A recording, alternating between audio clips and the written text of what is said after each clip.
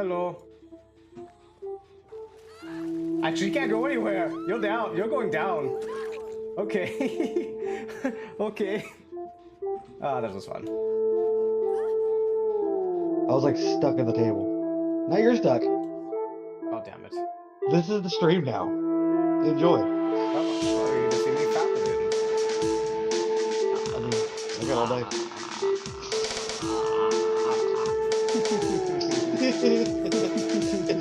Such oogles. I'm not done with you yet. Such oogles. Oh, okay, I guess I'm done fapping now. Let you out, otherwise I'll just keep you there. Yeah.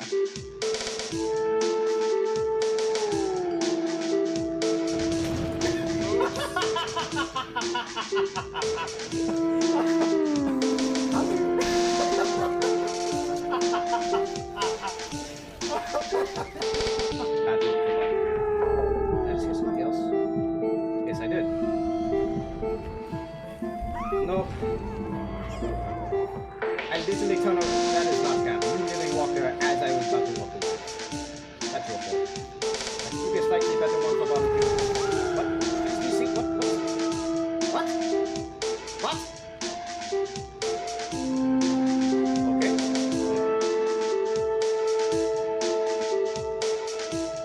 Hello. Actually, you can't go anywhere. You're down. You're going down. Okay. Okay. Ah, that was fun.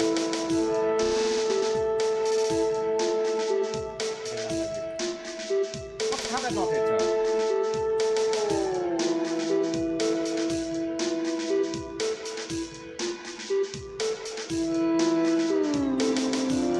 Oh, onto hook you go! Onto hook you go! Oh! Oh! Hold on. Onto hook you go! Clip that. Somebody clip that. Onto hook.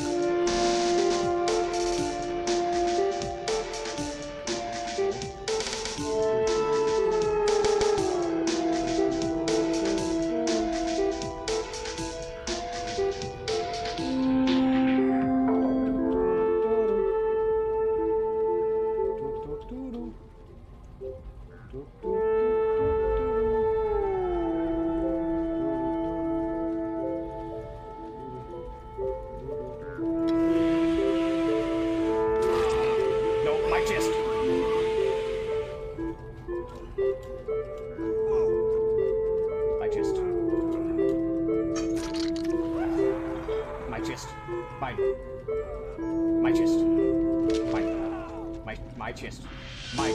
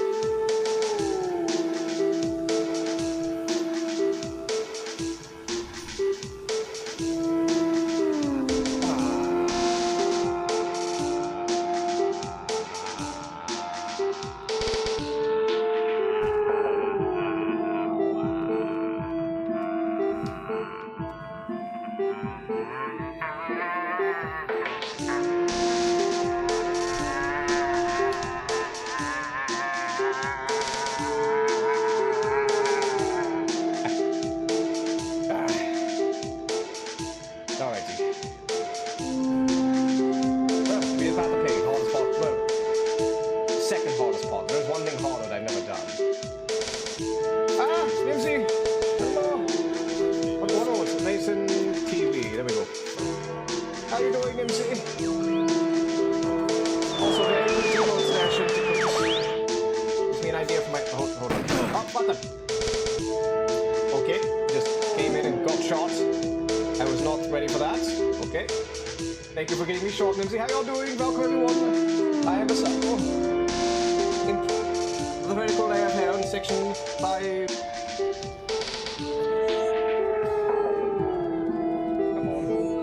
He's camping hook now.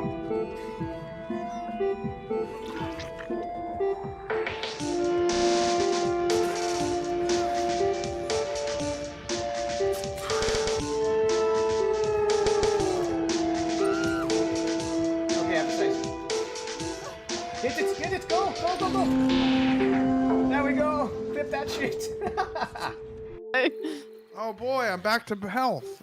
You fucked me back to health. Indeed, indeed. Come here. What are you doing? And poop too. Little privacy, please. Oh, okay. Well, we I'm can here poop for the together. poop show. Yeah, Come on, get on here. Go ahead, We're here get for it the shit going. show. I paid good money for this. We're here for the Bionics, shit get show. in there. Let me shut the door. I paid good money for this. Yeah. Now Have do fun. the dance. Well, that's a lap dance right there. Yeah. Oh, Outhouse lap dance. On the shitter. Okay, hold on, I got a plan. So we're gonna sit near the first area. We're gonna pick off the regenerator. We'll pick off the regenerator a little bit, and then as soon as they grab Ashley, we go past it, we grab the shotgun, and we blow the guy off. That sounded very wrong. Don't take that out of context. Anyways,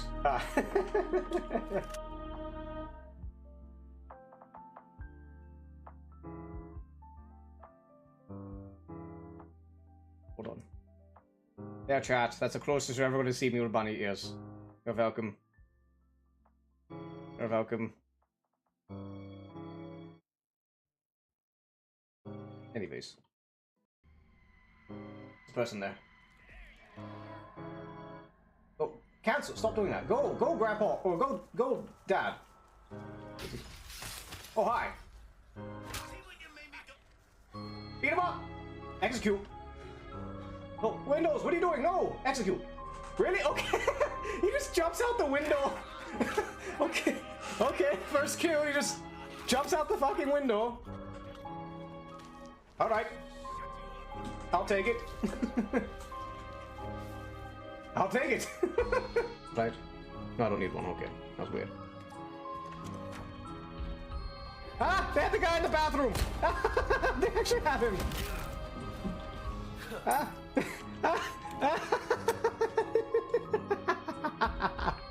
They actually kept the guy. That's in the original tool, by the way, but they just put it in it's... Also remember that Wesker has big radius. Well, I literally see him. Go see, not that way. New avatar. That's all we have for today. We have to adjust the screen a little bit. So we do have to adjust my background to accommodate it, and we also had to figure the screen outline. It's a chroma thing. It's just a slight adjustment. But yes, thank you all for showing. I will see you all tomorrow at 7 AM. We'll be playing some Ghost Master, I believe it's called. Assuming it works. It's a bit of an old game. It's kind of weird on modern things like 04 or something, so we do have to keep in mind that. But toodles, mortar. Oh, hello! Hat spawned right on me! Goodbye! Somebody clip that, if you can. Hey, I'm gonna let y'all know that there's... There we go. Rise, dear Master Visago, step on my body.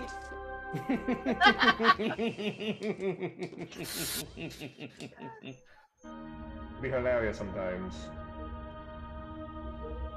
Call them sucky lips. You know, like succubi, like, you know, succubus. But, you know, they kiss you and it, you know, rips your freaking lips off because it's, you know, like, octopi pads. But super sticky. Yeah, that's why we call them sucky lips. Succulents, succulents. There's a lot of different ways you can play with the word succubus.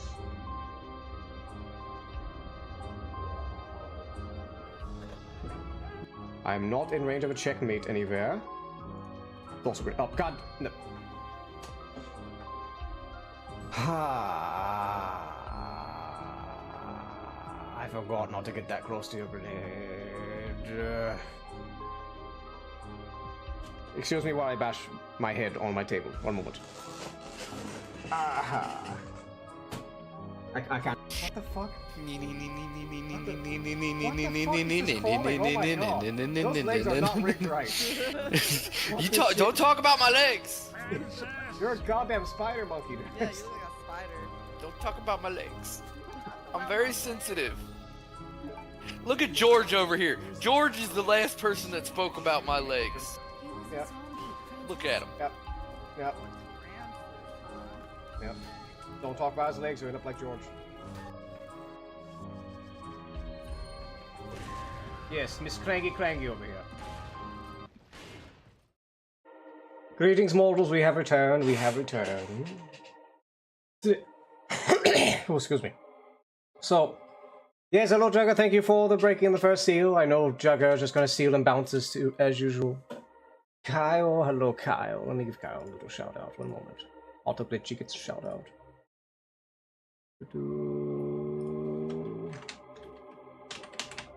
And Yin, how are we, Yin? Are you buying hoof picks? I'm selling hoof picks. I'm on city sewers. No. We're still in the sewers. For validation, I'll sell hoof Sewers picks. are damn big. We've been here for hours. God, it really is Anne to a T. I'm never gonna forget this smell. This Everything I was eat is you gonna literally taste like earlier garbage. this stream. Yep. Music commission today? Interesting. Wait, we need we. What do you mean by we? This dude's absolutely fantastic. Cannot. If you guys are interested in getting fucking VTubers, go check out Forrest. He's on Etsy. He does incredible fucking work for a absolutely killer price.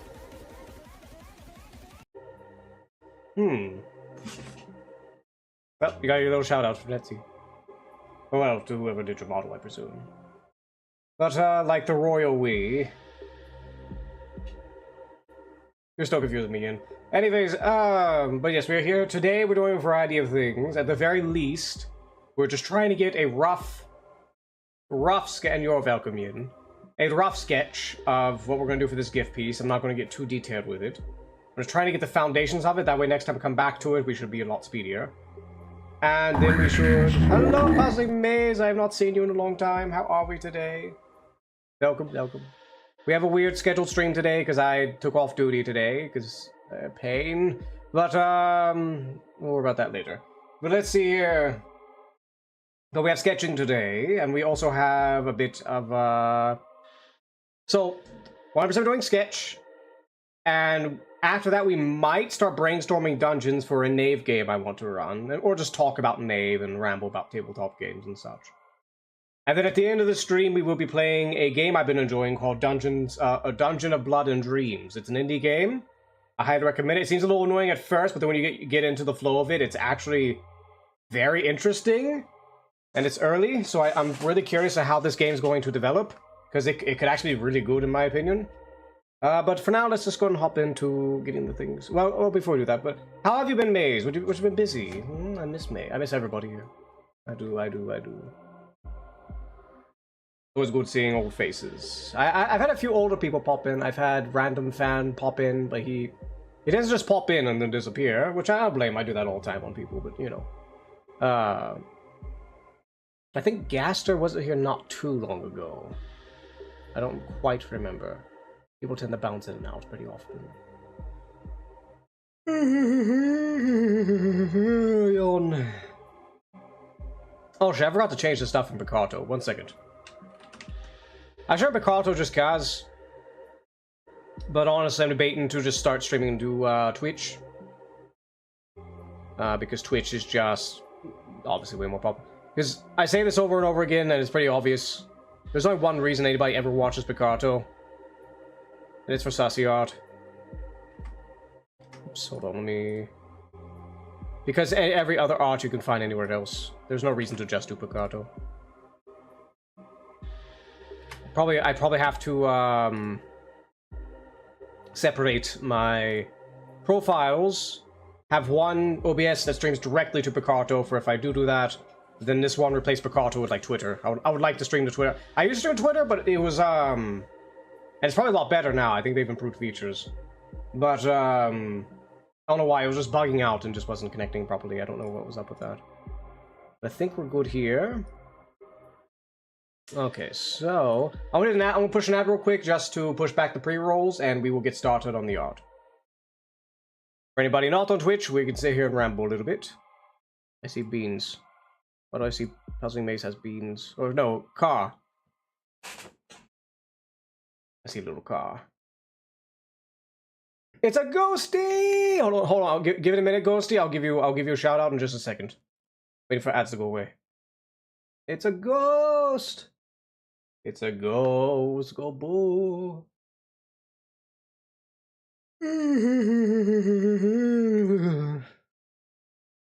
Yawn.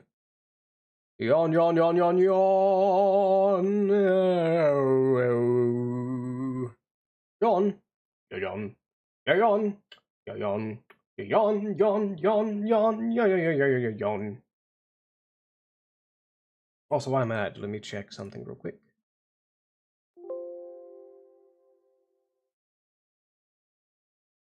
Give me one moment. I'm gonna check something real fast. And hello, Ghosty. How's the lovely bean?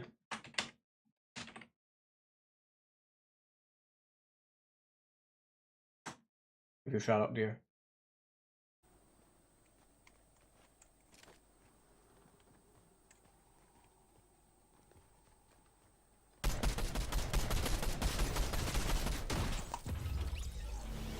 Got him.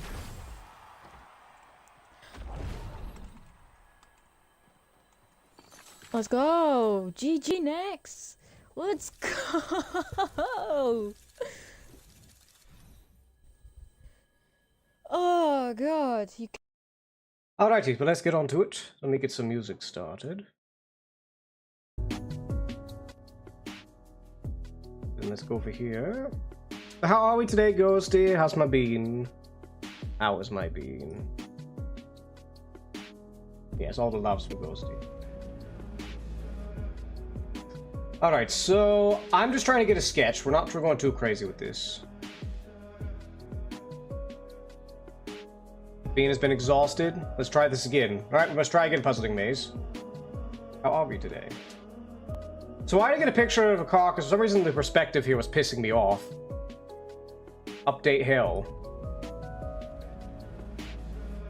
Update hell? Yes, updates are hell. I would know. I would know. There always updates. Welcome, Maze. Welcome. I'm going to look at a photo I took to get a good perspective for this piece. So I'm not really going crazy with this. We're just trying to lay everything out, make sure everything's laid out, and just get an idea of where everything is, and then sort that out. Is it hot down here today? Yes, it is hot in hell here today. It is pretty hot in hell. Alright, so for this part here, let me just get a general shape of the car. However, I do have a lower resolution here.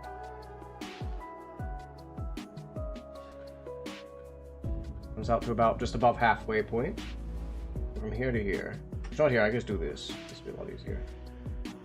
Relying on an unreliable stroke.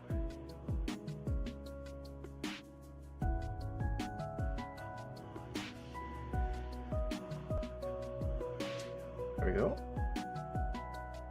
That's the top of the car. Oh, let me save this real quick.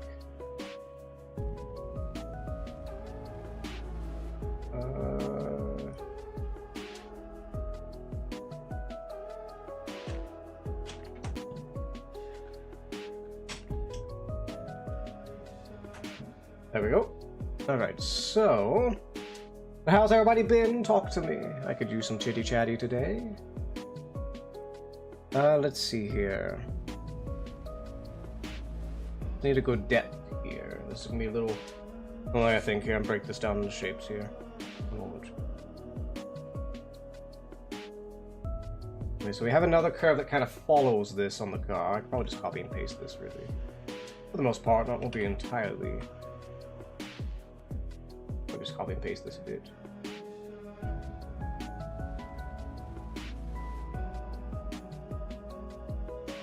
There. Just got done power washing. Oh. Wait, Base, didn't you come in while I was actually playing Power Wash Simulator talking about how you power washed a lot? I don't know if that was you or not.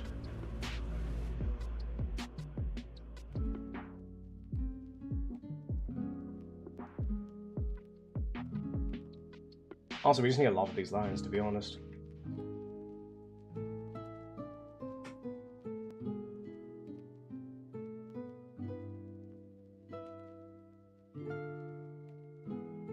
Top. Probably, okay. Probably. Most likely, maybe. Yes. Okay, so let me think here. This is a little below the halfway point, so a little about around here. just coming right to very low to the bottom here. Right here.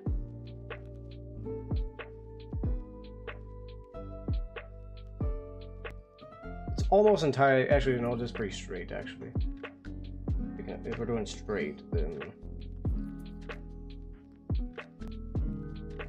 there.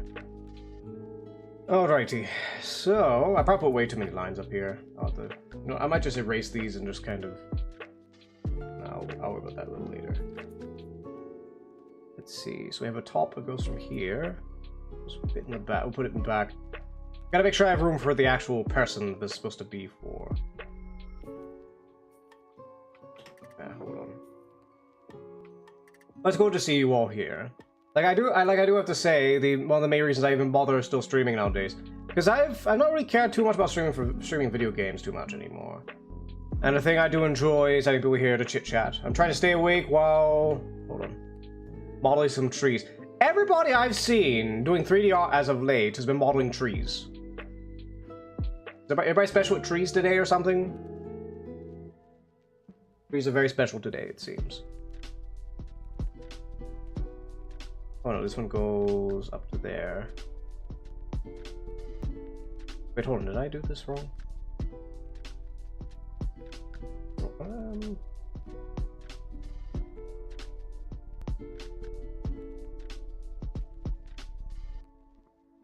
I'm working on a spooky... Hold on, I have my pictures in the way of chat a little bit. Animation, need to spruce up my environment. Oh. But oh, by the way, I have to shill a bit. If anybody looking for hoof picks, I'm selling. I'm selling them for validation. Give me validation, I give hoof picks. It's that simple. It's that simple. Sell me some validation. I sell picks.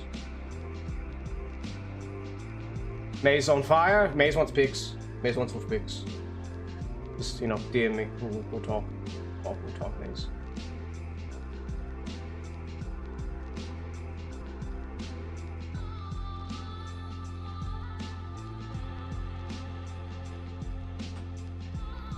Well, let's see here.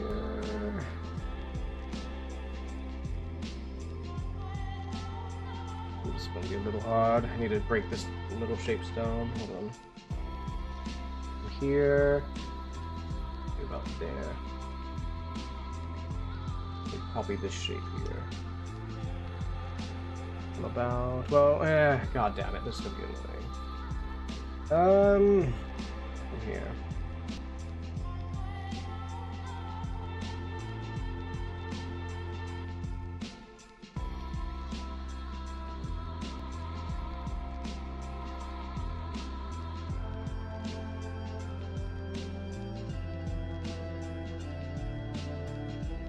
Well, I'm not too worried about this going past. There's gonna be something in front of it anyways. We're just kind of getting...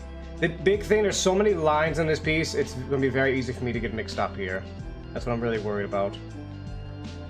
Oh, let me stare at this for a minute. We have one line... Okay, so we have one line from the middle right here. That comes down. We need to express that somehow. But this line here is too obtuse to where it doesn't quite do what I needed to do there.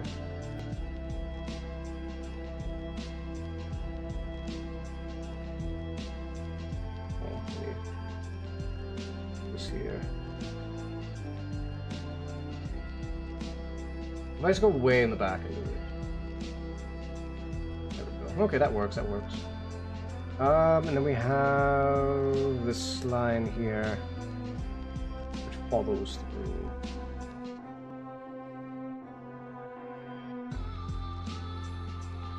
And we have a curved line about here. This comes to here.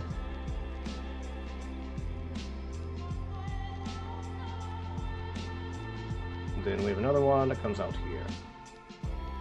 Probably just like this.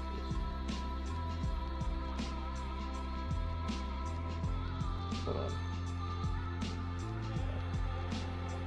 There we go. This is getting complicated. Okay. Now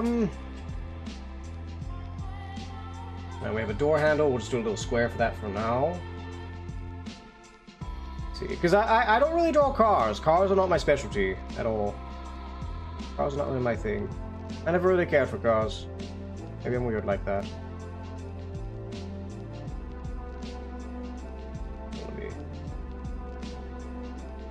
Let's do a square for right now. This will be changed to be more curved later.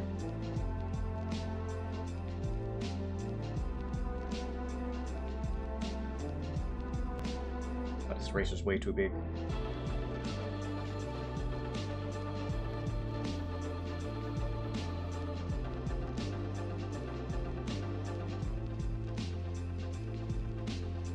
But no, I'm debating on doing dungeons because I'm trying to figure. I still have never figured out a good way with those so far. With a Donka maze, Donka, I appreciate it. But I've yet to really find out a way. I need like a curved circle. I might have to do this. I'll have to do this by hand then, because it's not like a perfect circle. It's a perspective. 1 second. Nope. Bat at the beginning, curves to the edge. Like that. Hold on, let me... This will make a little bit thinner than the top.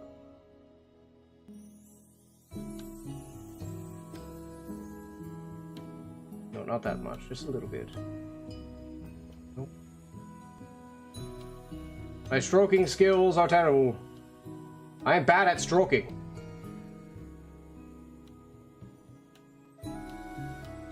Both the disease, the art, and the ha-ha-hee-hees.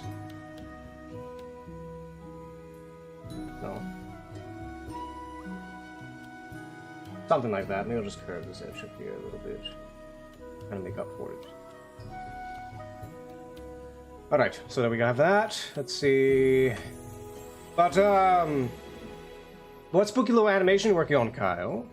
I want to know. I have to know. I have to know all your spookies. All your spookies. Alright, then over here we have to, after the mirror, we also need something here that cuts off the side. So let's go do this. Like around... about here. Yeah, something like that. Something like that. We need the mirror, because we don't see this part, so we don't have to worry about it being too accurate. Now the mirror on here, it doesn't cover the entire side here, it's kind of cut off.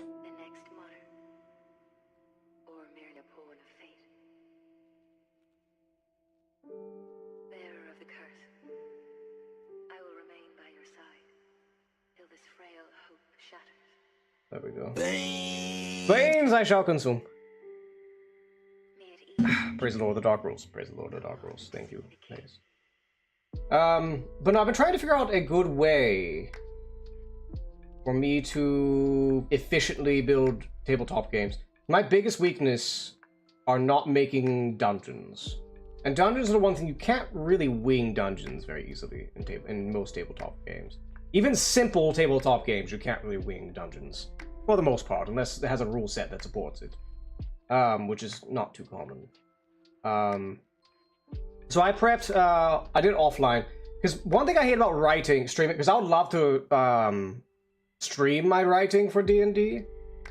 But the problem is... Actually, I'm debating just erasing this line here entirely. But the problem is...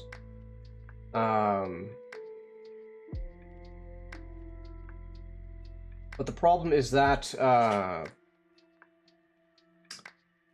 well, okay, so I usually use, so my favorite tool, and I love it, I usually hate Microsoft products, but, one I do love is, I have to think, one that I do love is Microsoft OneNote.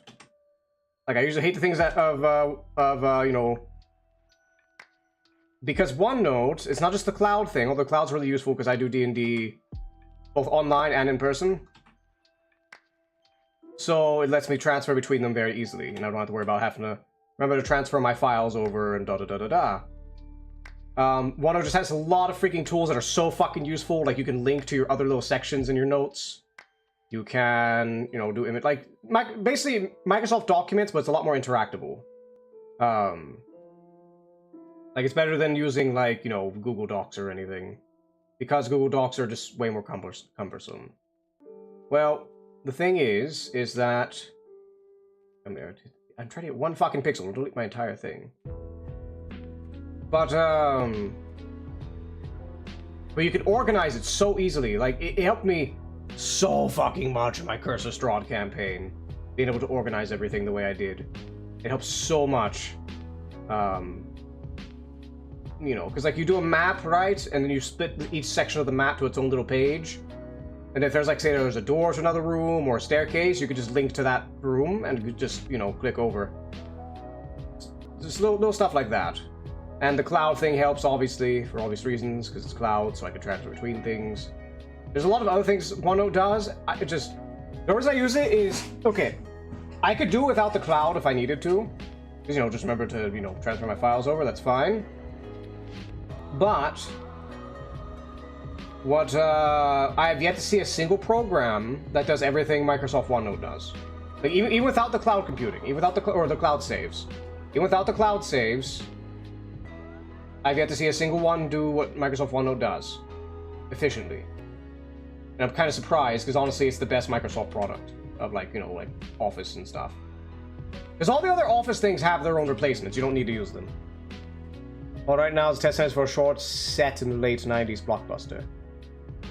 Ooh, you have to show me sometime. Kyle, you better show me eventually.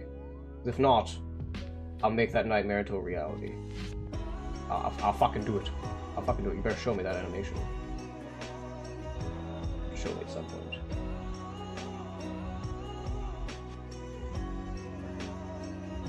Honestly, I'm getting a little too distracted by tiny details here. Let's move on for now. We can come back and finish this. It's not a hard piece there.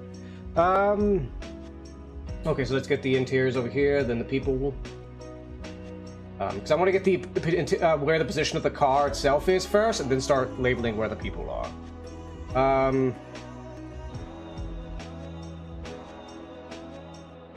Alright, so maybe should we get the seats or the back part of the car first? Maybe the back part. Let's get the dashboard going. This one's hard because it's very curvy. So let's see here. So we have a perspective line back here somewhere. Like around here. There's a perspective point somewhere around there. I'm just gonna do a rough curve.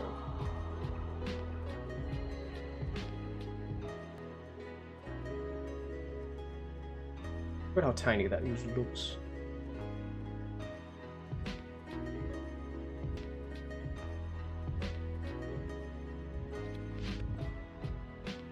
That's where, okay, this gets a little complicated. Let's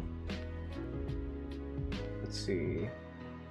Alright, let's just do a rough shape about here.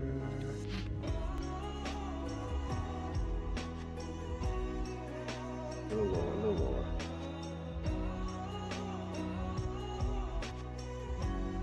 Alright, so we have a bit of a dashboard coming up right here. Curves around here.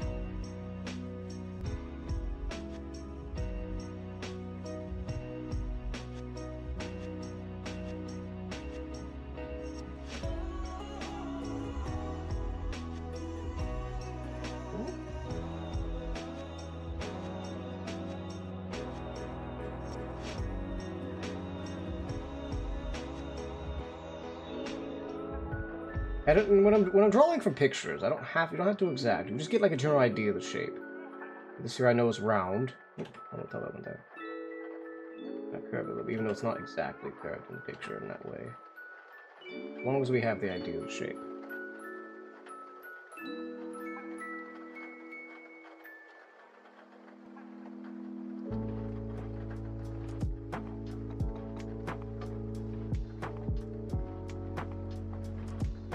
Oh wait, no, I fucked up.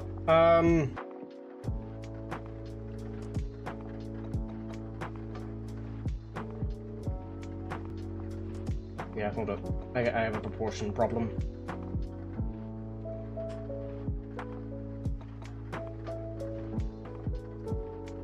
This headlight, or this mirror should be a lot bigger.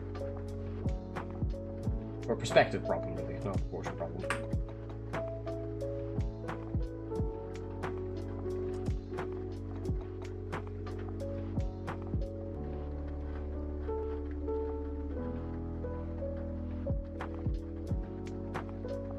sure all these are selected. Alright, then let's make it bigger.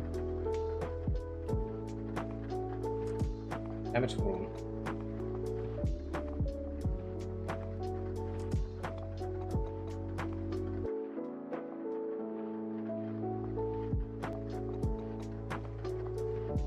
I got to go get back to managing my staff, else they'll run amok upon society. Sounds like it. Thank you for visiting Puzzling Maze, I do appreciate it. Don't let it get you too hard. Toodles, Toodles, Puzzling Maze. Good to see you. Good to see you. Also, so I think I didn't make this window slant enough. I think it needs to slant even more. Because the way the dashboard is, it'd be covering it. Toodles, Toodles. So I need to slant this a little more, it seems. Which means I probably just need to erase this entire part. Let's just do that. Keep that line though, that line there is fine.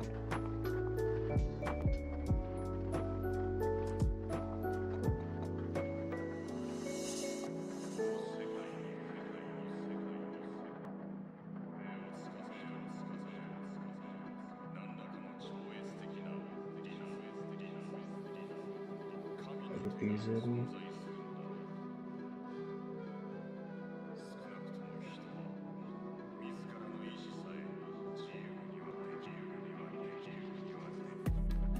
Ooh. Whoosh, whoosh. Whoosh, whoosh, whoosh, whoosh. Up, up. Alright. Let's redo this. Needs to come slanting even harder. I'll come like around here. Now this part here can still be about the same. Hold on, this here isn't erased properly.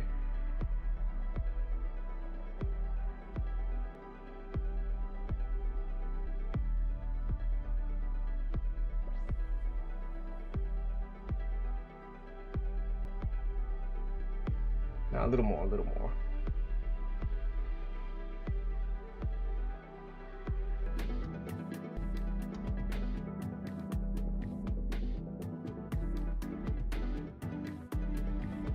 No, hold on.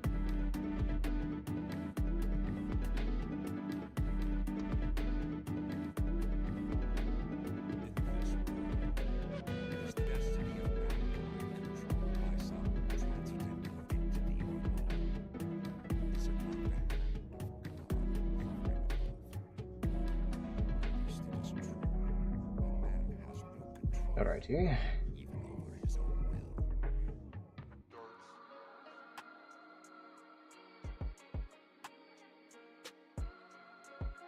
Actually, hold on, we can just grab this and copy it.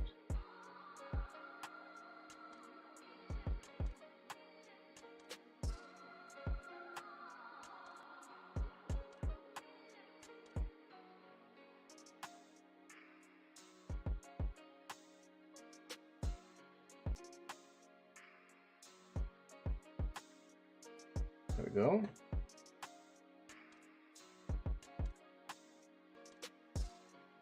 Alright, just need to fix up a few things that are messed up.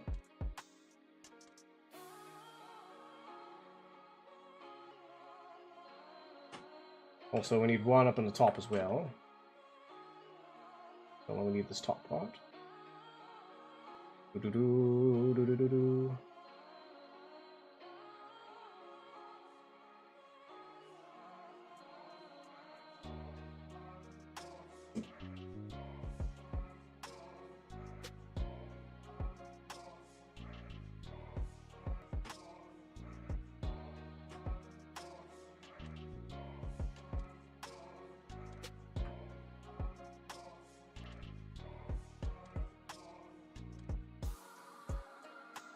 And over here, we need to erase these here.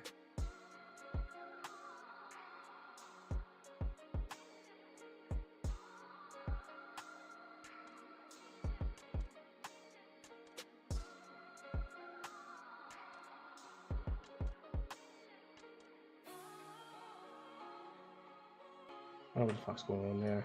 Weird.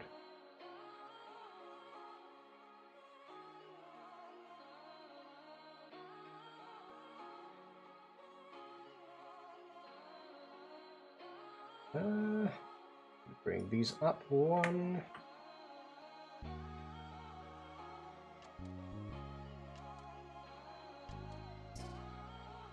Alrighty, I think we're a little better there.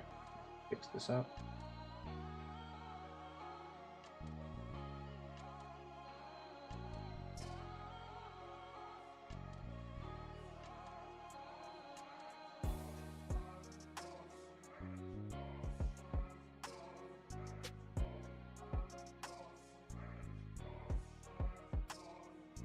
Righty. Right, so should be a bit better proportioned. Let's see how we do. Well, actually, no, here. What we can do, instead of doing a dashboard immediately, get the backside first, and I just connect the dashboard to it. It should be easier that way. About halfway here, we have the other line. And it goes all the way back. Well, you should be able to see it all within this window, which means the back window we have a little bit too much room. In the back window. A little too much room there. Like, I could shove things through to the back if I needed to, but I'm just gonna use my imagination for that part. I really don't feel like fucking with all these are very delicate lines. I don't want to fuck with them.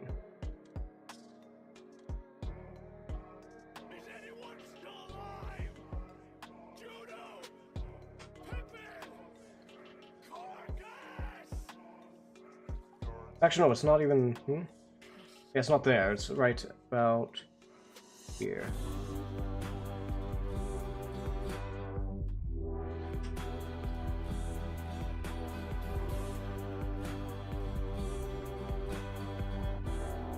Hold on, let me start this for a minute.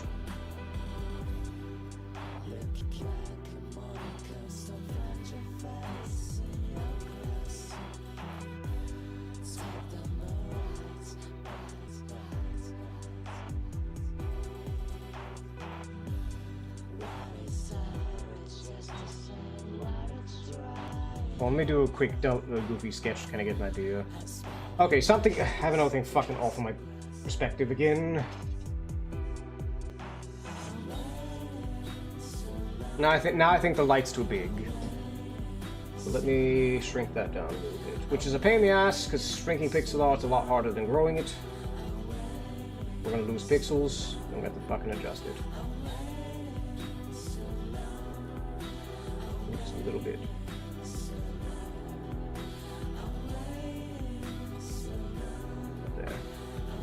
Why does it delete this entire section down here? It makes no sense.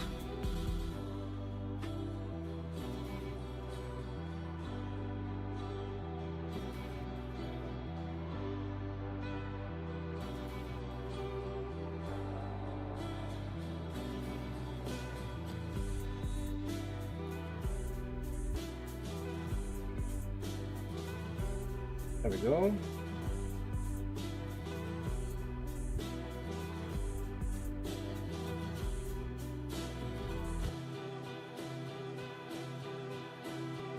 It looks a little better. It looks a little better. Alright. Let's do weird curves here. We should barely see... Well... No, it's still not enough. I'll have to ignore the example arts. Some proportions are off, like massively here. So I think it's probably the top is not high enough. I think is what it is. I shrunk it down and now it's just not high enough. You know, here I'm just gonna undo all this shit I just did. Hold on.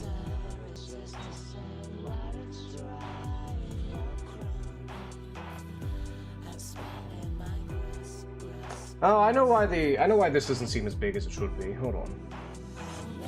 Very simple. This here comes up a little more. There we go. Fixed. I'll have to adjust a little bit, but it's fixed.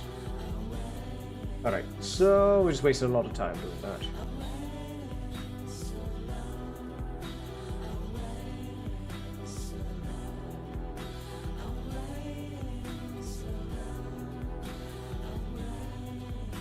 Just don't think that's high enough.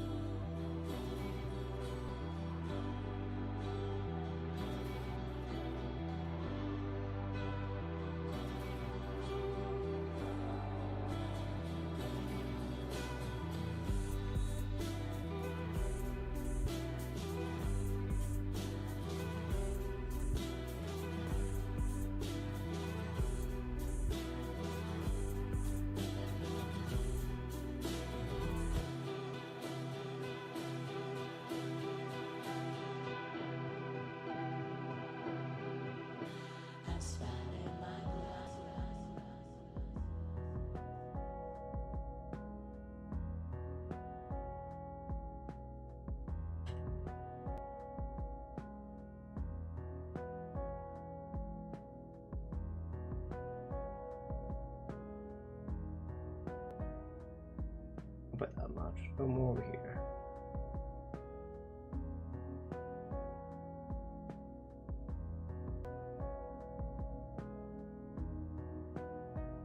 Probably as good as I'm gonna get it, to be honest.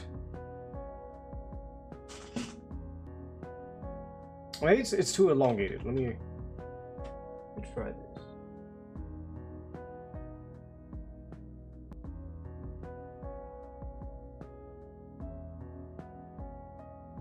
Let me do pink so that way I can delete the ones I know. It.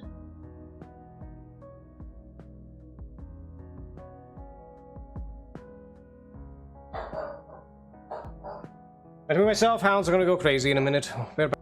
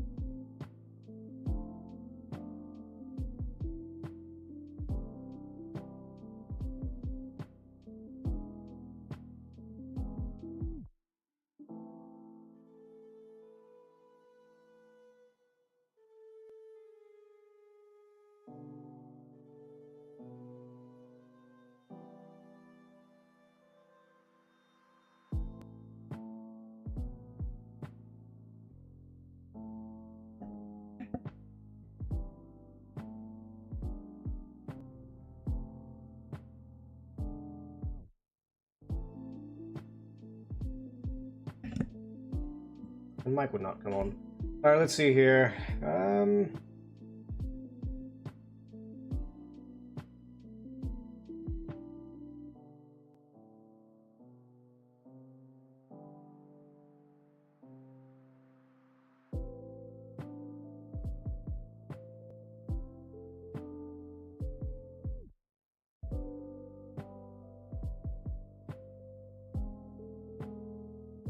Having problems with this dashboard.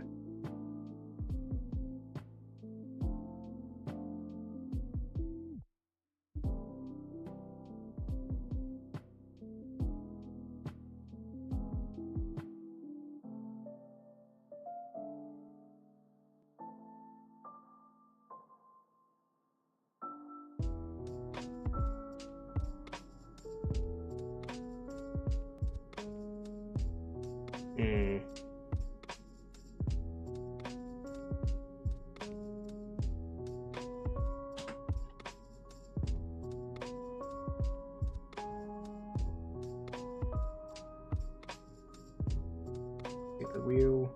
Yeah, but I should be able to see the wheel and everything. Like, does it need to come out more? It needs to come out more.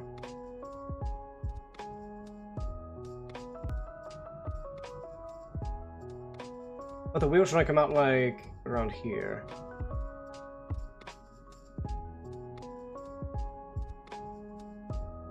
Let me just do the seats. The seats will probably help me with the perspective better, and I can figure out what the fuck I'm doing wrong here.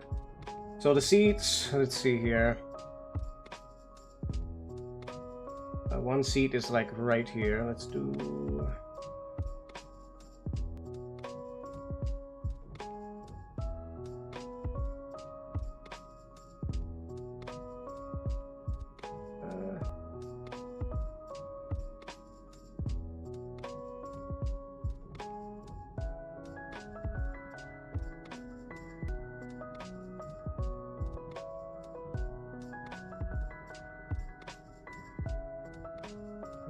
Then the headrest out here.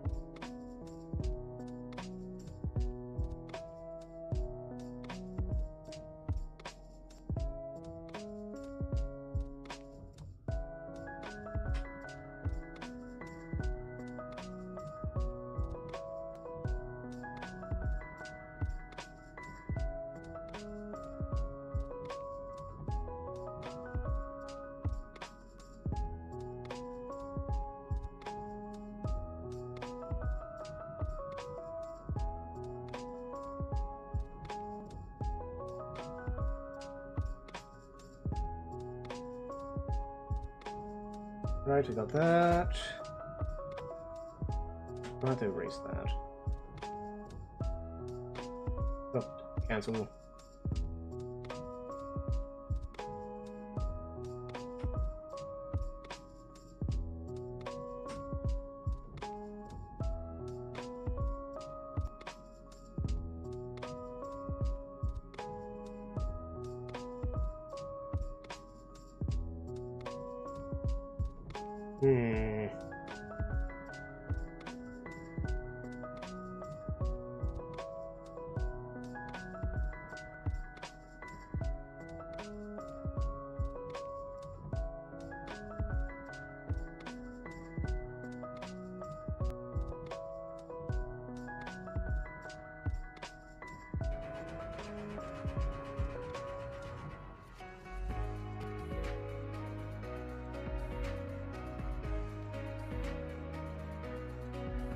This is this seat's a little too far back.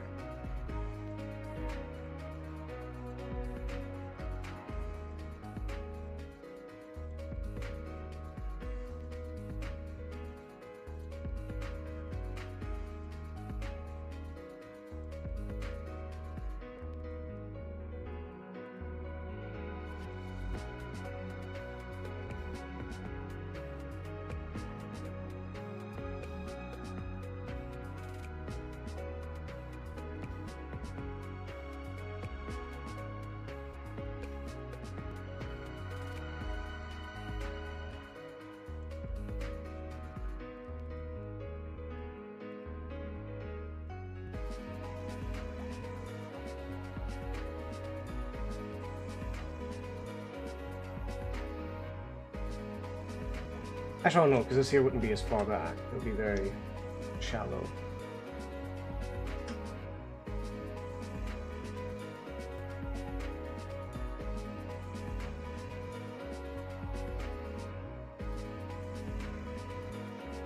Very shallow.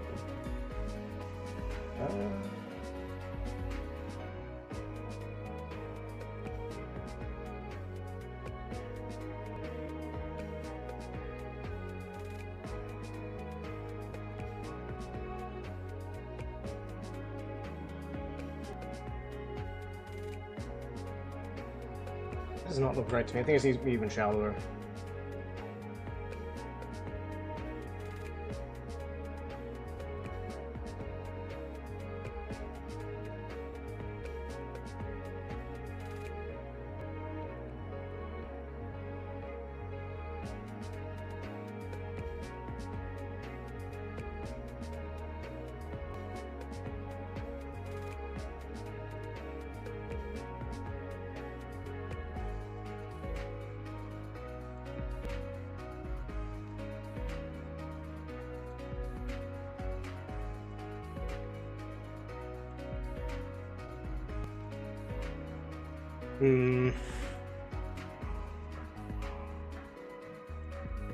Well, god damn it. Oh, hold on. Because the problem is that the seats are curved and it's throwing me off. So, the tops of these seats, assuming they're not pushed forward and back, should line up with these two bars here. Be like here and here. So, all we need to do for the seats...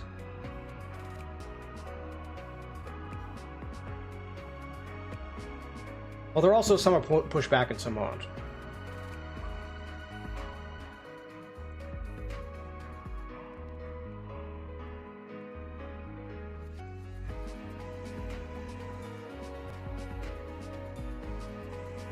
We need a halfway point.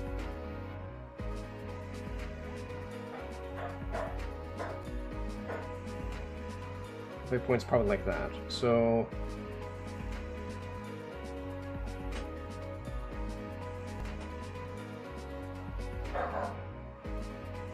a little higher than this.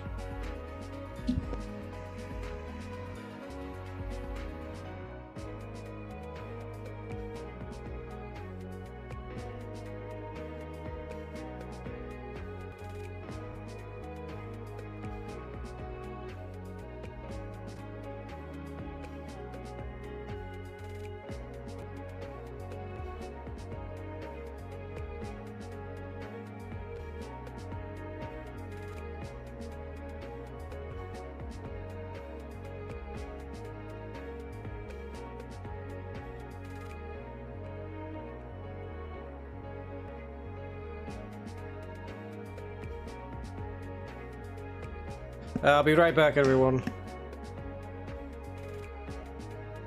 God, that fuck now! God, tits, ass, pussy.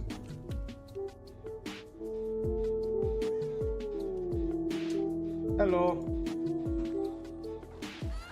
Actually, you can't go anywhere. You're down. You're going down. Okay. Okay. Ah, that was fun. I was like stuck at the table. Now you're stuck. Oh, damn it. This is the stream now. Enjoy. Come on. Well, you're gonna see me fat with I got all day.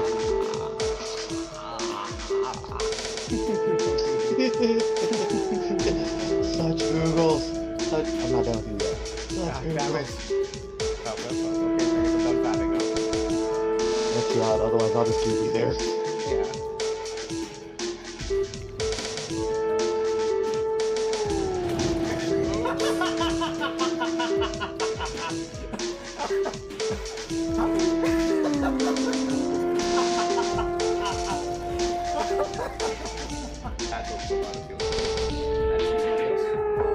Yes, I did. No. I literally turned around. That is not capping. You literally walked there as I was about to walk in. That's your fault. You get slightly better one for barbecue. What? Is this What? What? Okay.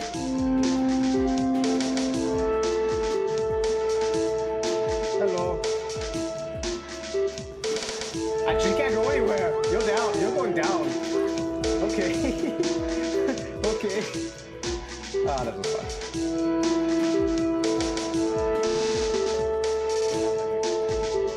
What? How did not hit her?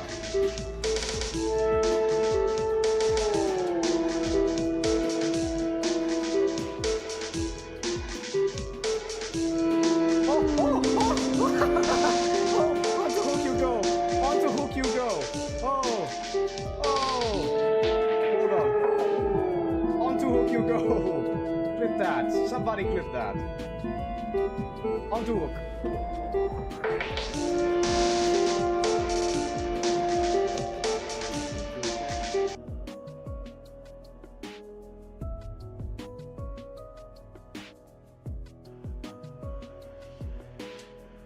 Alright, get back. Let's see here.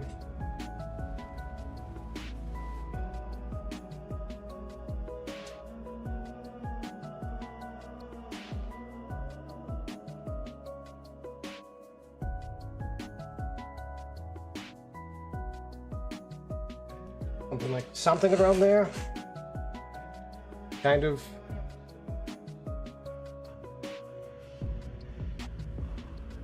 Just gotta clean up this over here real quick. Oh, I also need to the back side of this. Like that, so we can clean all this up. Should be able to.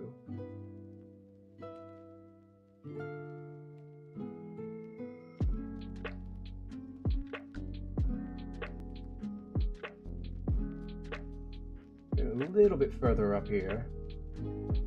Also means I need to pull this back a bit more as well. Oh.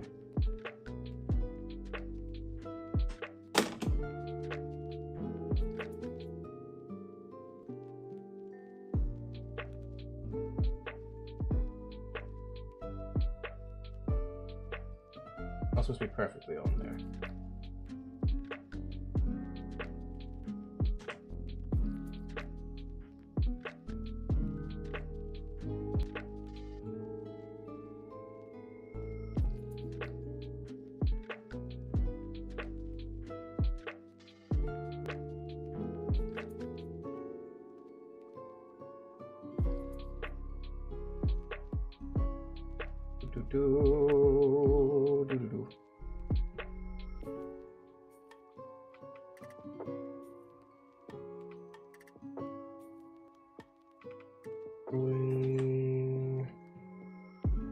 Let's see here.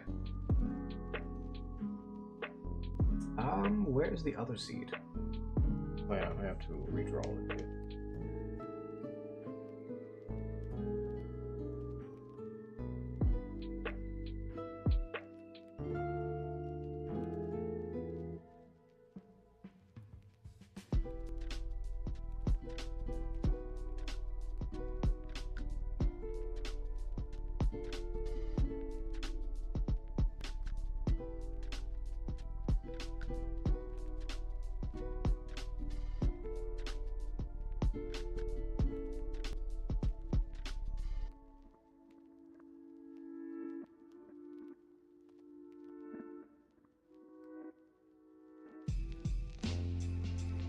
There we go.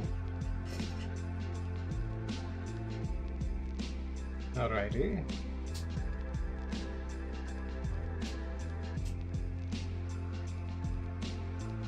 Let me fix this here up a little bit.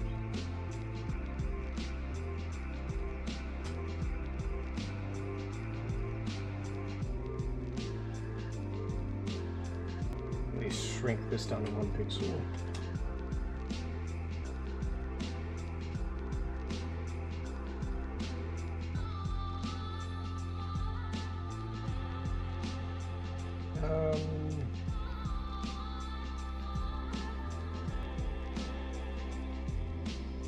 Oh yeah. Oh, damn it. Nope, not a pin.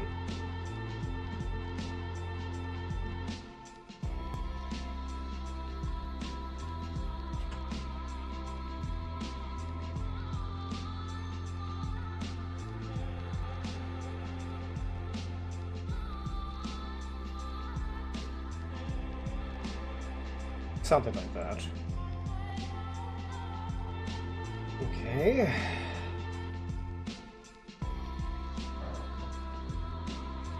Right there needs to be fixed.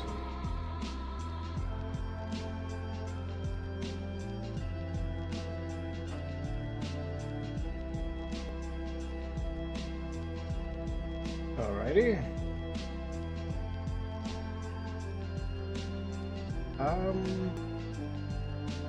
What else is there to work on here? I'm really worried about these seeds, to be honest.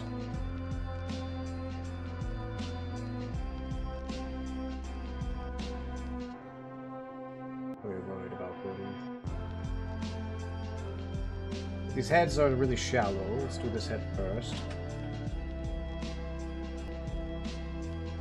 Well, because they're not exact blocks is the problem.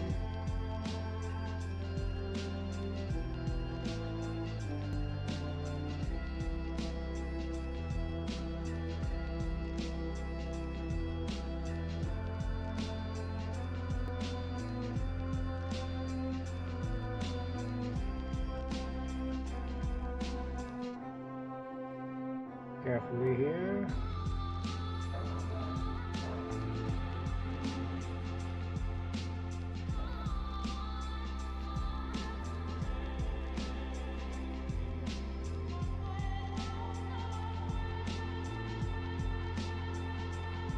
I'll probably bring it a little lower.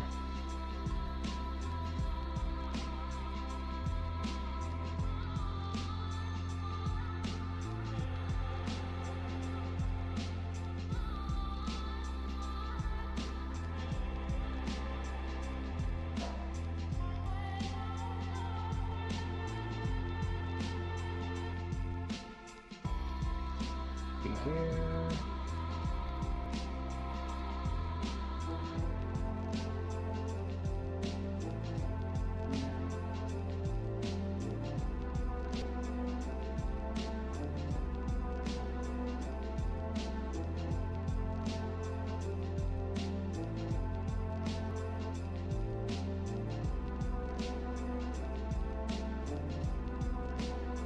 How high they would be.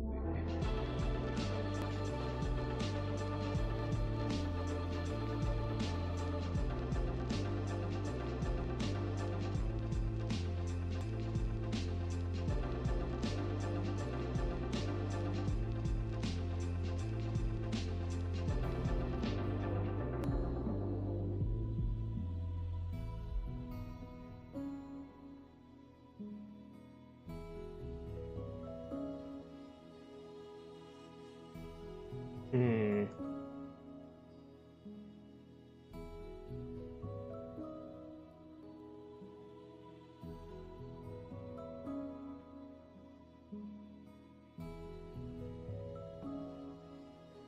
Hmm.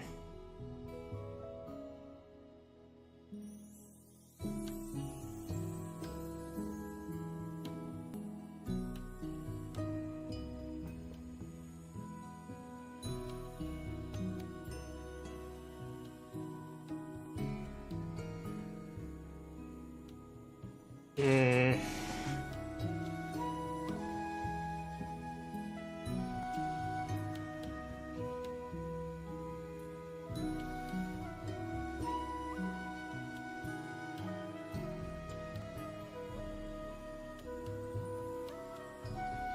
Hmm.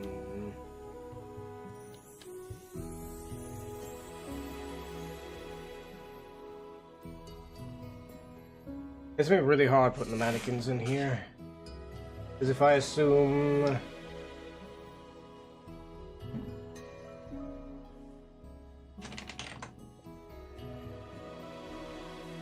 Because like, if I do this... Actually, speaking of which, I should probably go ahead and...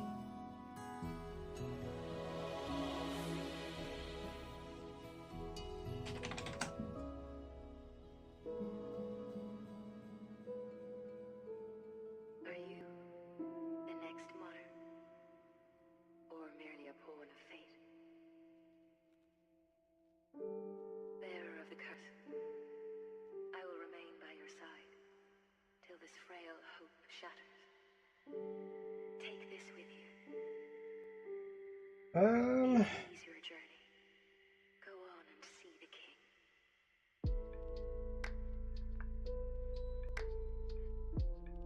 So if I was to do the people, this is the big moment of truth, really. I do have to adjust these seat heads a little bit, but these will need to be adjusted. But the person, if we do it, their head's gonna be like around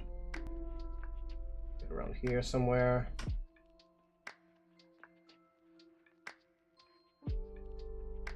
Now he's got a snoot. He has his neck right here. All these like. Okay, the main question is how the arms stretch. Because his arms go like out to here.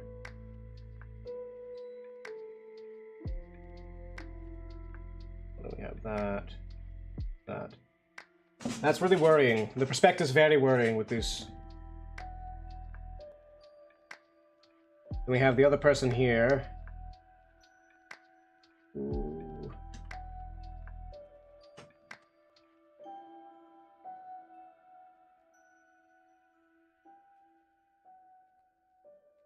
I'll probably do the darker one so I can see it better.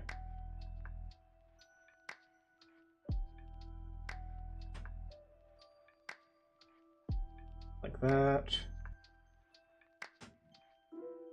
Something like this. I'm just doing rough doodles to get an idea of where everything is.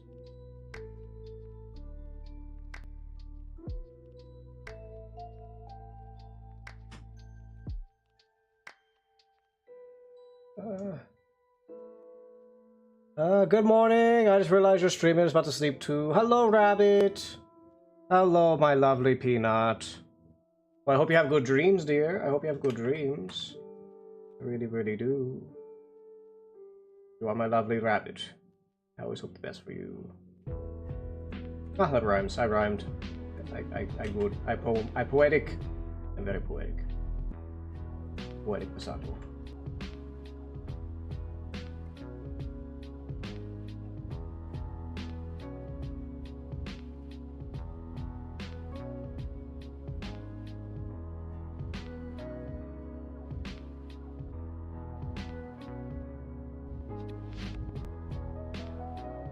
I gotta fix this part. The guy in the back I'm worried about. Maybe the car needs to be pulled up this way a little more. That might be the problem. Need after you, Arlen Gray, as always. Thank you, Phasma. I appreciate it, dear. Appreciate it, dear. Always lovely. Hold on, where's Phasma? Phasma gets pops. Here.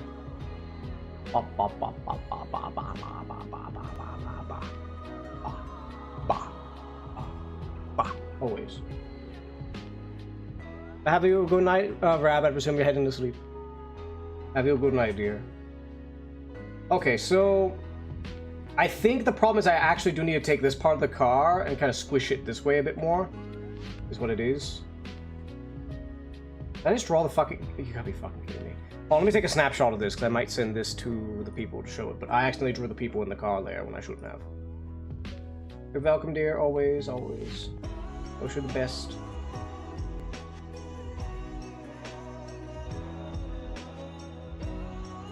Yeah, I'm thinking this part of the car might be too far back. Let me try taking this. It looks like if I just shove it forward.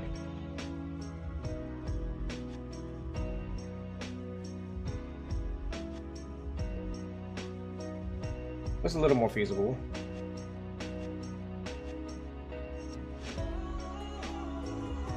Let me get the dashboard going before I do that. First, I need to undo the people because the people are on the wrong layer. No, I'm just trying to get the overall sketch of it first, like the good perspectives, good sketch and everything. And then I will do get other things sorted.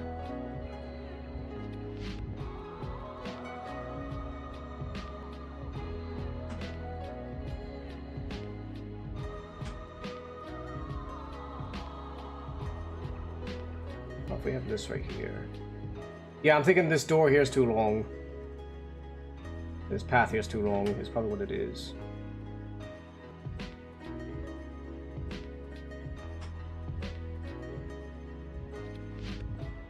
I probably need to spend some time just drawing a bunch of cars, to be honest.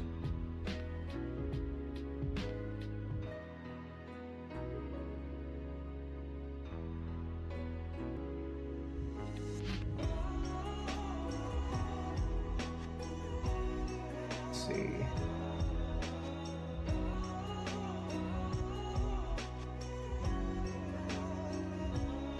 Ooh.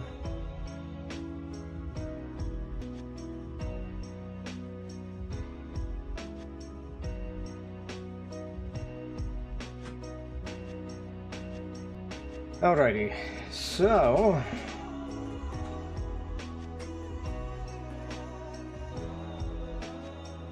well, if I go with that perspective, what if I just match this perspective here? Hold on.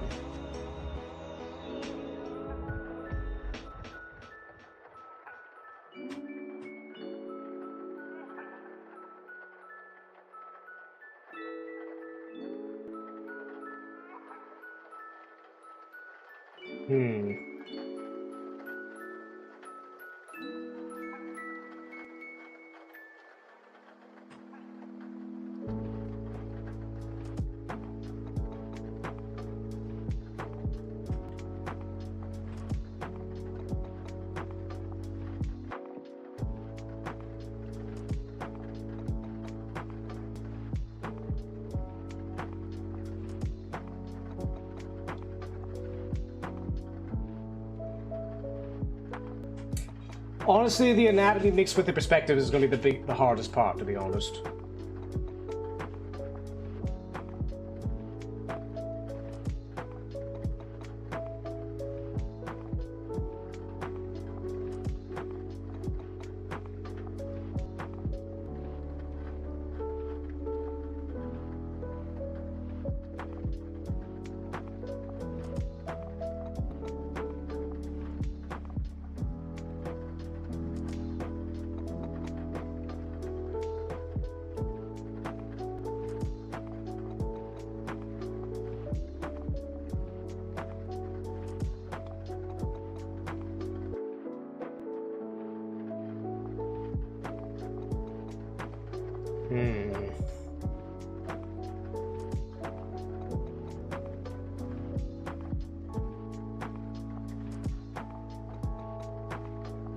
Let me just do a quick people doodle real quick.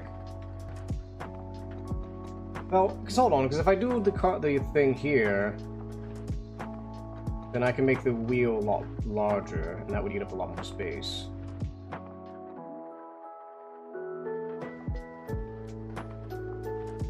It would only be maybe like that large at best.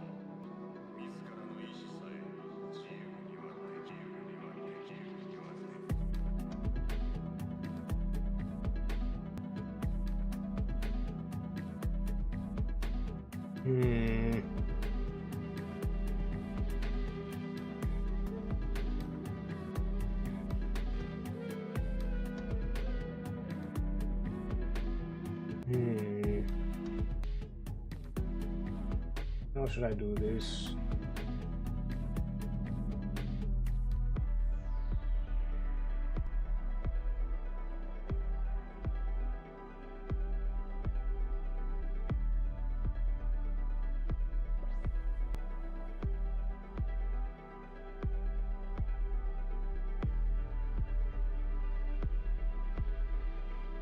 Hold on.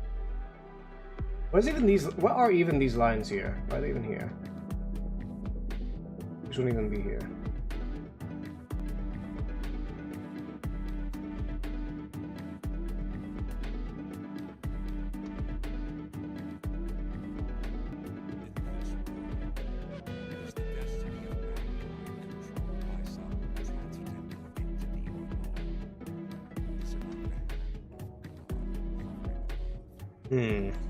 Well, we do need lines over here, though.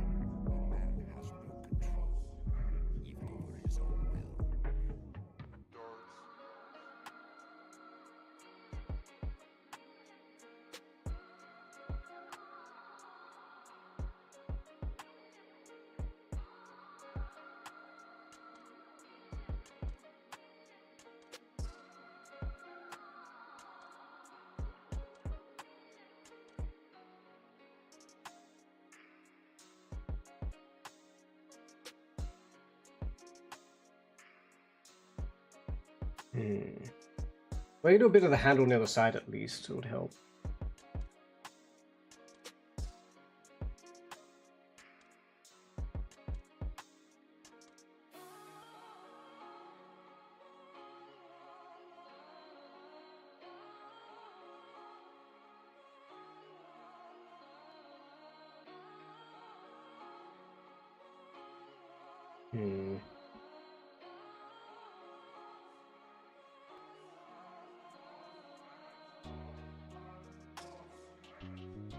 Maybe the chair needs to come up a little more. The chair on the left seems okay, like it's passable. It's the chair on the right that's a problem. Not a problem in and of itself, but a problem in relation. What I'm struggling with right here, right now, is I have to do the anatomical accuracy later. Like, you know, you've got your head here, roughly. Well, then you have your body. Well, actually, the head be a little higher up.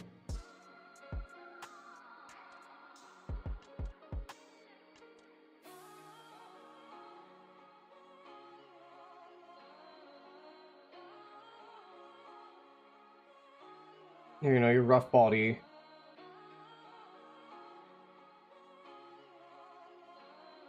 I don't know. It's just. Like, we'll just make him way bigger. Like, we've made him really, really big.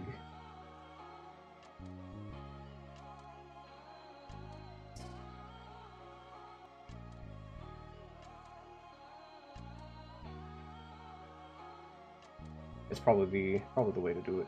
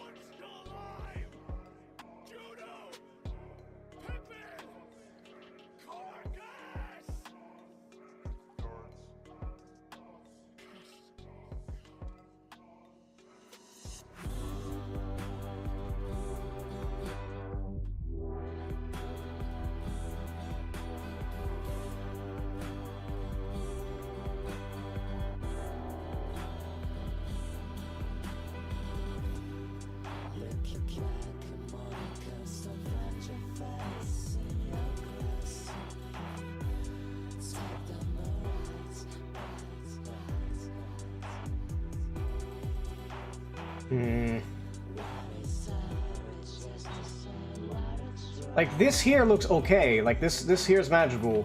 This here just seems way off on how close it should be to the wheel. I mean, also, we just don't have the wheel really made yet, is the problem. I don't know. I'll have to come back to this piece another time. We're just going to save for now. We'll figure it out later.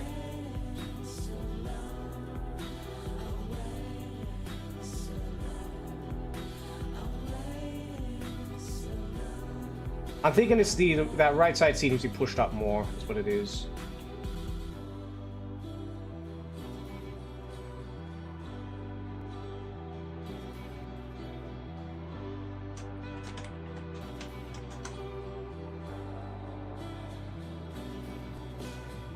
Alright, so now, let me check something real quick.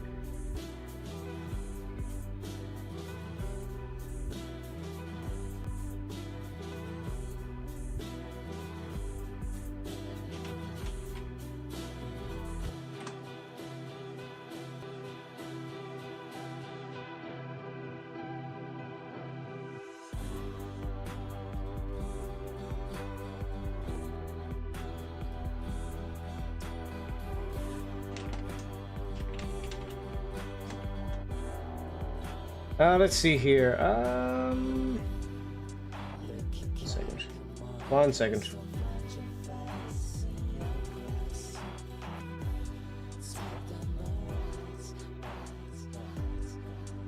Alright, so...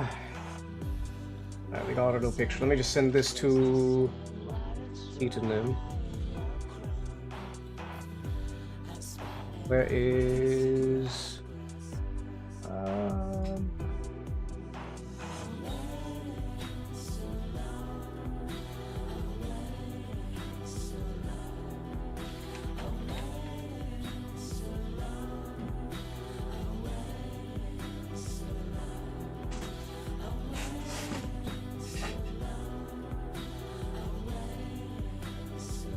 Alrighty, so we have that.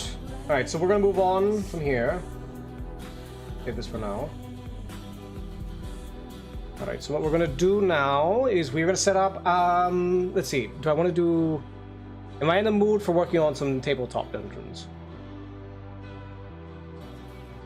We can try. I'm not promising much here. We can try. I'm gonna shut down Picato now. Picato for that 0 person watching doodles. Let's see here, because I'm not doing art anymore. Let me see it real quick.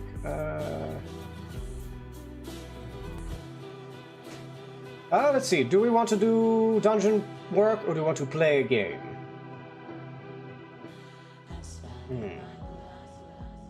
Oh, I'm a little too tired to do dungeon work, so let's play a mindless game. Maybe later tonight I'll hop back on and I'll work on the dungeon. But for now I'm a little tired, so we're just gonna play a video game for now. So let me just get that set up and I'll be right back. God, that fuck, ow, God, tits, ass, pussy.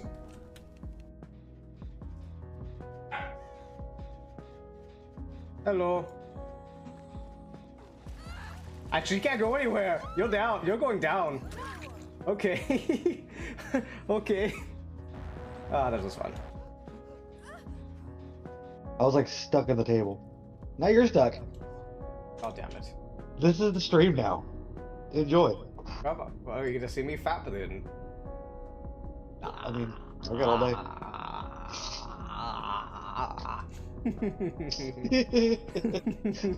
Such oogles. I'm not done with you yet. Such oogles. Damn it. Oh, okay. I guess I'm done fapping now. I'll let you out, otherwise I'll just keep you there. Yeah.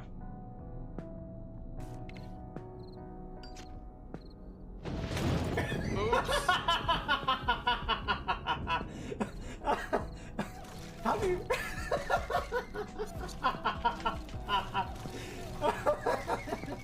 Bad look for barbecue. Did I just hear somebody else? Yes, I did. Nope. I literally turned around. That is not camping. You literally walked there as I was about to walk away. That's your fault. Right, maybe a slightly better one for barbecue. What? You just DC? What? What just... What? What? Okay. Flip. Hello. Actually, you can't go anywhere. You're down. You're going down. Okay. Okay. Ah, that was fun. Alrighty. So we're back, and we can turn this music off now. Alright, this is Dungeon of Blood and Dream. I played a decent amount so far, but I'm nowhere near the end. I don't think I am. I would debate almost restarting it, but I mean, if I already know what things do, it's not as crazy. Is that one of those games I can imagine are best in your first playthrough of the game until you learn what everything does? Then it's not nearly as interesting. It's very good. It's a very fun, interesting game. It seemed stupid at first when I played it, but once you started getting into the mechanics. So it has a recipe magic system. You get your own little notebook. You're expected to write shit down. I've been writing down spells here. And if I do these combinations, I'm not going to use it because spells do take health from you. But there's a combination that you use of these and you cast a spell. Actually, I will cast one. Let's cast Golem. I like Golem. Golem's pretty easy. We have Sun, I, boom. And I have a Golem. Little dude. Little dude that follows me around. Does things. Poops on people. What he does. It's just what he does. And it has for items, kind of like Binding of Isaac items and such, it has a ring system, and it's actually very interesting because depending on which hand and which finger you put the ring on is different. Best deal hoof picks was. Hello, Jinx! Yes. Best deal hoof picks. Just give me validation and you get hoof picks. Let me give you a shout out, lovely. Yes, I was in pain today, so I took off duties today. Unfortunately, I will not have an appointment until next month, so I want to enjoy that. So I'm gonna be cracked out on painkillers. Yes. Anyways. I have nothing to do with it. My DPI is as low as it can go. Nice shot. How the Fuck, Jinx, what the fuck? I look at just face planted into it, and you're like, Well then. that's what I'm talking about, isn't it? Jinx getting the holes. That is hacks. Hey, Jinx, I'm curious. Have you ever heard of a game called Rumble Party?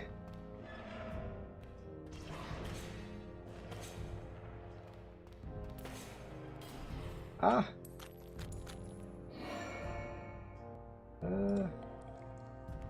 Ooh.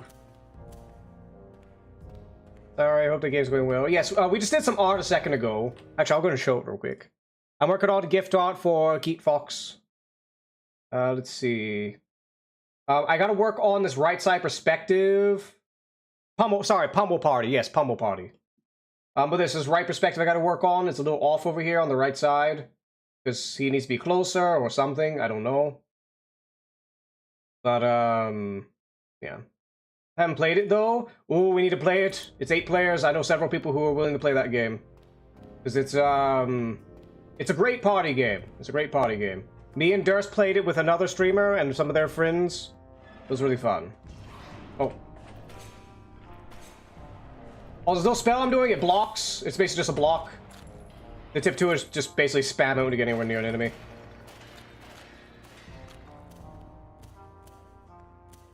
Let's see. We'll go and summon another golem. Sun. Boom. Another golem. Alright, what we got here? We have... The sun, I remember, is good. I've never really bothered with the key ring. We trying to throw hands? Yes! We're gonna throw hands. We're gonna throw hands. Mushrooms and onions. Oh, well, that's disappointing. But no, Pummel Party is literally just Mario Party. That's all it is. Oh, hi, Mimic.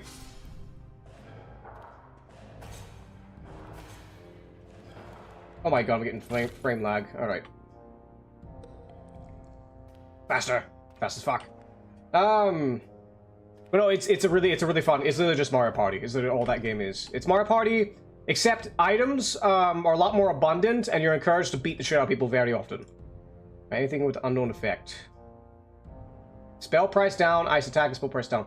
I do want that, but I need to find out what the other things... No, fuck. I did not mean to put on my thumb. No, I want to keep the thumb. There's one ring that, in my opinion, is the best ring in the game so far. Because it gives your sword projectiles, and having projectiles in this game is pretty broken. But it has to go on that thumb, so... Watch, and I'm gonna find that fucking ring and be pissed that I wasted my thumb slot. Because you can't take the ring off without destroying the ring, and I don't want to destroy the ring. So we'll see how that goes. We'll check for secrets. Always check for secrets.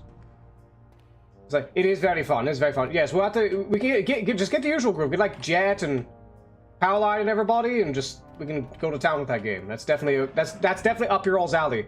Like if you like golf with friends and stuff, it's up your all's alley. Definitely.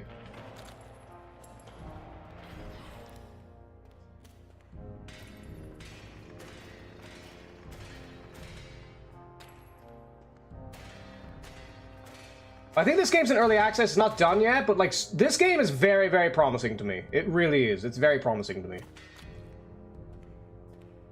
Like this is definitely my kind of game. Let's see. Although there is a boss that scammed the fuck out of me though. I had a ring combination where whenever I jump, it explodes where I jump, and makes a fire pit, and I could jump twice. So I could jump, and I have like 2 fires, 2 explosions to go off. I could just run away from enemies and kill them. But for some fucking reason, the fire does no damage to bosses. So I got to the second boss and just couldn't do anything to him. It was so bullshit.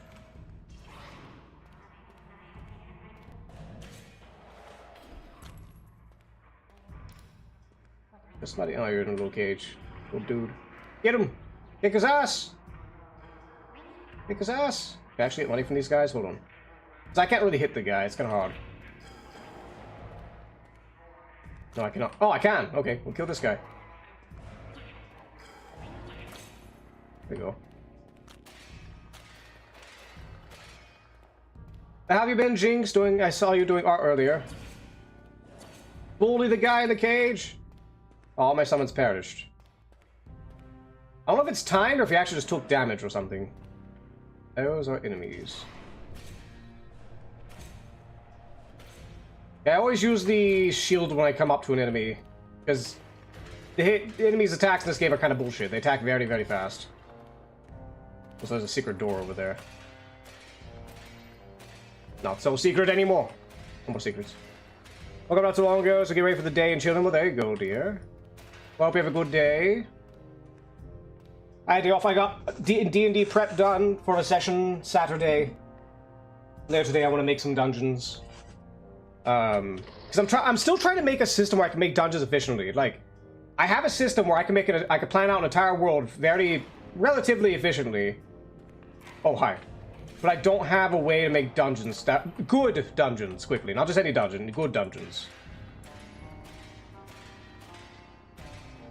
So I just have to work on that.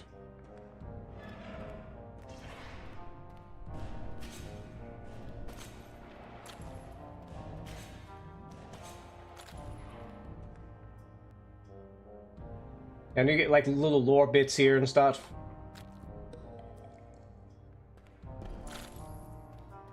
I could go and summon another one.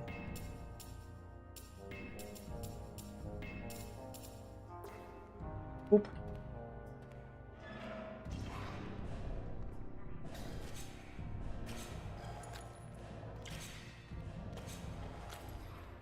By the way, enemies with projectiles are so bullshit in this game. Especially later. There's a certain enemy later in the game that I just can't. Ooh, fair, I have faith in you. Stuff, so I have no idea what resource my DM used. Yeah, because like you can just grab dungeons that already exist. And there are a few dungeons that I already know about. What does this do? Yeah. There are some dungeons I already know about that I will plug into the campaign. But there's still a lot of room.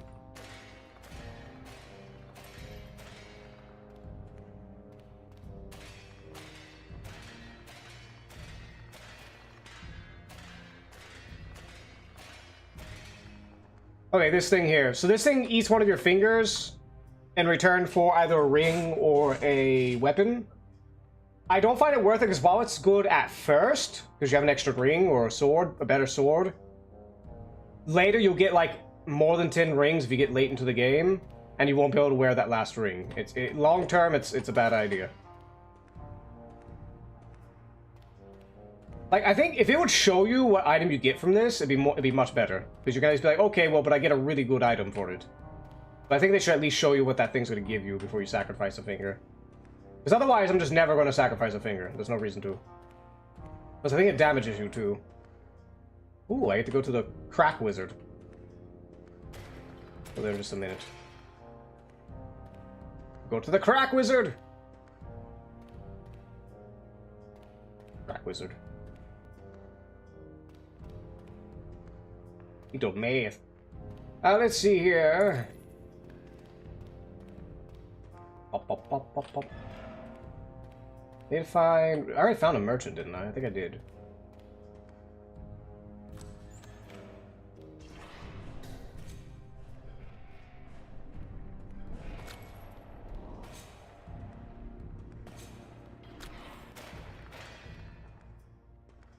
Boop.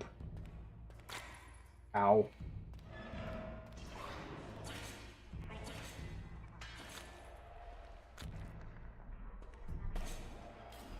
Alright. Look at these. And these blood fountains here, they tell you what spells are.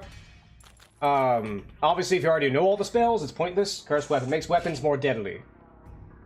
I'm really curious. Okay, Moon Eye, Moon Cup.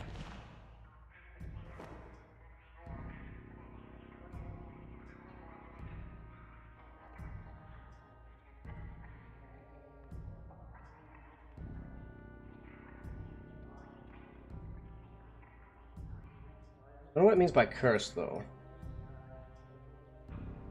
Because I'm not enthralled to use it. I might use it like maybe my next run. I'll use it like immediately.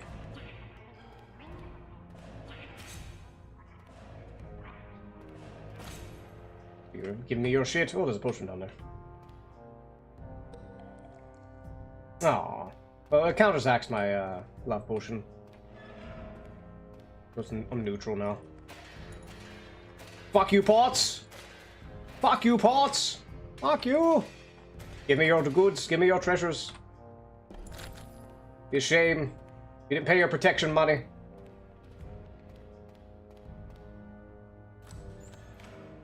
Yeah, that's the boss room. But, no dungeon ideas. I've been trying to think of a world. Because, like, I would like... So, what I want to do with Tabletop, and why I really want to build, like, an actual full campaign thing.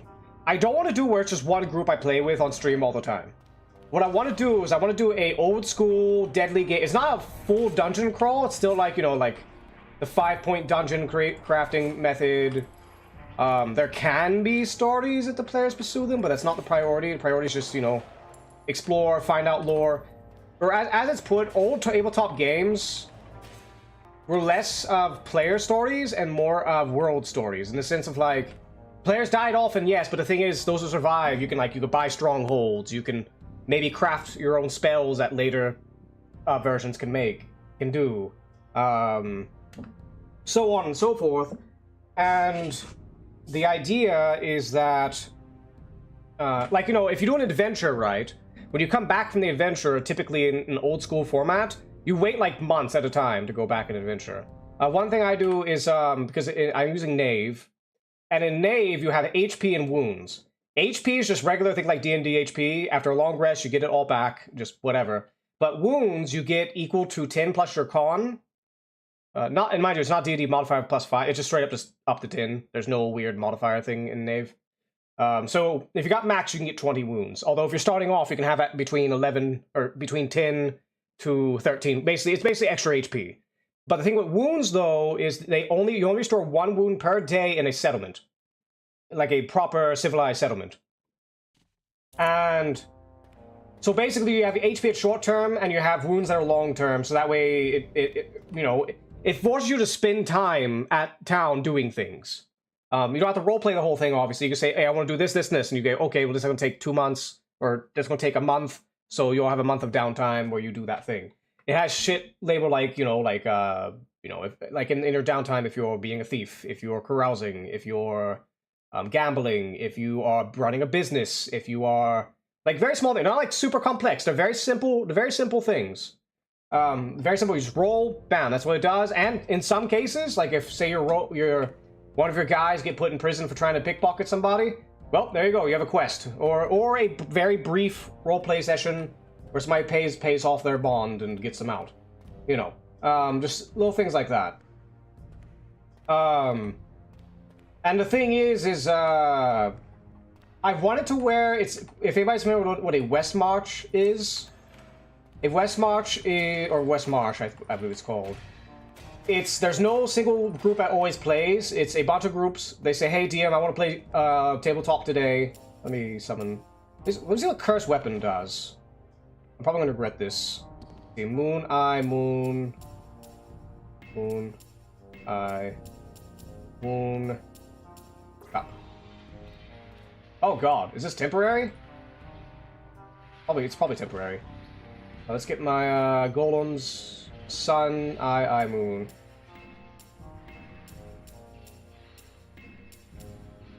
Like, I love games that do these recipe, like, magic systems. I love them. I already check the entire map. Yes, but I still need to go to the Crack Wizard. Go to the Crack Wizard. Oh, and the shop. I need to go to the shop as well. Okay, so the Cursed Weapon's temporary, so I presume it's like a big buff you want to do right before the boss, if I had to presume. Alright, come here, Crack. Well, actually, no, go to Merchant first, then Crack Wizard. I don't know why I call him the Crack Wizard, I just call him the Crack Wizard. That's just how I roll. Let's see. So, this one, if it's what the sun's usually good. I don't know what all the effects are, though. This is Vampirism and Healing Up and Heart Drop Up. I don't know what this does. I'm faster. Healing effects become better. Okay, I'm just faster and better healing. Okay. Do I have enough for this? I do. The skeleton key. I don't care if skeleton key is not that valuable. I don't care. Can open any door. That's it. Alright. There's still another effect I don't know. Alright, so let's go visit the Crack Wizard. Also, are there any hearts lying around? I may want to go ahead and get... Actually, here, I'm gonna go ahead and do parts. Because you can cook one where you get like the first 3 sigils and then wait to spin the last sigil. So moon, eye, moon, and we wait for the moon, eye, moon, and we'll hold on to this for now. So when I use this, it's going to do the weapon. I'm going to do it when I go into the boss. But first, we're going to the Crack Wizard.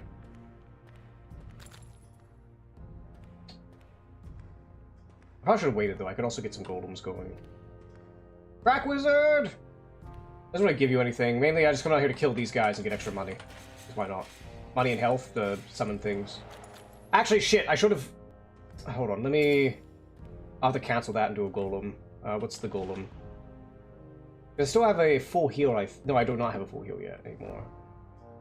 Alright, sun... Eye... Boom. Yeah, it's always the same down here. It's always the spell of return here. But yeah, but I'd like to stream it too. Just basically, it's a game where it's like, you know, if I want to do a collab with somebody, I say, hey, join my Knave game. You know, persistent levels. If need be, I could even include other GMs into it as well if they wished. It's such a simple system. Like the only downside to the system that I've seen, because it's not like D&D where like everybody has magic out the fucking wazoo. Oh, he's trying to kick me.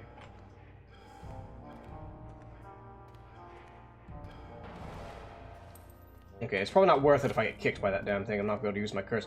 Yeah, I'm nearly dead. I'm gonna die. I'm gonna get kicked in the ass by a donkey. I can't like, oh look, we get some money and blood, and I just lost like almost all my HP. But okay, so character creation, right? So it does the typical D&D stats, you know, strength, dex, con, charisma, blah blah blah. There's a few shifts though. All magic is primarily intelligence based. Although magic is rarer, that's a whole other point. You fuck off.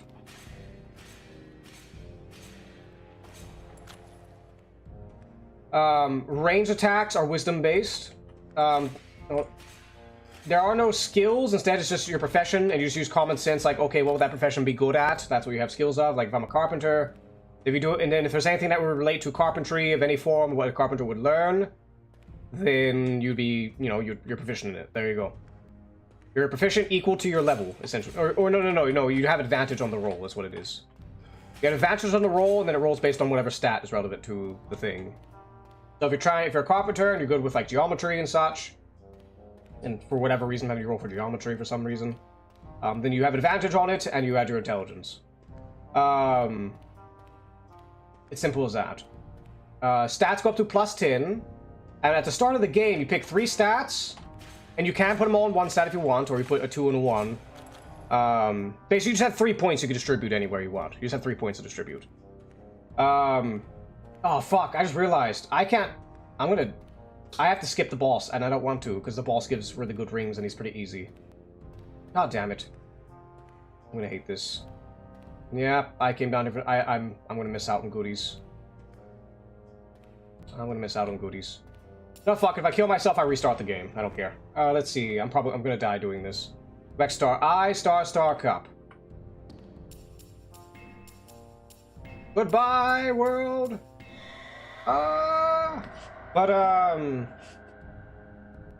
Yes, like, it wasn't a bad run, but it wasn't really a crazy one either, so I don't care to die there.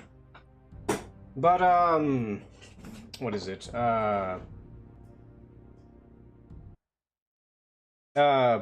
Let's see. And for equipment, you start with whatever your profession has, and you start with...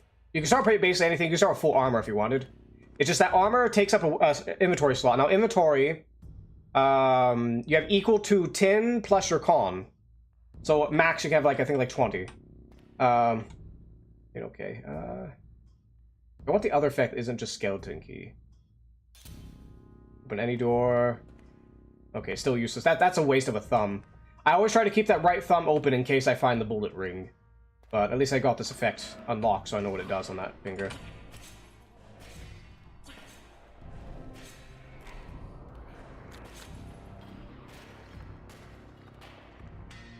But, I should probably go ahead and get a golem going. The Star Eye Moon. Now, the other thing is, in character creation, you can start with as many spells. So they have spell books. You cast a spell, it's once per day, and then you have to wait 24 hours for it to come back. But the thing is, it's not D&D spells. These are powerful shit. For example, if you have a book of polymorph and you turn somebody into a fucking worm, you literally just turn the dude into a worm and can just squish him. Like, that's how powerful these spells are. They're very powerful. So you can save it for the big bad, use it on them, and just, bam, dead. Squish. 1 second. Die! Oh, but it's not even that, they have goofy spells too. But that's besides the point. So, but anyways, but you can eat, so if you start off, if you have max intelligence, you put all your points into intelligence, you can start with 3 spells of choice. Feel ill. I feel ill. I'm sick.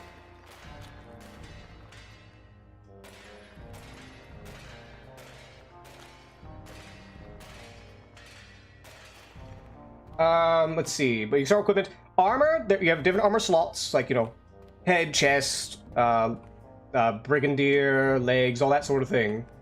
And at max you have I believe it's like 18 armor. I believe, like, you know, 18 AC. Just think like plate armor and 5e. And I think like shield bumps that up to 19 or 20. Basically, all it is, each armor piece is just +1 AC. That's all it is. It's very simple. +1 AC.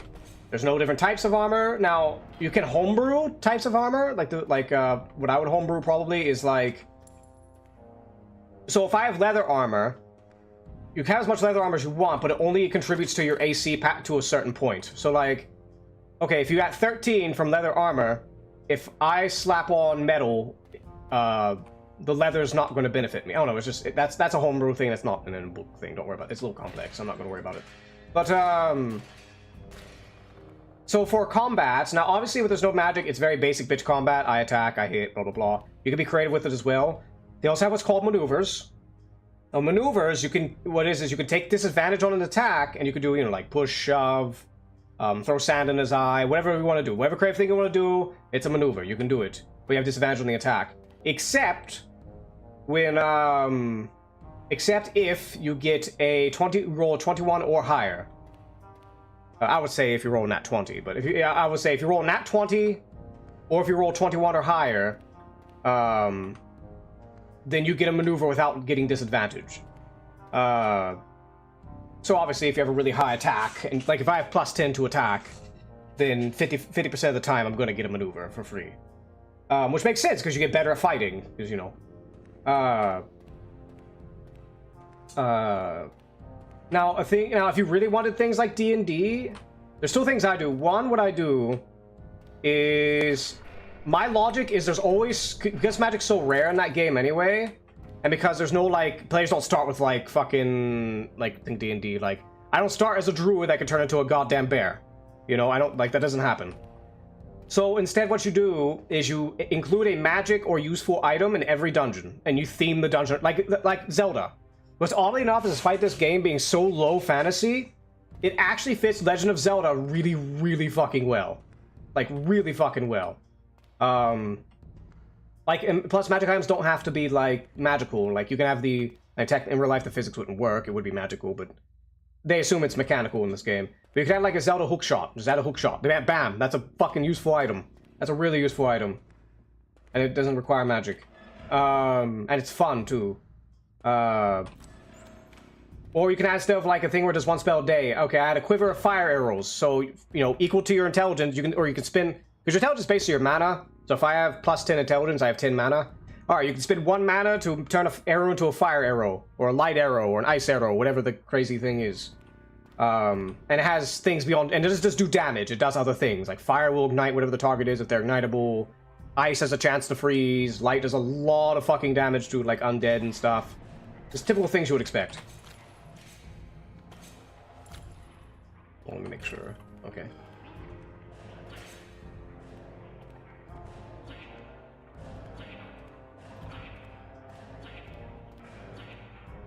Can you die, please?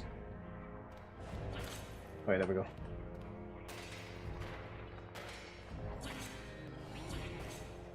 Yeah, they tend to run into spikes. It's kind of annoying.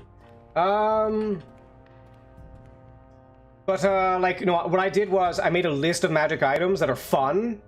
Like, even if they have limited uses, are really fun to use. Actually, let me get a list here. Where's my list? I have it here somewhere.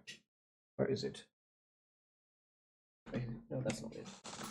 Where's my list? Let me get this list. Oh, here it is. Flip to it. I'll just start listing out magic items. Let's see here. Alright, so there's a series of 4 items. It's basically a MacGuffin sword, like Excalibur or the Master or whatever. It's the sword itself. Then there's a thing called a Crown of Wishes. It gives 3 wishes, but you need to find the crown and the 3 gems, and they are obviously going to be very rare and hard to find, or they have to be very difficult dungeons. Bag of Holding. That in D&D, people love bags of holding, let alone this game, in a game where carry capacity is very limited. The Necronomicon, a Hookshot, Lens of Truth from Zelda, the Block Cane from Zelda. It's a cane that just summons a big block, and there'd be a lot of utility you could do with that. Shrink Fan from Alice in Wonderland, a little box that spawns Eat Me treats from Alice in Wonderland. Dimensional Shackles, you shackle something so it can't travel dimensions. Invisibility Ring, Ring of Protection, just gives you resistance. Mithril Armor. Mithril Armor in this game, what it would do, because keep in mind, armor does take up your carry slots that are very valuable. Mithril Armor would make it to where the armor no longer takes up a carry slot, it's just you wear it. Adamantium Armor makes it to where you can't be crit. So, simple stuff there. Let's see here. Elemental Quiver, as I mentioned before, had a disguise be really good in low magic setting. Arcane Eye, so instead of it being a spell, it's literally an eye you activate and it travels around, you can see through it. A Returning Sigil. Imagine if anybody's familiar with Ocarina of Time, Faeror's Wind, that'll spawn you back in the beginning of the dungeon. In this case, you set the teleport location, and whenever you use it, it'll teleport you back to that location. It can be anywhere in the world, too. You can be like, I set it in a city, and I teleport back to the city when I need a get out of jail free card. Or you finish the dungeon and you want to teleport back to the city immediately. And it's really useful. It's really useful things. A Polymorph Wand, a Lifesteal Weapon, let's see, a Creature Mask. This takes from Majora's Mask.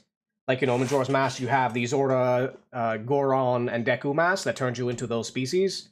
Just stuff like that. You know, those, like a mask that transforms you. Transformation Mask. Let's see, what other ones do we have? We should have a much bigger list than this. But, you know, like, you sit there and you go through a list of just all these items, and you decide, like, or Wand of Wonder, Wild Magic Wand, you cast it, because it's only once per 24 hours. You cast it and a random wild surge happens that you make up yourself or pull from a D&D table. The other thing that's really good about this, about this system is that not only is it all very modular and common sense, but you can very, very easily convert any monster to it in like 2 seconds. It's so easy. You don't have to like write the stats down. All you need to set. There's only like 2 or 3 things you need to set. You need to determine, okay, what level do I want it to be? You're not doing math to figure out what level it is. You're saying like, okay, do I want to be a 5th level monster? Because the max level is like 10 in this world. You could make a monster higher. Max player level's 10. If you make a monster higher than level 10, it's usually like something like really, really, really powerful that they're supposed to be afraid of, no matter the level, or like a god or something, if you want some ridiculous level or something. So you don't want to bother giving it a level. But basically, so, okay, I'm making a monster, right? Okay, so here's a monster. I determine, okay, this is a good monster for level 5. Now, all monsters, I don't know if it's I think it's a I don't know if it's D8 or D6. I'm not sure, I don't remember which. We'll say a D8. Or no, we'll say D6, that's the same as the player. So, okay, this is a monster, it's level 5. Alright, you can either roll for it or you can take the average. We'll take the average because it's a lot easier. So, they have a health pool, so you just, you know, take the average of hit die times their level. So, they have 20 HP. Everything, their stats, like if they have to make a strength save, dex save, whatever. Their stats, their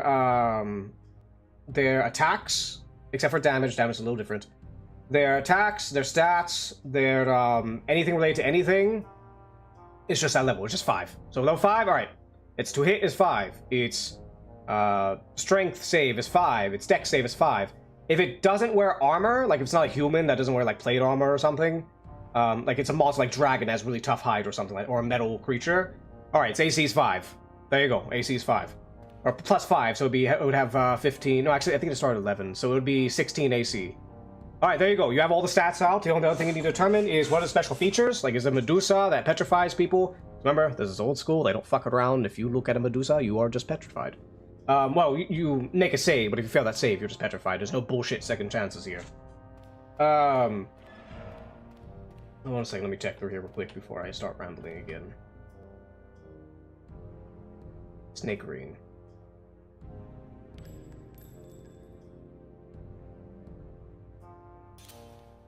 The effects become better. And that's it. Okay. I do want that sword. Let's see here. What else is there? Oh yeah, and for damage, generally speaking, from what I've looked at in the manual, there are some things that are really high. Like, there's not like a calculation for, okay, how much damage should this do to make it bounce? No. From what I've seen, it seems like regular monsters, it's up to you to determine, okay, is this a high damage monster, low damage monster, whatever, it's up to you. It's very abstract. Average damage is like just a d6. But you can have monsters like vampires, their attack does a d10. You have monsters that have multi-attack and does a d3 on each of its attacks. Basically, you just roll a d6 and divide it by half. Round it up. Oh, hold up, let me kill the spider.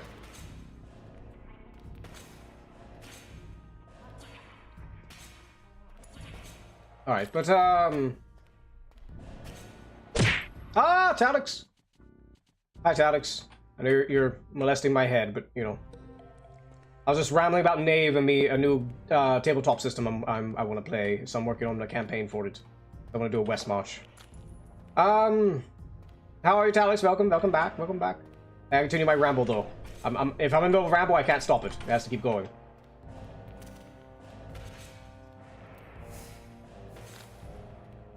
Talix, I always have to mind you. Because you're here in the game, and I could very easily die.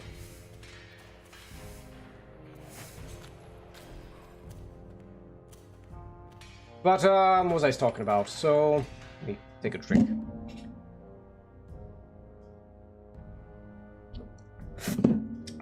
So, not that evil now. Yes, you are. You are that evil. But, ooh, treasure. Ice ring. Ice ring's decent. Yeah, that's the kind of one you want to put it on. That's it. Okay, it's not very good on that finger.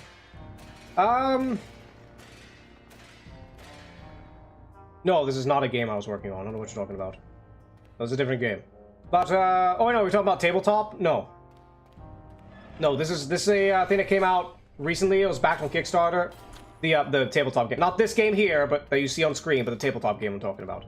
Oh, this is worth it. Take my blood, give me a ring. This one's totally worth it. Enemies drop more gold. Nice. That's decent. And later on, gold isn't as important because you're just swimming in gold, but, you know.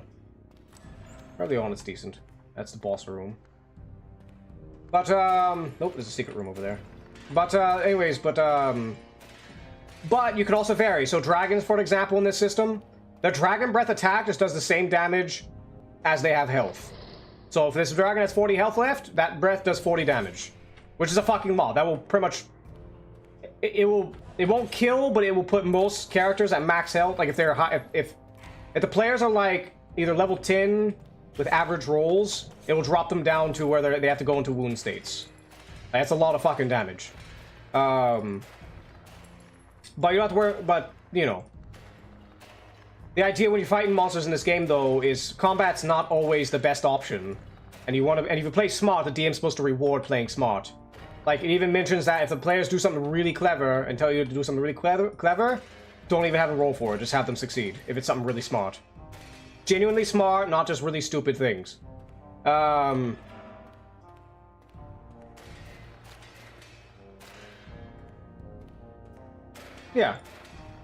But, what else is there? I know you do, Talix. You have a weird habit of that.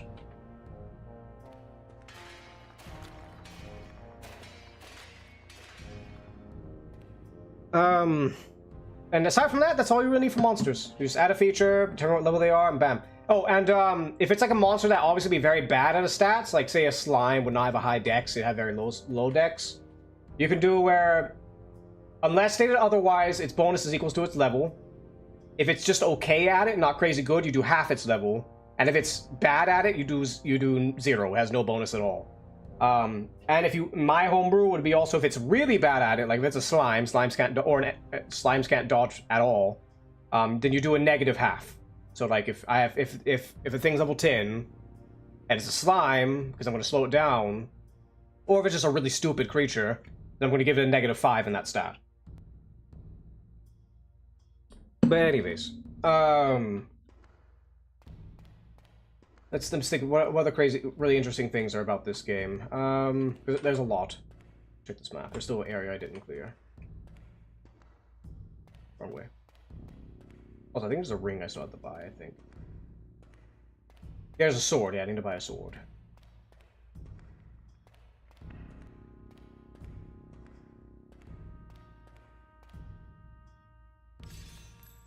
I don't know where this one is. I think this one just makes me do less damage, but I attack faster. Not enough gold. Need more gold. I'll be test anything if yours if needed. Well, here's the thing, Talix. I want to run it as a West March, meaning there could be multiple people, multiple groups. It's just I want to prep the dungeon. Like I want to have a shit ton of dungeons prepped ahead of time, and a whole world map made. Although another side note, Jinx. I don't know if it was you or no, it was Nimsy. It was Nimsy that told me this, but you might think of it as still Jinx. I was debating on making the setting very fairy tale-esque, like Fae and such. Maybe even doing like Alice in Wonderland sort of theme thing. I don't know, maybe not hard Alice in Wonderland. Hard Alice in Wonderland's a little too. It's very difficult to improv effectively without just going like roll LOL random bullshit. But just fairy tale sort of things, little goofy things. I think it's kind of aware that it's just a game and such like that. Yeah, but I mean, it's still deadly, mind you. It's still a deadly game, but it has little fun things every now and then. Let me check. I need to summon golems. I always forget. I don't know why I think it's the one I use all the time.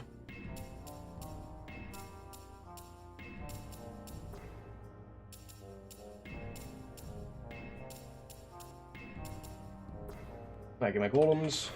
Heal up. Let's get the... We're gonna go after the... I think we're done. We go after the boss now, right? Go after boss. Alright, so let's go ahead and summon... Get the sword spell ready. Moon Eye, Moon Cup.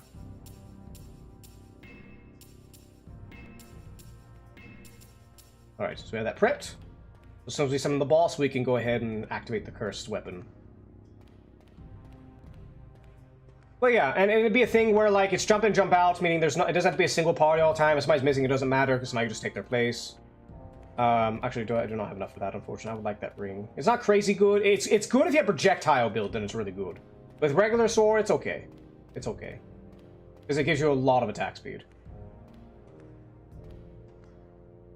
Let's go fight the boss real quick. I'll continue my ramble just a minute. Let me kill this. He's not that hard. Level 2 boss, however, he's pretty hard. Oh, I should have waited. Shit, I should have waited till his thing's done.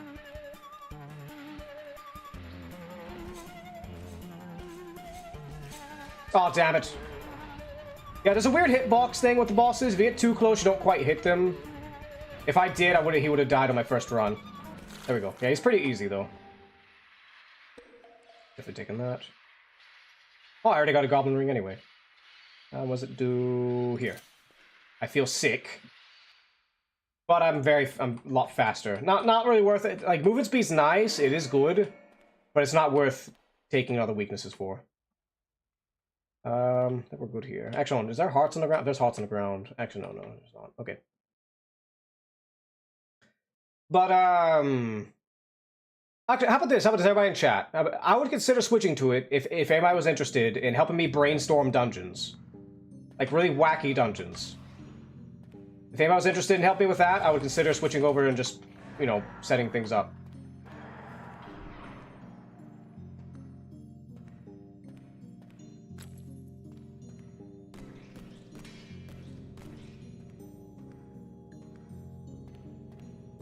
Well, I'm not saying that to be super silly. I mean, like, just either fun dungeons, or, Like just fun dungeons and or wacky as in like, you know, like Alice in Wonderland wacky. Because the whole thing I do want to do like a Fae theme.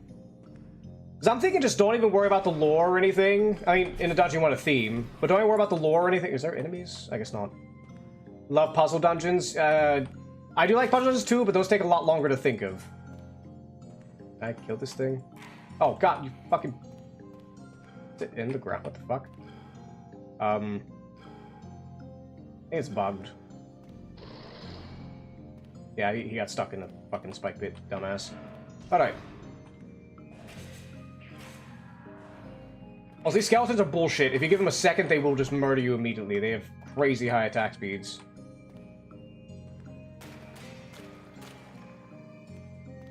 But, okay, not going in that acid. Nothing over here.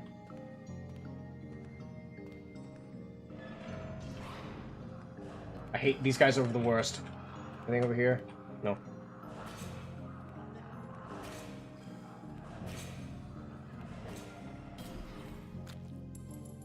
Alright, make sure this is a gold thing. It's not usually not worth it, but if I find a shop and I have money for something I really want, I can come back here.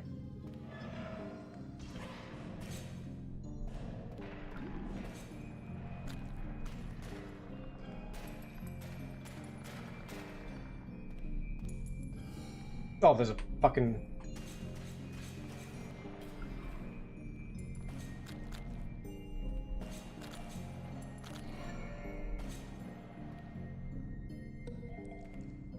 now I'm weaker, damn it. Hold on, trying not to step in that trap. Then we gotta eat what we killed to survive. I mean, that is an idea. Drop less gold. Damn it, I'm getting all the bad potions now. Got nothing else back here. Oh god, fucking skeletons.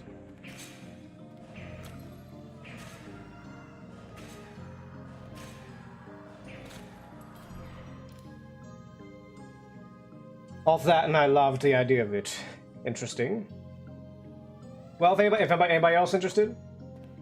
I'd be willing to shut this down. We go to a program called FreeMind. I can't use OneNote. I would love to use OneNote. Can't use it, unfortunately, because OBS does not record it. I mean, I could screen capture it as my entire screen, but I'm not going to do that. I don't like doing that. High doxing chance when that happens.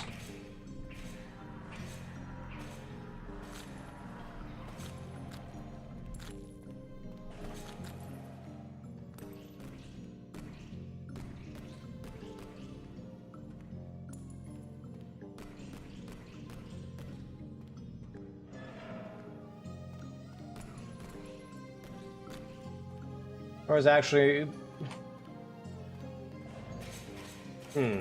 Interesting. Attack speeding... Oh, that's always good. Oh, hi, Mimic.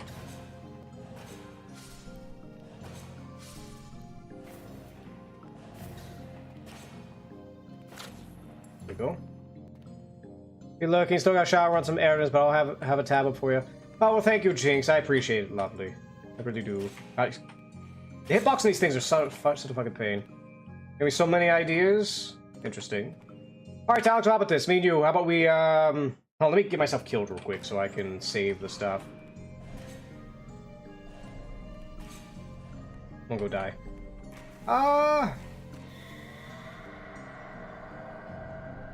Wake up, see if I can buy anything by spears real quick. How many spears do I have? 4? That's not enough to buy anything. Alright, so we're gonna switch over to a thing, and we're gonna get some ideas going. So Talix, so I don't get tired, make sure you're ready to help me out here. So I'm not gonna do the world building, I'm just gonna build the dungeons themselves. Let me just get a new file here, open new map. I'll call this, this is named after, okay, actually let me get this, get a window thing. There we go. Alright. Mod golems be used as farming dirt within a dungeon to grow crops and stuff. Interesting. Alright, so I need some music. Let's get some dungeon synth on. Let me change my category real quick.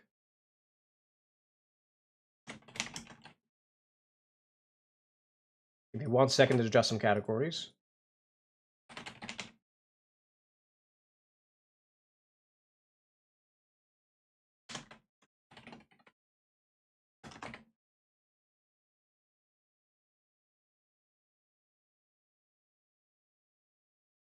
Let's go to kick, edit over there.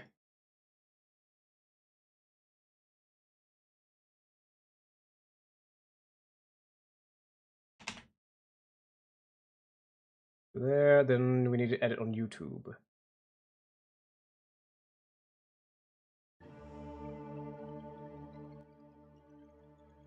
One second to edit on YouTube. But it's still gaming, so I can keep it on the gaming tab.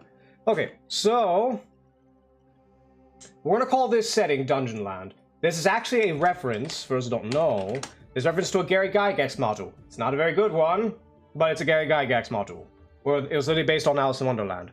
The theme of the Dungeon Land in Gygax was that the players don't learn to just murder everything they see, they're gonna die. So you wonder why people in the past were murder hobos, because they knew to just kill everything, otherwise it's gonna kill them. Kill or be killed. Anyways.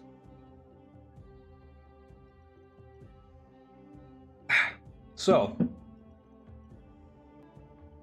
See here, I got habits.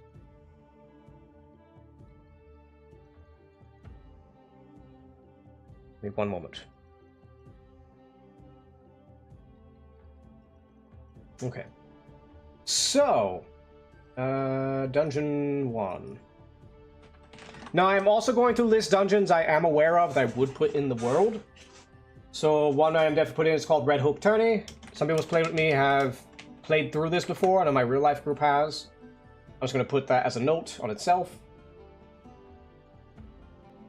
Actually, let's put this up. Dungeons.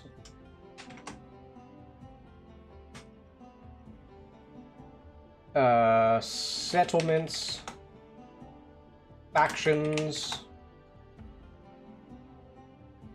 Alright, so we're just gonna do a bunch of organization right now. I bet it's done with many giant floor. What do you mean giant floors? Dungeon Meshi also is delicious dungeon. Interesting.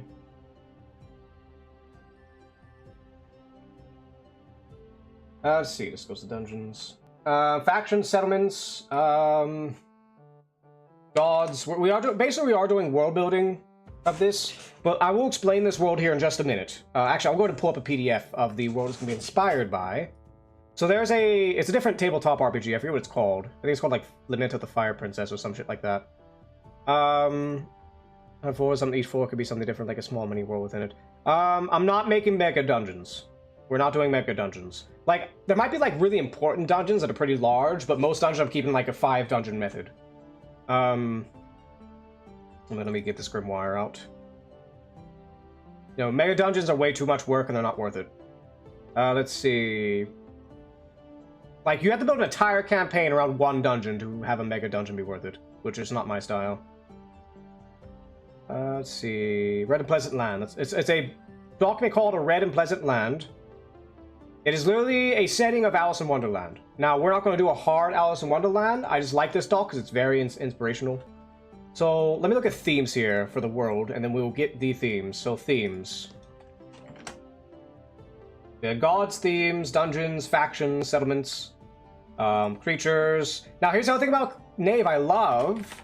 It is very, very, very, very easy to make your cut. Not only import creatures from any system, be it 5e, original D&D, Pathfinder, some other system you're aware of, doesn't matter. You can transfer anything to this game very, very easily in like 3 steps. It's very easy. You can also create monsters, because the same principle applies when you're creating monsters. It's not like 5e where you can't really create... It's very hard to create a monster on the spot without using a hard template, because you don't want to break the fucking game with your monsters. So...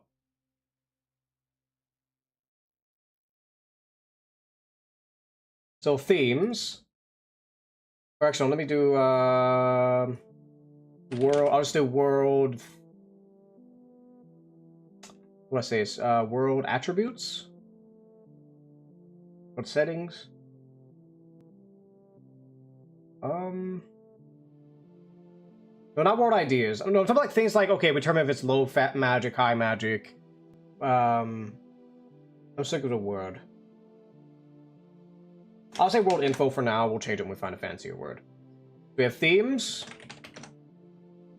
Magic level.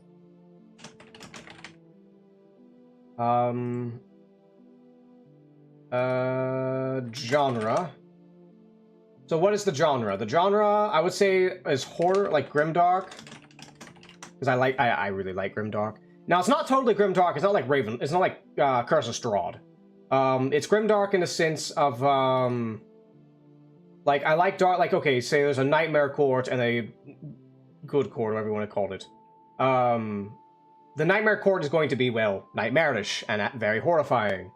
Stuff like that. Grimdark, fairy tales. So the themes is fair. That'll be in themes.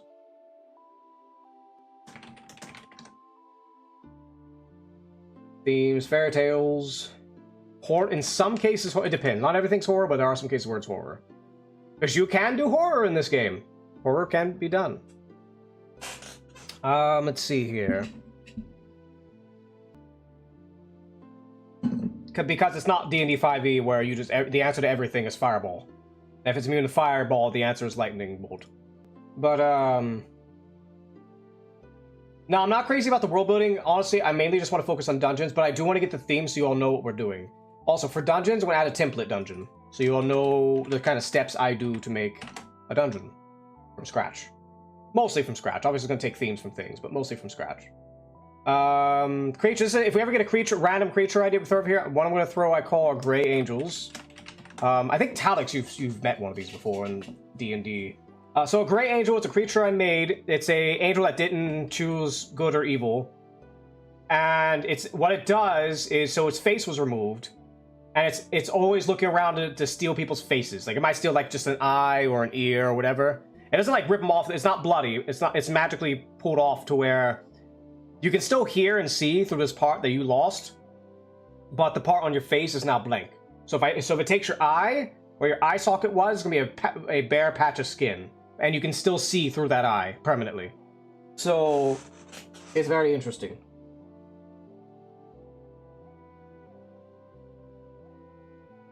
So if we ever get an idea for creatures, we throw it in here. Alright, creatures that'll be relevant to this setting. Actually, no, I'm going to remove that because I don't know if Great Angels will be relevant to this setting, though, in lore. I mean, actually, no, I'm still going to put them in there because I can just change them to something else.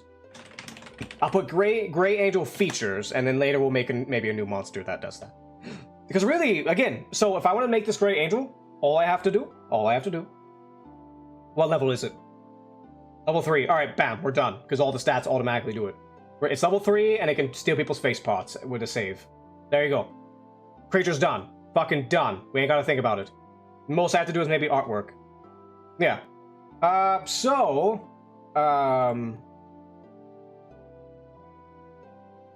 Here, okay, so here's an idea. I was kind of thinking. So it is fantastical. Obviously, I'm Visago. I'm a devil. We deal with the hells. I'm thinking maybe you could do a setting that's technically takes place in hell, but it's not hell in terms of just pure torture, blood, and gore. There are areas where that's the case, but there is some still lighthearted, fancy things. I'm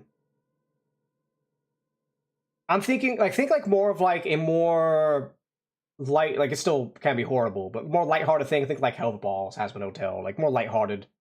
Not as dark as hell would actually be, and I know it's fucking horrible here. If I was not a devil, it would be even worse. If I was human still. Be far, far, far, far worse. Trust me, I know. Anyways, a demon doesn't like hell. None of us like hell, Talix. What the fuck are you talking about?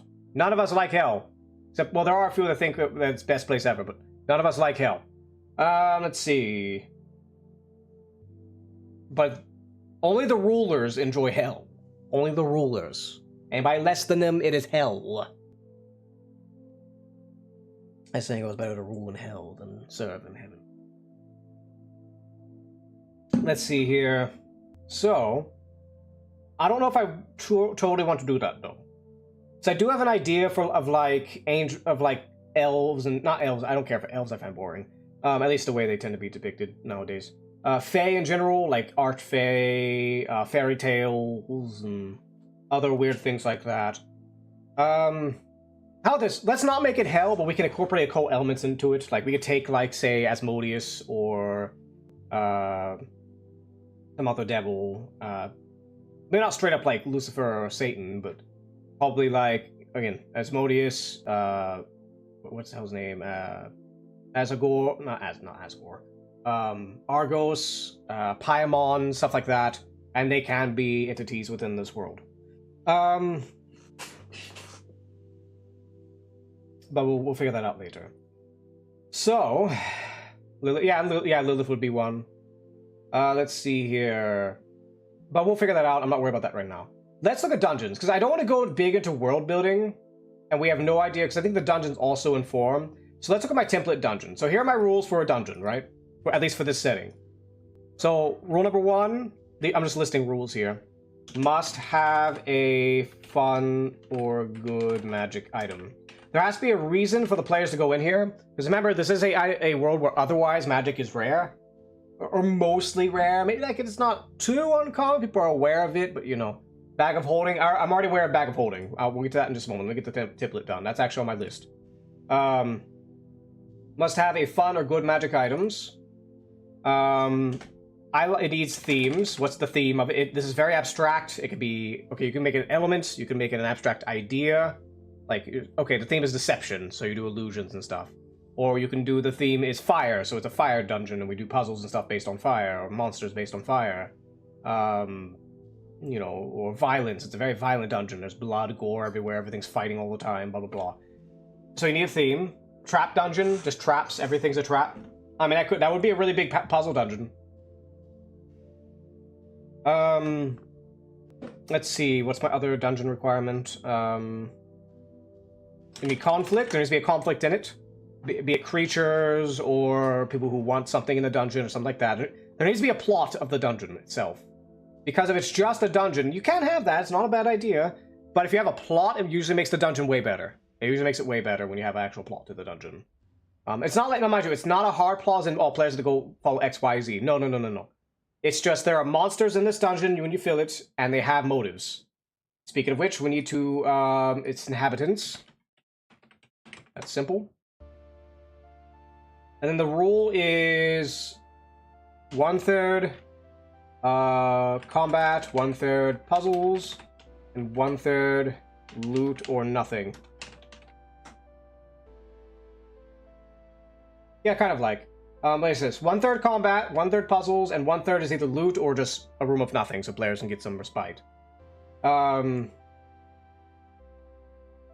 this one's optional, but it really enhances the dungeon. Fantastical feature.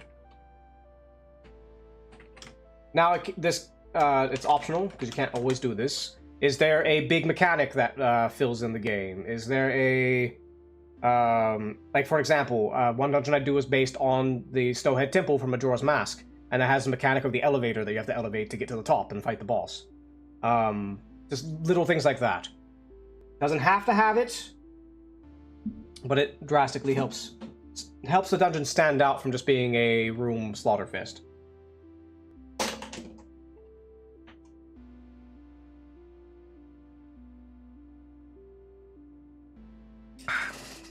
Alright, so.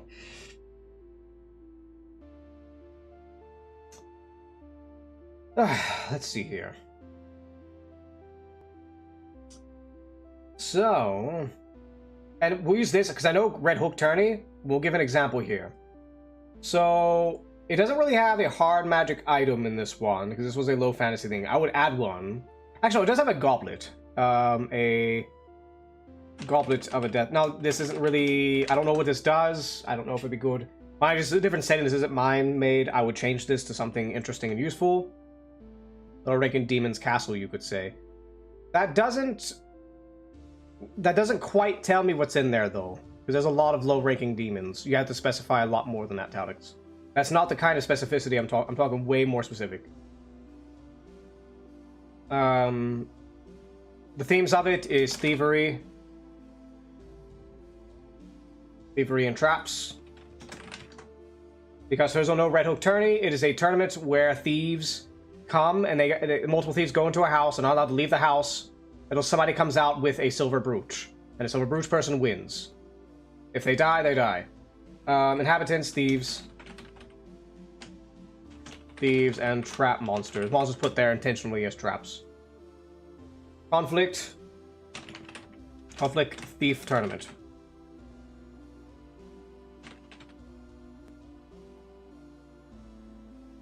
It's still not specific. What is unique to that general, Talix? Like, we're not talking random factoids here. We're talking full themes. Like, look at this. Alright, themes, thievery and traps. Alright. It's a dungeon you're going through. There's traps everywhere. And you're basically doing what a thief would do while avoiding all the other thieves or killing them. It's up to the players what they want to do. And you're trying to find this thing before the other thieves do. It's just a thief tournament. Like, there's a whole thing here that informs me when I see this dungeon go through, I know immediately what the players have to do. Granted, my one thing I don't like, though, is this is a time dungeon. I do not like time dungeons, for obvious reasons. I don't think I need to explain. Because if players come in, they go, oh, this looks dangerous, let's not mess with it. Well, they leave, and then it's over. Like, they can't come in and experience it anymore, because everything's over. The conflict is over. Fantastical feature. Well, just traps and thief guilds. Because you do get a favor of a thief guild. Actually, that is the magical thing, though. Thief guild favor. Which can be pretty big, because they know a lot of people. Which can be a pretty big favor. Let's see here. But that's one example here. Meadow Mines. Let's do Meadow Mines. You've played this one, Talix. Alright, the theme is Dragon Blood. Now, Meadow Mines is pretty bare bones. It's not too crazy there. There's not a hard theme here.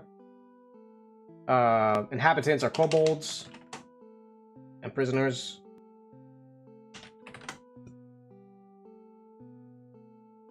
One mining would probably be the thing.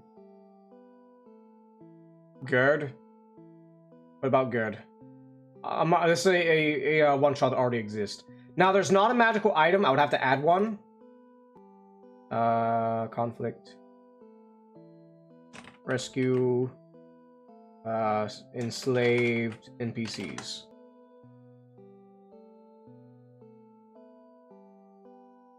Combat. Bold guards.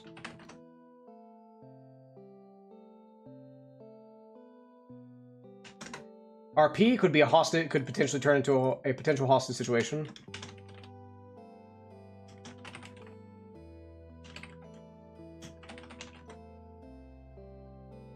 I don't think I'd be throwing Gerd in here, Talix. And just nothing, just holes. I don't really have to describe that. Fantastical feature is the lore discovered by ingesting the marrow. I do not know how to spell ingesting.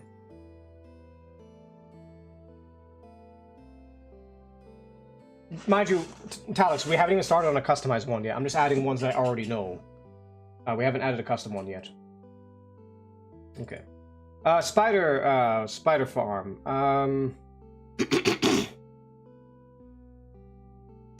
Alright, so spider farm. This is one, I'm actually going to run this in my real life group. So, the spider farm, the theme is, mind control, well, not, spiders, farm, and, disease, mind control. The inhabitants are spiders and infected, ranchers.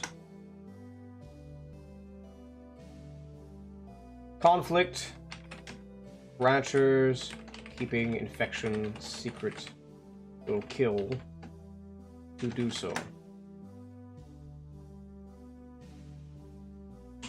Trying to sell infected silk clothing to spread their cult. Then we have combat, if ranchers will try to kill directly or indirectly players if they discover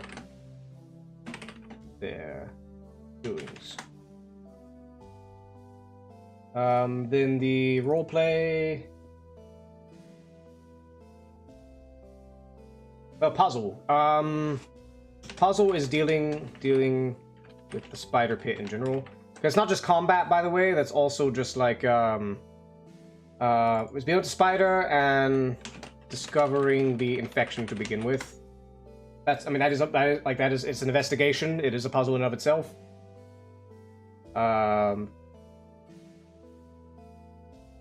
Then the fantastical thing, there's a wand of spiders. Wand of spider control. Infected. Magic resistant silk. I'm not gonna put magic resistant. Because that's the lore for the specific world. I wouldn't put it in this world. Well, no, it would be... Actually, no, because if I put this in, it would be infected. So, silk. Magic resistant. Infected silk clothing. So you can wear it, but it's infected. You will slowly, become diseased as you wear the silk, even though it does give you resistance to magic, which is pretty powerful.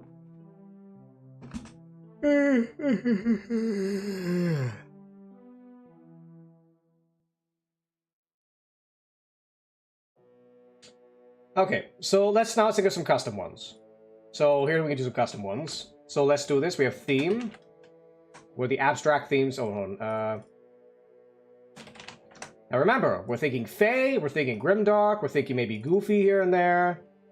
Goofy fit with the theme. I can't just name random NPCs unless, Gerd would not fit in this setting, at least not directly. He could fit in this setting, but I wouldn't just slap Gerd in somewhere for this.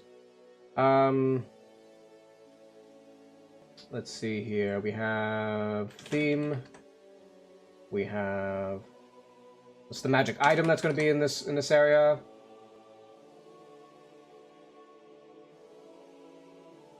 It's conflict. Actually, habitant should be first. But the thing is, I would like to prep... So we're talking final-wise, and I know to start building the world, I would want, 60 dungeons prepped. That's a lot, so that's not anything I'm going to finish anytime soon. But the reason being is because it gets me to a point where it's going to be... So let's just do some basic math here. There are 52 weeks within a year, right? That means if I run a game once a week, I'm always going to have a dungeon prepped. I could run that entire year and not have to prep a single thing. Aside from some, minor player things here and there.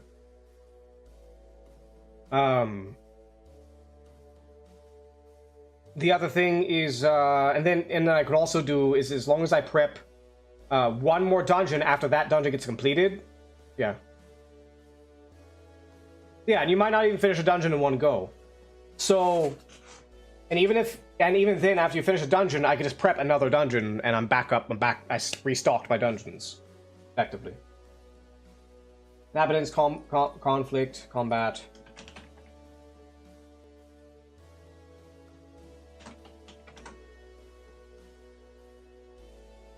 Okay, how about this?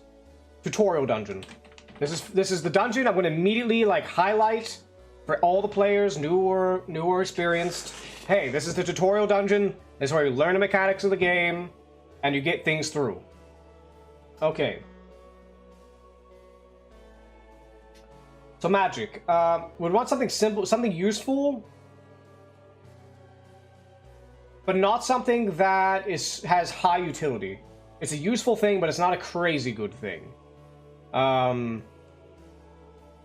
again, we're thinking fantastical here. Let me pull up a PDF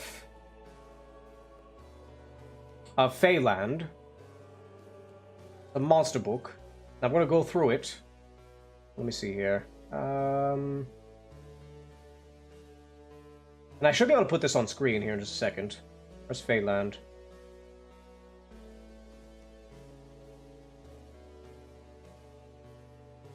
Where's Feyland? There we go. Alright, so let me get this on screen real quick.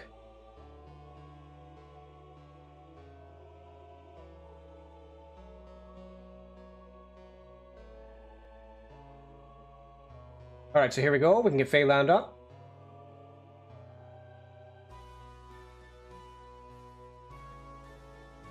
Well, let me kind of shrink this down. It doesn't need to be so big.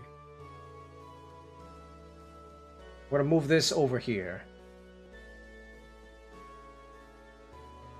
So here's the thing. We don't have to worry about stats. This is Knave. Everything is convertible. Very easily. So we don't have to worry about any of this. That's the beauty of it. That's why I like it so much. So we can just look at a monster and be like, hey, that monster's cool. Slap it anywhere. Throw a level on it. It's fine. It's never going to be overpowered. I know it'll be strong, because this is a deadly setting. It's made to be dead. It's a deadly system. It's made to be deadly. But we don't have to worry about it, because it's already deadly anyway. It's not meant to be fair. It's not meant to be fair for the players or the DM. Because the few magic items players do get could be pretty fucking bullshit, but then there's also some bullshit monsters. Alright, so... Actually, I should probably crop this a bit. Everything's bullshit, yes.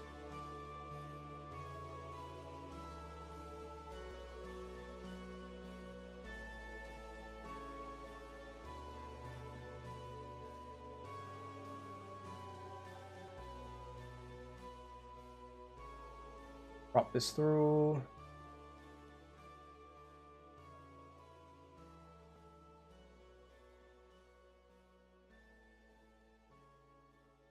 What the fuck? Wait, hold on. Wait, what am I cropping?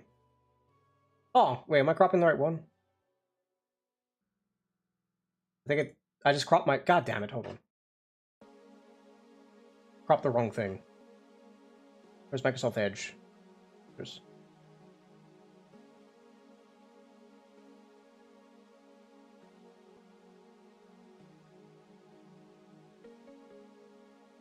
Alright, so you want to crop this real quick so it's easier to see.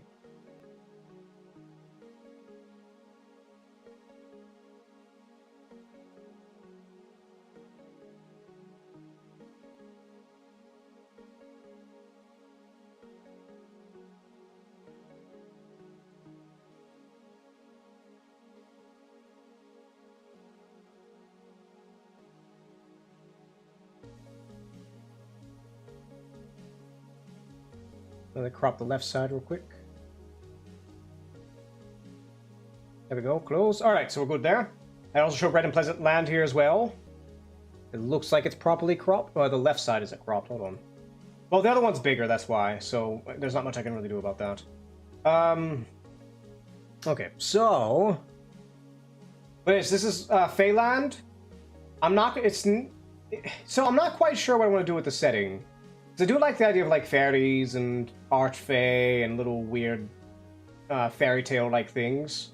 There are a lot of monsters. How about this?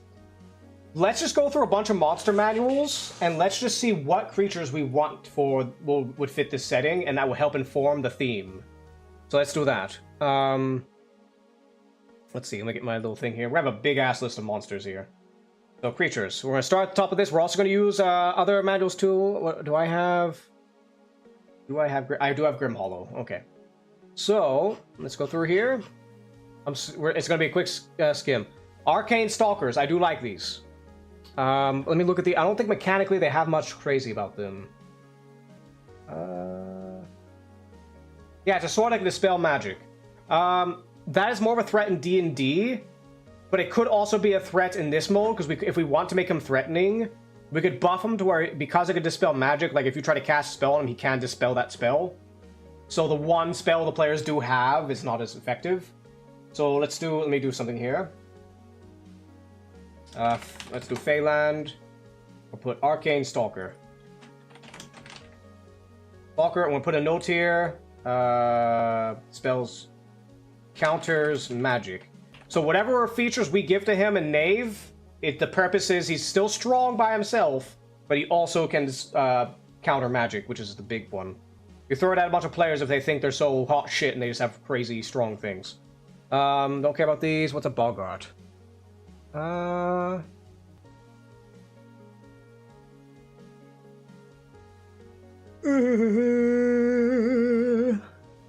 Let's see here. Swamp Goblin. Well, it's a swamp goblin that messes with people.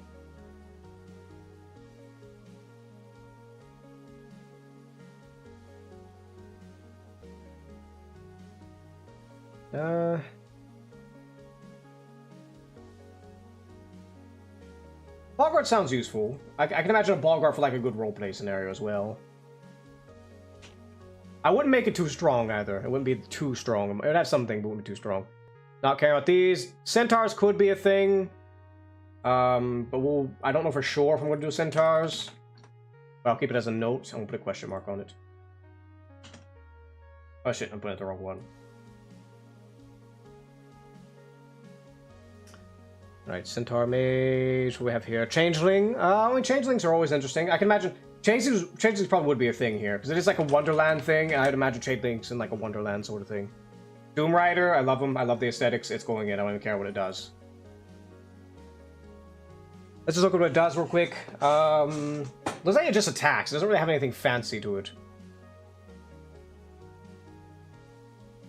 It seems like a hunter, but this would be good for the Nightmare Realm. Don't care. The Dream Dragon. Let's see what the Dream Dragon does. Now, I do know the Wabbajack is in here. Leaves a rainbow, makes illusionary tape, hallucinatory terrain. Those who are affected must fight it.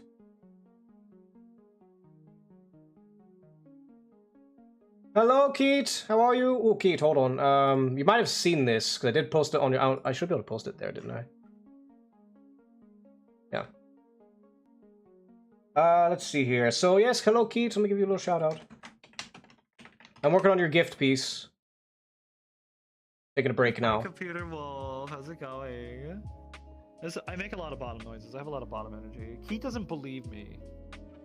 Believe what? Oh my fucking god! It belched right in my ear. It's right there. You're fine.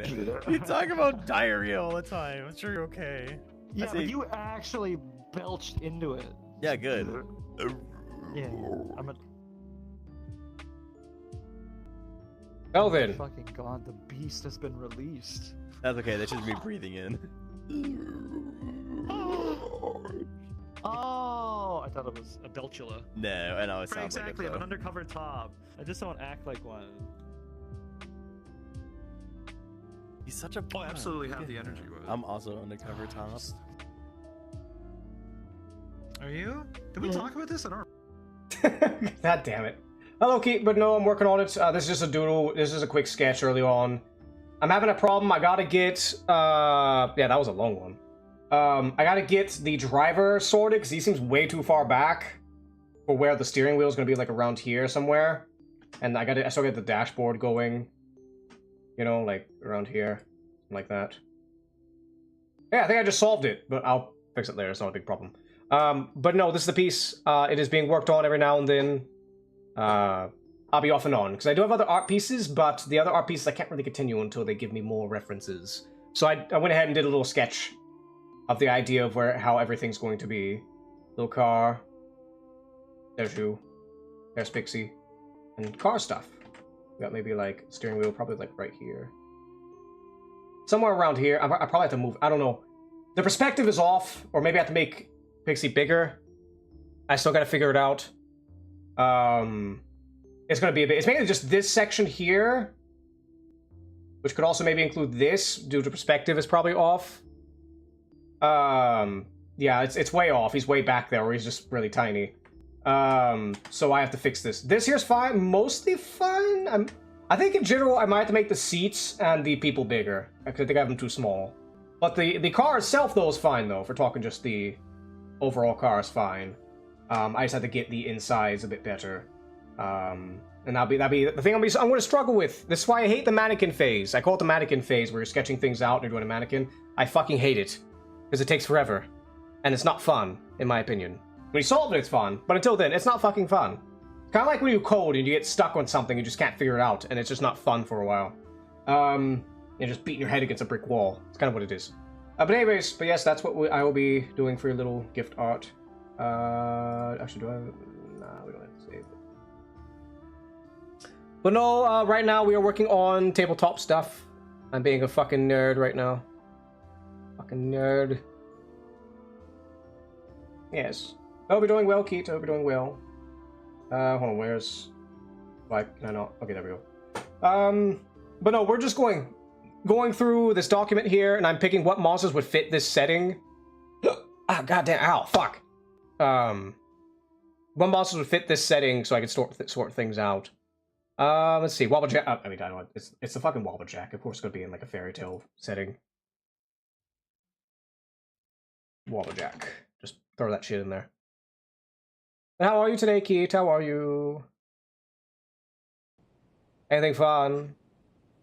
Dryad Queen. I have to run off to the store, but I saw your post on Twitter and wanted to say hi. Which one? There's a lot of posts on Twitter. But yes, hi, Keith. Thanks. I do appreciate you visiting. I always appreciate anybody visiting here.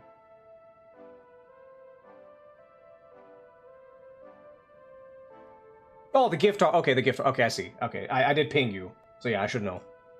But just thank you for visiting, Keith. I hope you get all the goodies at the store. All the goodies. Elder Tree. What's so special about the Elder Tree? Just an old tree that summons other trees. I don't think I really would need like a big... I'll put it in here. I don't need a big stat block for this thing, though. That's what's really good about Knave. So consider, you can turn that Dryad Queen into Salad, please. Let me see, what's with her? Well, here, okay, here's the thing, Talix. This is not hard to sort out, because, okay. So you have a regular Dryad. Oh, fuck. Oh, shit. Don't look, I'm doing nerd things. We're being nerds. Rizzo! Hail, taste my Rizzo sent 17 souls to hell. All balls smell like salt and vinegar chips, and salt and vinegar chips smells like balls. Yes. Rizzo would be aware of that, yes. I can hear How are you, Rizzo? Thank you for the raid, lovely everybody. Hold me. Where is Boop? I am Vasago. I am Duke of Section 563 of Limbo and Hell. I used to be deeper, but I wanted to move. It was too fucking hot down there. But yes, I am Great Rizzo. I do. Everybody, I do picks. Ow, fuck! Oh shit! God damn it! God, fuck! Shit! Oh god, balls! Fuck! I'm already in pain, Rizzo. Why do you have to put more pain on me? Why?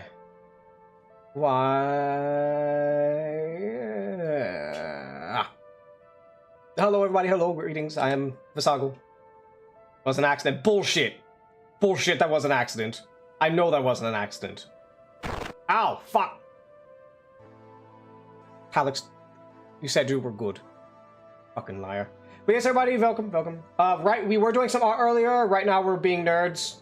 Also, I have to tell you right now, I am a... Hold on, let me switch this over. 1 second. Where is it? Up. Why is it not? Hold on. Give me 1 second.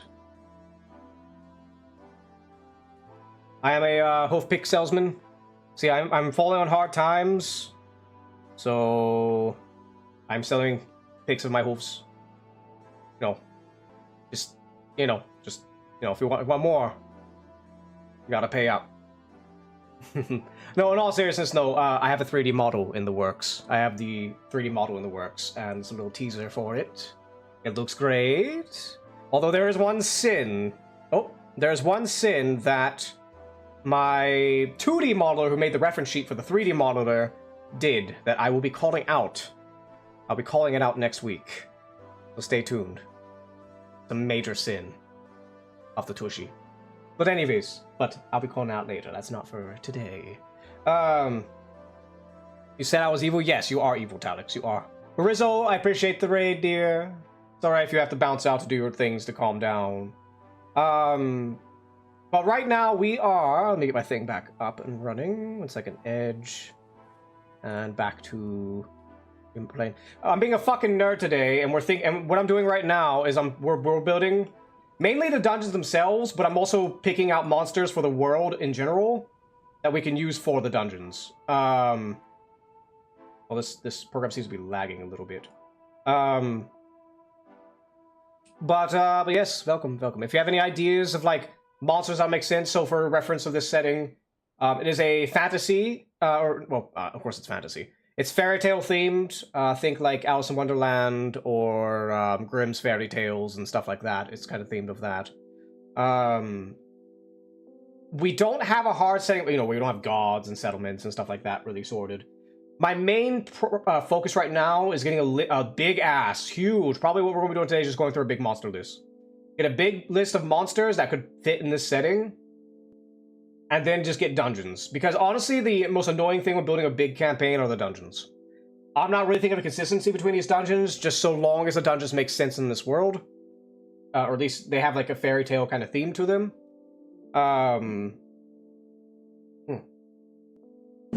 And this is a low, we'll get to that in a minute, but welcome everybody. So let's continue where I left off.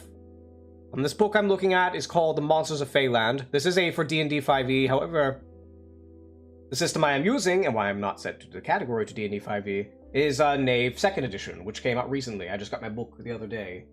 And I want to run a Westmarsh campaign, for those who don't know what that is.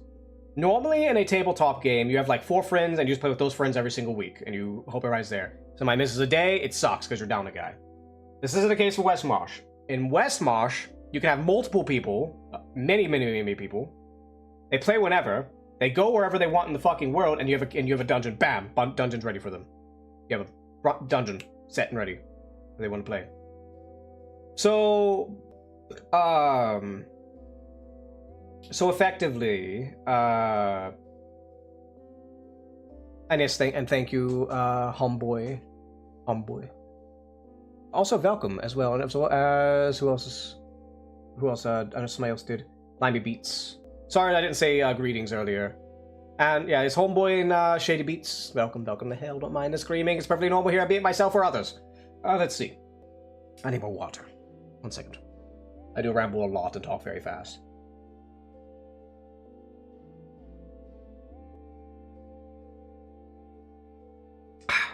Alright.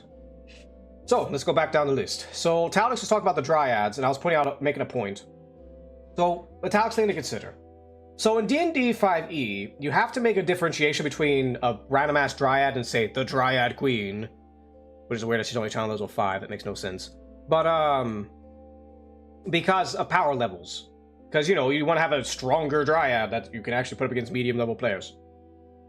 Knave, it's not really the case. Yes, there are higher-level monsters that are a lot deadlier, obviously.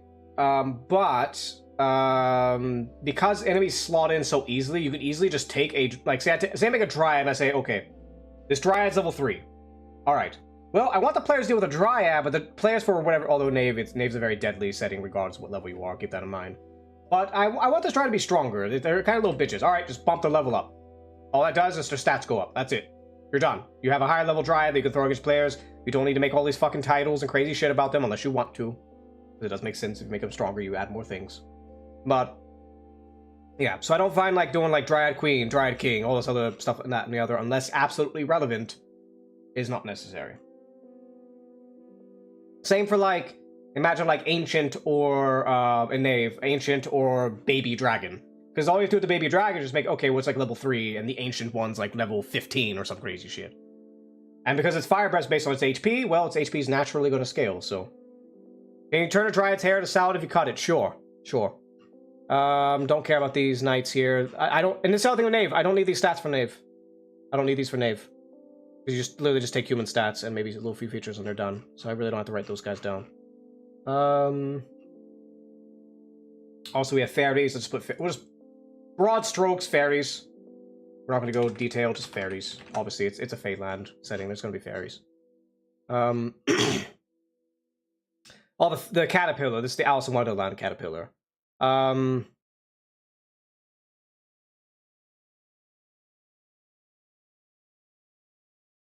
Yes, I want to ride a caterpillar. Alright, let's put a fake caterpillar. The caterpillar. I think Alice in Wonderland just as a note. Because that's what it's from.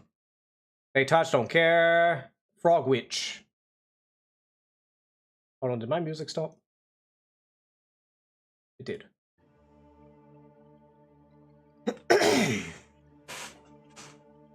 If anybody here has an idea for a monster or something that would fit this kind of setting, just let me know. Oh, glad they put it in. Frost Lord. These are just typical giants. Like, I'm not about writing these because these giants would be pretty obvious to add. They're not that difficult. Goblins do make sense in a Fae setting, so we'll just put goblins in general.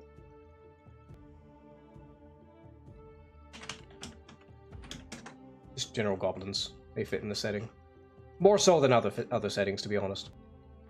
So I know this thing has like, let's see, what does she do? Okay. Not too crazy about that. Mad Hatter, obviously that's an NPC. Oh, and the Headless Horseman. Definitely Headless Horseman. Mad Hatter's more of an NPC. Actually, matter of fact, let's make another tab of NPCs.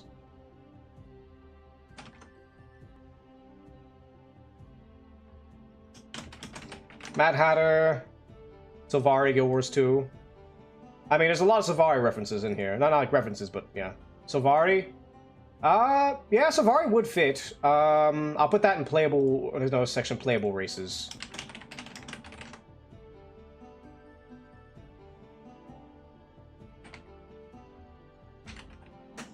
Elves, aka not humans of this setting.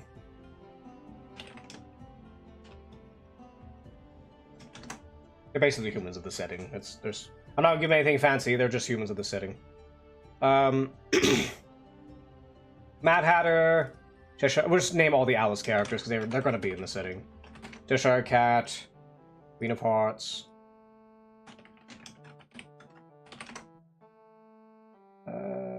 Dormouse.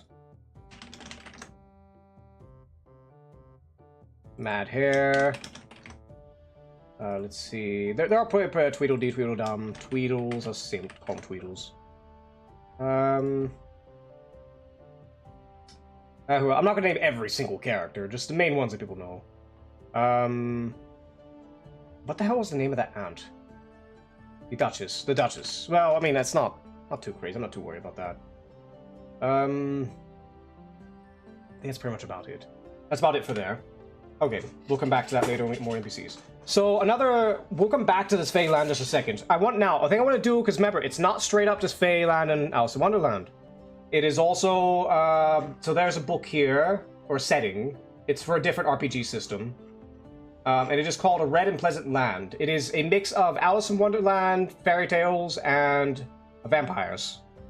Which is a very interesting twist. And I like it.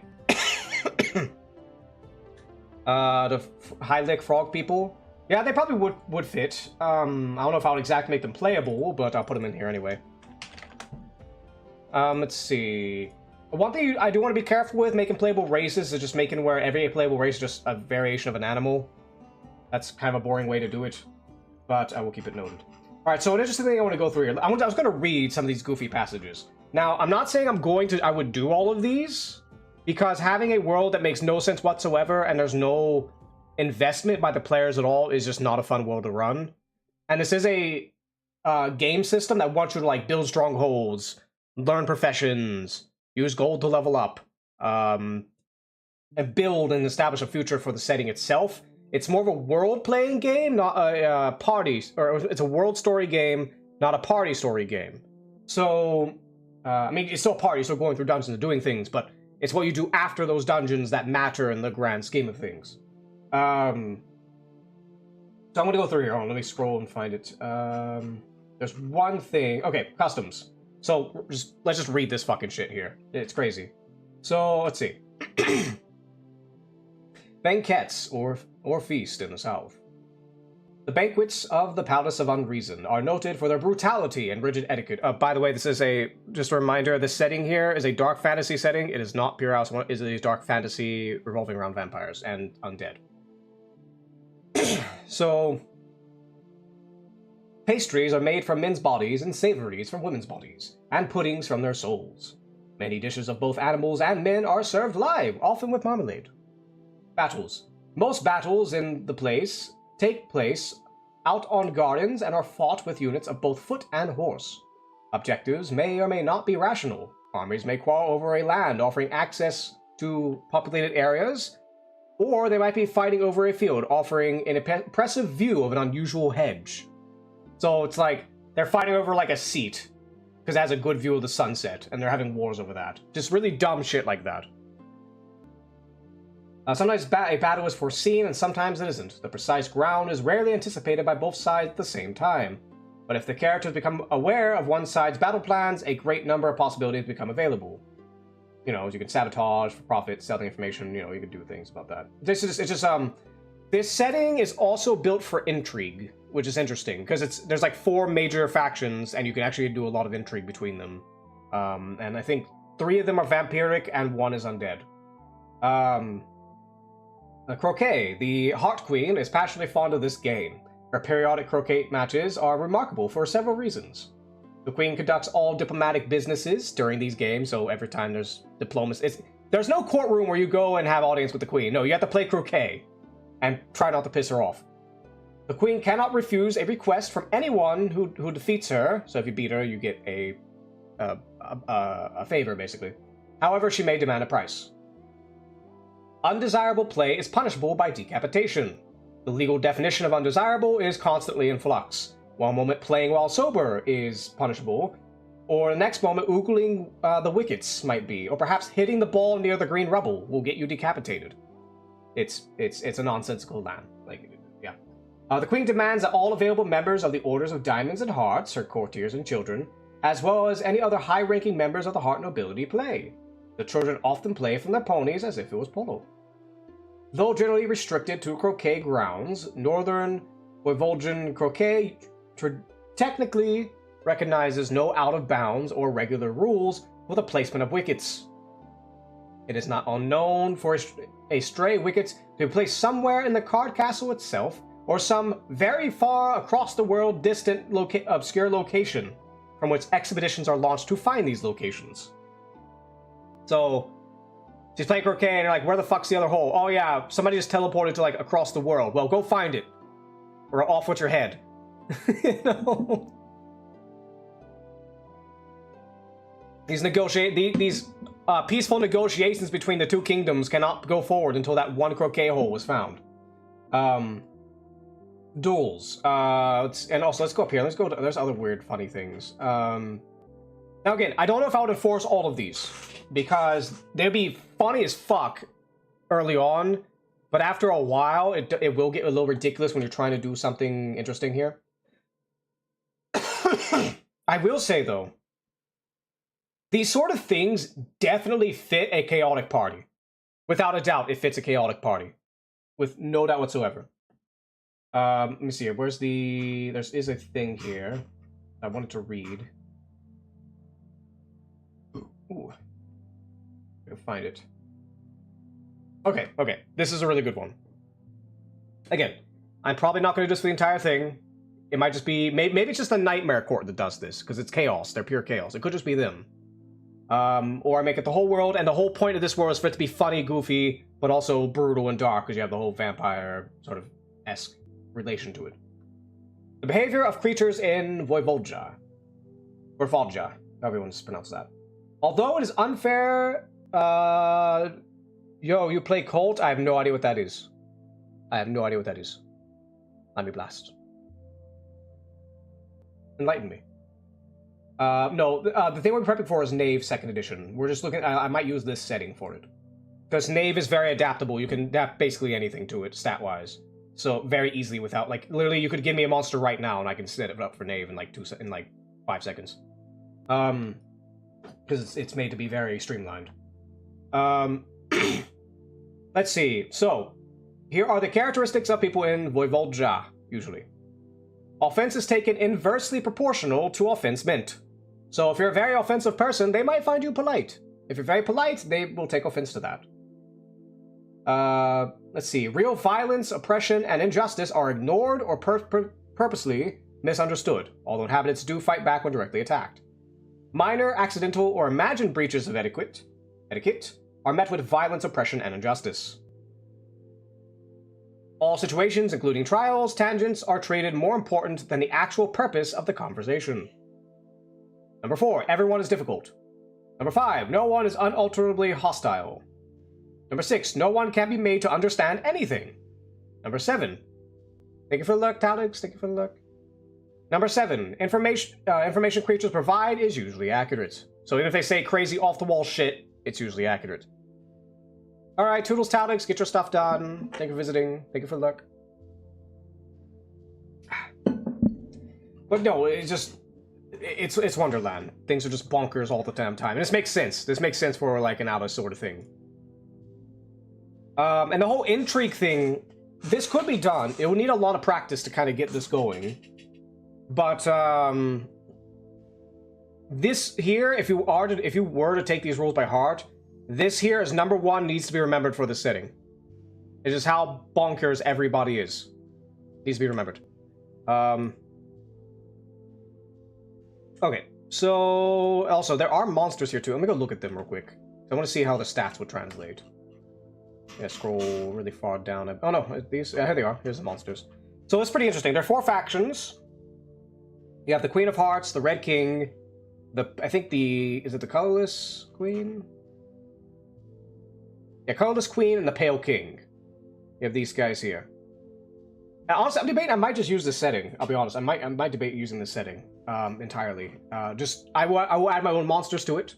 I could even throw some Curse of Strahd into it, because Curse of Strahd, as long as you make it goofy, as Wonderland is, Curse of Strahd would fit. Would actually fit the setting very well. Let's see here. Beast and People. So let's look at some creatures here. What we got? Cheshire Cat. So this is the Cheshire Cat himself, the NPC. Hit die 6. So he's level 6 HP. Okay, I'm not going to worry about this too much. Hit die is not really relevant. I'll just look at its HP. And if I was to take the average of this means the Cheshire Cat is about level 5. Where's my Knave book? I'm going to look this. Is it D6 or D8 for monsters? Let me check real quick. I forget how much their hit die is supposed to be. It's here. I think it's a D6. That is relevant because it bumps their health up if it's a D8. It means I can make them lower level if it's a D8. Let's see. Monsters, 61.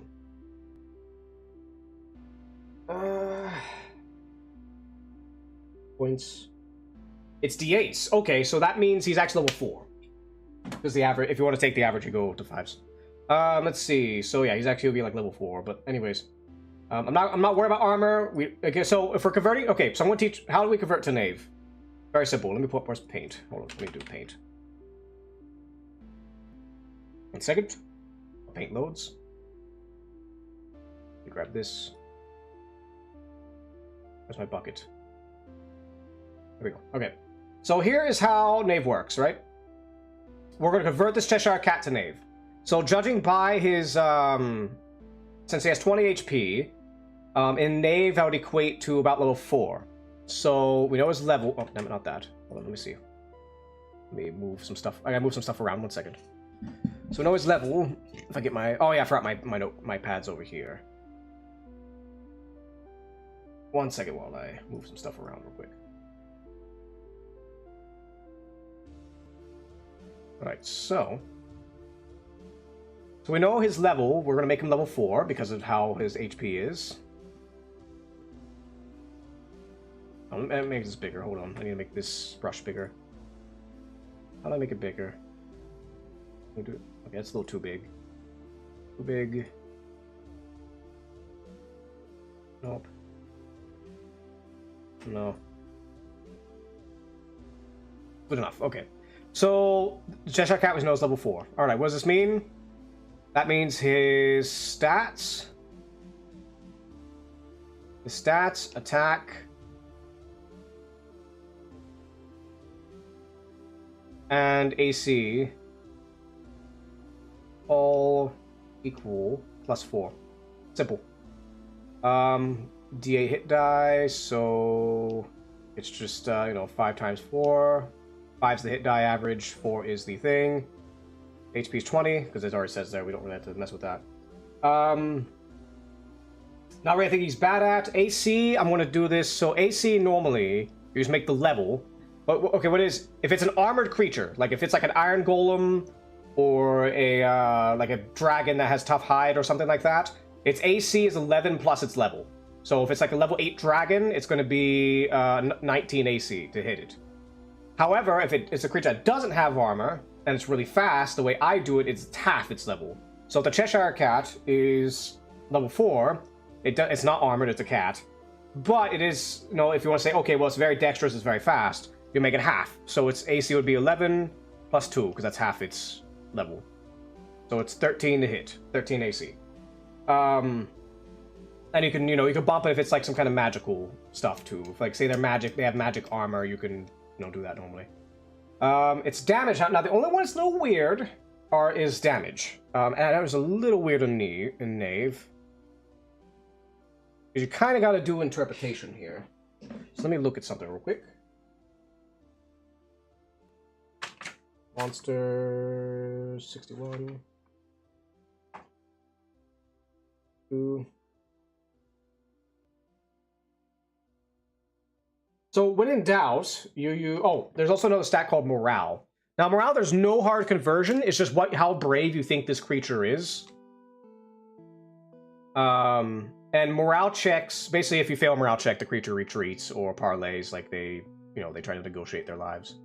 Well, real quick, damage is a D6 or DM interpretation. It varies. It's only weapons though, it's not kind of like spells and stuff. Spells are different. Spells vary. Basically, like for example, if I was to confer a 5e fireball to Knave, damage to spells is between 1d6 to 6d6. So depending on how strong it is and what it does. A fireball would probably be around 3 or 4. So between 3 and 5 d6s in this system. Well, the other thing is if sometimes monsters, like if a monster has a two-handed sword, it'd be a d8. If it's like some powerful creature that has a powerful, like a vampire bite or a vampire claw or something. It's up to interpretation. Because remember, Knave it's not meant to be balanced. It's not made to be balanced. It's up to your interpretation. And it's actually good. Because Knave players are not expected to do combat all the time. That's not expected. Alright, so let's look at morale. Morale could be a number between 2 to 12. It's your interpretation. The higher the number, the more brave. Obviously, if it's out of 12, then the only way... Let me check. Is it equal or it has to be higher? Let me check.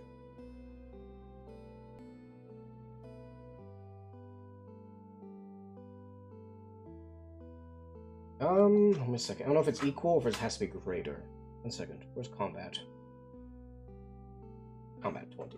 It's very quick because Knave has a very small book. I wish I could show this. Do I have a copy of Knave? I might have a copy of. Let me see. Do I have a PDF of Knave too? I should. Because I can show you all what I mean. It's actually pretty. It's pretty good. I love the system. And it's coming for a guy who's a forever DM at 5e. DM guides. No, I don't think I'm gonna find it, unfortunately.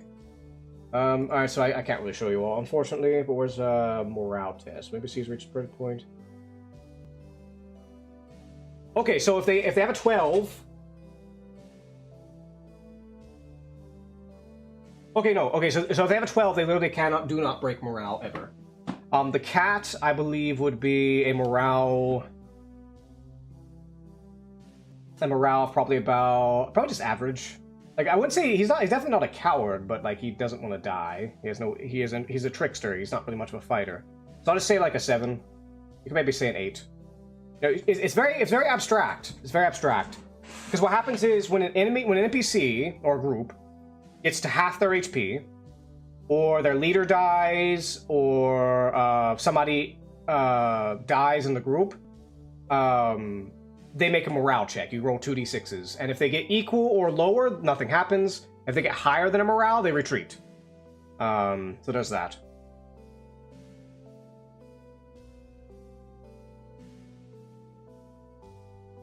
Anyway, so let's look at the Cheshire Cat. Now we need features.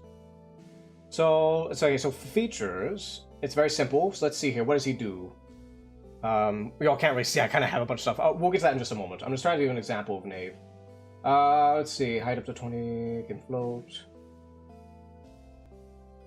Visible and cannot interact with objects. So it can turn invisible, and it can float at 20 feet. So we have invisibility on demand, which is really strong, actually. But not interact. Can't interact while it's invisible. And it can float 20 feet.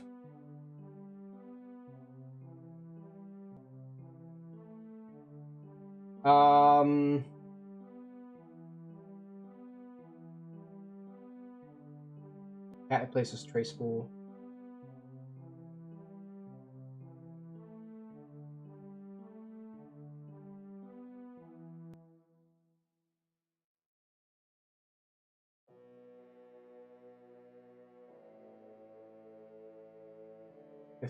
After the trace initiated.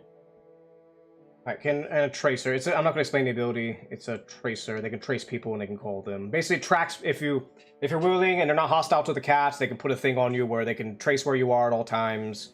And can teleport to you 3 times and it runs out. That's all it is. We have all the stats right here. We ain't got to do any complicated shit. Like, it's really not complicated. And we know, okay, it can turn invisible. It can float 20 feet in the air and it has a little weird tracer thing. There you go. Cheshire Cat's done. We ain't got to worry about him. There you go. And I mind you, I did take a little longer. It's because I had to check things I wasn't aware of. But it's really simple. Like, if I was put on the spot, I wouldn't even have to write that down. I would just have to calculate his HP. And that's about it. And just make sure he's having, like, big, powerful attacks that I need to buff the damage up for. Also, since he's just a cat, I probably nerf his damage down to a D4 instead of a D6. But, because he's really just a regular cat, besides those abilities. Anyways, let's look through here. Let's see. So I have these bishops. What do they do? Let me see. I'm not worried about these. I'm not worried about these spells. I hate big spell people that have lots of spell casting. All the because spells in Knave are very, very strong. They're very fucking strong.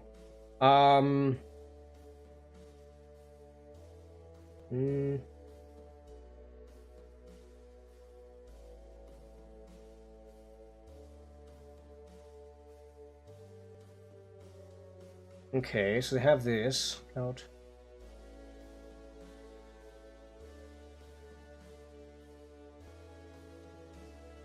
So they have a weird thing. This guy turns into like a weird manta ray lionfish thing. Oh, they all changed into animals. Interesting.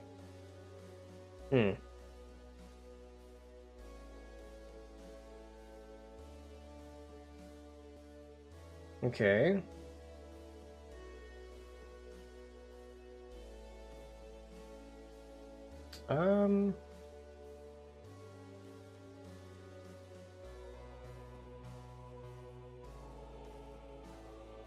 So the thing is that a lot of things are vampires, which can be a bit difficult. Because if you have a lot of fucking vampires, heads are gonna roll. Let's see here. Now, how's about the queen? Queen herself.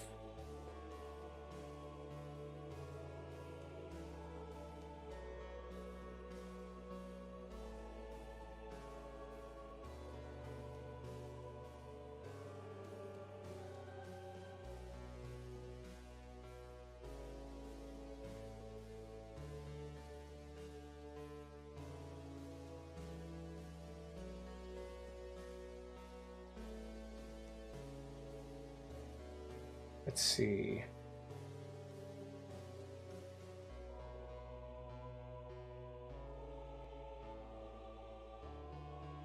There's a curse. Okay, so we're not going about this too much, but I'm starting to think I will, in fact, definitely use this setting as the basis.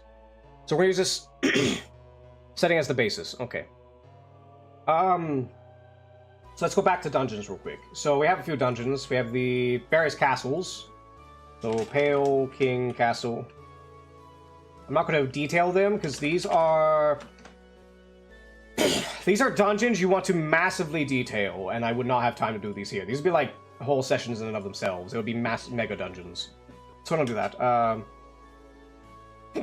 Hearts Castle. Also, I'll call it the Palace of Hearts. We had the Red Palace for the Red King. And then we have the... what was it? There's pale. Yeah, colorless. Colorless domain. I don't think she actually had a castle. I think she's like some weird sort of lair. Let's see here. Alright, let me just scroll through and just see... what's this? Affect how guest looks, whether additional. What's this? The hell is this? I seek to bolster their legions by gaining services of devouring lords from the incorrect realities. Our preparation, a specialty, reception area, guest room, or dining hall, banquet, including human animal sacrifice. Which from whose body the guest emerges. At least 15 lines per in blank verse or rhyming hexameter, contracts, collateral, fine print, and solicitors. I mean, when they're summoned. Oh, this is interesting. They have like a summoning ritual for like eldritch horrors and such. Let me see. Let's let me get, where's my dice? I have dice sitting here. Let's roll here. Let's see what we get. Oh. Alright, 25. So let's see. Extra head. So thing spawns 2d4 extra heads. So that's the whole head. Okay, so either 24 fused heads or the separate heads. Let's see. I'll just roll. I have a d4 here. Let's see. Odd, it's one head. Even. So it's multiple heads. And I rolled about 6. So this dude just sprouts 6 fucking heads. And it talks like that. Okay, but what is it? And powers. Let's see what powers it has. This multi-headed dude. With 41.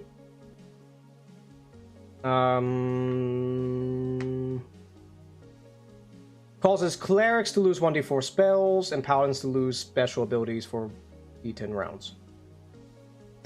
This would not translate to knave very well, because it doesn't have this, like, specifically.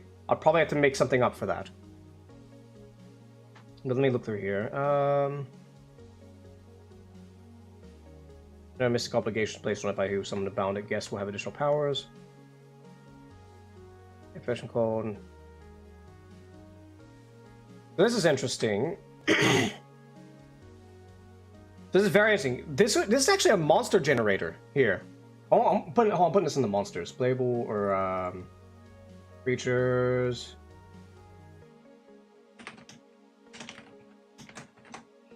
The guest. These are a neutral thing. Anybody can summon these. Even humans could summon them, but it would be very dark and evil to do. Let's see. It has a random goal. 9d12.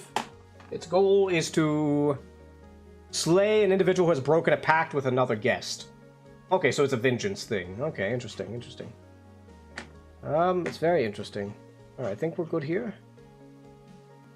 Alright, so let's, we got the Hatter. I'm not going to bother reading him, but it is pretty interesting. And there is level drain. There is level drains here, which is interesting. Heart Queen wants to decapitate people. Let's see here. I'm a sheep. Move, Ghosty! Look at Ghosty. Ghosty gets the bops. Hold on. I have to give Ghosty the bops. Where's Ghosty?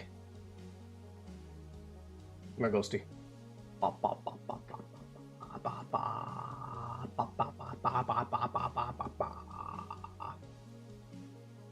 are we, Ghosty? I hope you're holding up well, lovely. I hope you're holding up, lovely. Oh, 1 second. Ooh, hold on. I gotta see a thing. Hold up. I see a thing.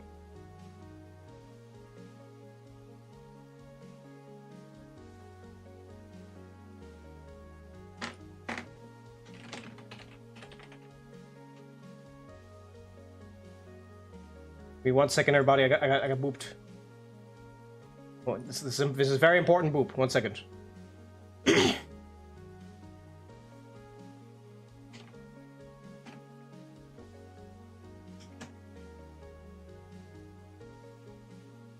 A robot. Let me see.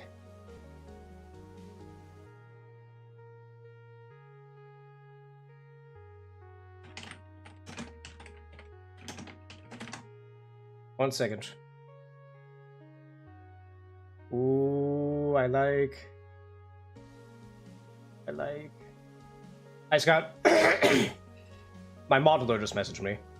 Oh,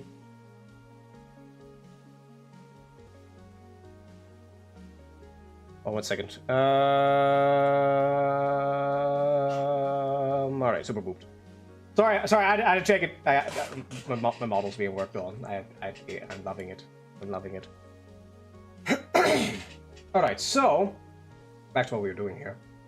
Okay, so I probably do need to read over Red and Pleasant Land. Let me check. Is there any like quests or anything? What else in here? Let me see. Let me see. Are there any like quests or something? Kind of look. There's adventure locations. Red books, top section, embankment. Let's read some of these real quick. Let me kind of get an idea of things. Random encounters. Don't care too much about those.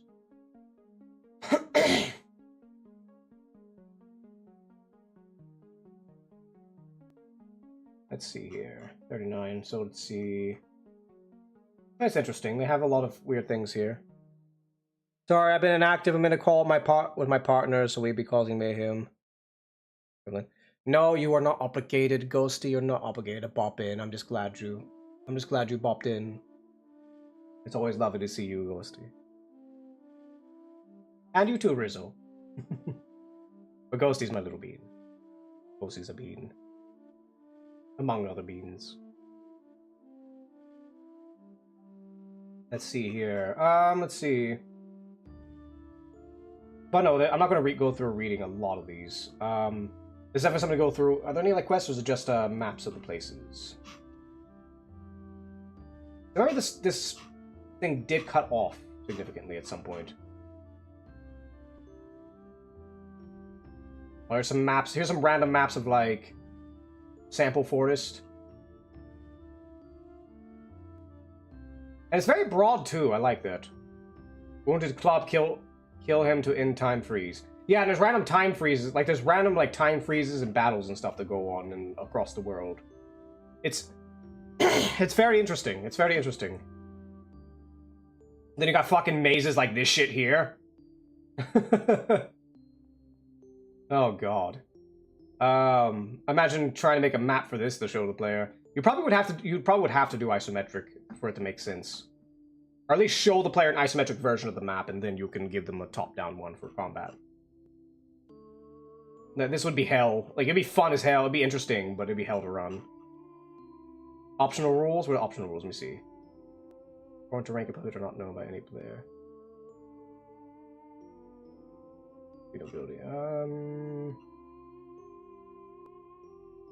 Large battles. I'm not worried about. Nave already has large battle rules. I'm not worried about that. Venture hooks. They have an Alice class, which okay. Oh, these encounters. Let me see.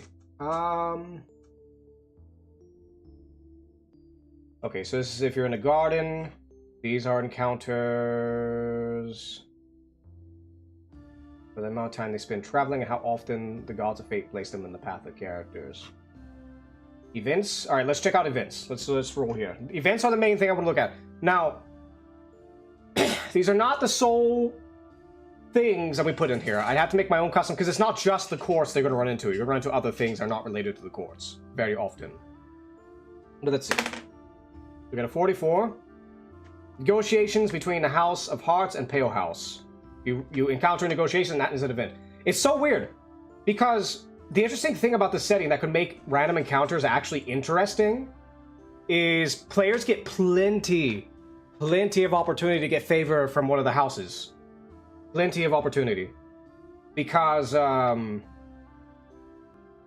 have plenty of opportunity because, just random shit like this happens, and you can pick a side, or pick none, or maybe, convince both. Granted, they're chaotic and crazy, so good luck. But it's interesting. I'd like to add random stuff as well, other unrelated things as well. But that is the thing. What is this? Idiotic filibuster conversation openers. What's this? What's your name? How do you spell that name? Hold on, I gotta roll this. Number one. What's your name? How do you spell that name? In South of Volja, it would be spelled with 2 L's and the accent on the N. Accent on the N. I don't get it. Let me try it. Let me try one more. 5. Forgive me, I seem to have forgotten my name. I would fucking... You mean NPC has forgotten their name? Chaotic and crazy, yes, it is very chaotic and crazy. Limey Blast.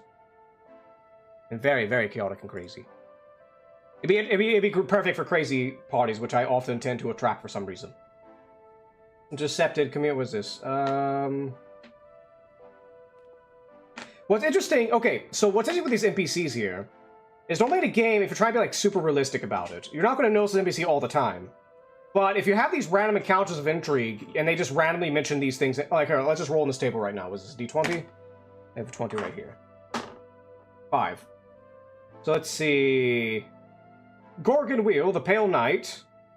Wait, hold on, which one? Am I just going to one of these? What am I checking here? What is this table for? I guess it's just like a thing. It's just like, oh, the Pale Knight. Alright,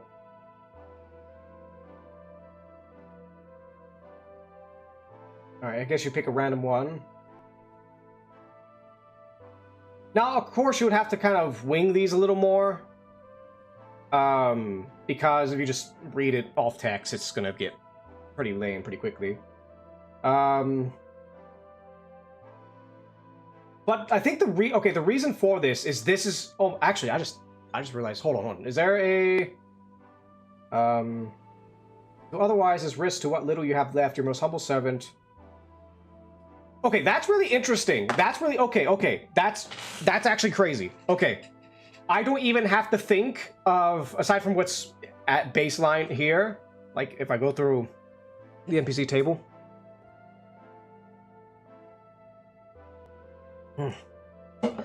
I don't even have to think about what the intrigue is and make quest. I don't even have to make quest in this thing. I mean, you can, like, okay, there's a dungeon, go get it. That's fine. Because of random encounters and the various core intrigue that happens, and I just roll on this fucking table for... Oh, okay, like here, let me just do it here. Okay, so let's do it again. So, D20. Because it's random and wacky. You don't have to, it doesn't have to, even if it's the same thing, it doesn't matter, because allegiance always fucking shift and change into the most stupid, wacky thing in this world. 4. Lord Vtuber, Knight of Nephilidia? Knight of Nephilidia. And I pick, this past season has been... intolerably cute. Oh no, let's talk about weather. So I guess what you're doing is you're picking from these, and you're okay. Rumble Servant. So you can kind of like so you kind of have to do these. Is there anything? Fee and taxes demanded by members of the Pale House. All right, let's see. Okay, what are you being taxed on? How about you, Limey? I tax you for the poor tax. 100 gold pieces for each member unable to produce 100 gold pieces. So, you gotta give me 100 gold right now, Limey. I don't think you can produce 100 gold pieces right now. This is the poor tax. We see, like, look, the X eyes per missing eye in the party, you got a tax. The poll tax, 100 gold per pole arm. A licensing fee, 100 gold each time the party notices the tax collector lying.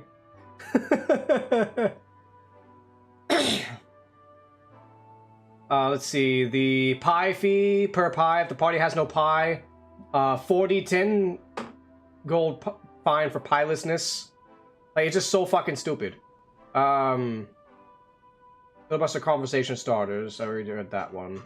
I'm not sure how I want to run this one. Like, this one's interesting because you gotta think. So if I roll from this table here and I get the Hatter, all right.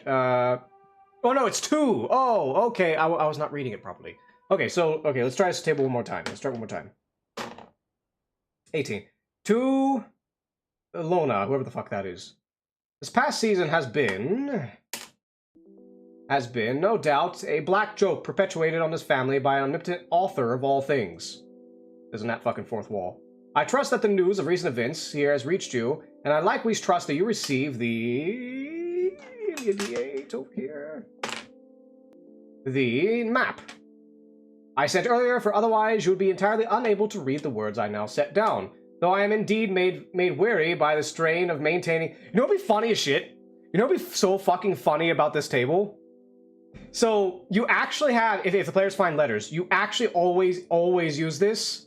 And then somewhere in the world, there's like some kind of printing press that's literally every single letter in the world just printed with like a big fucking...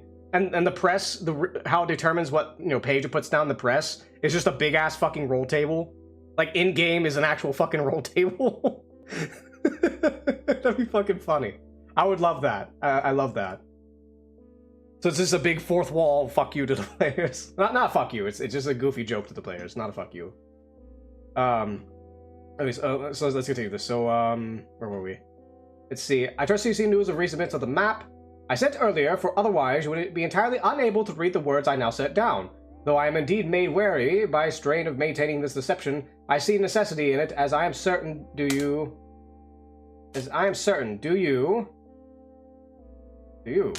let's see... 8... 7. The humans, wait, what? What was this one for?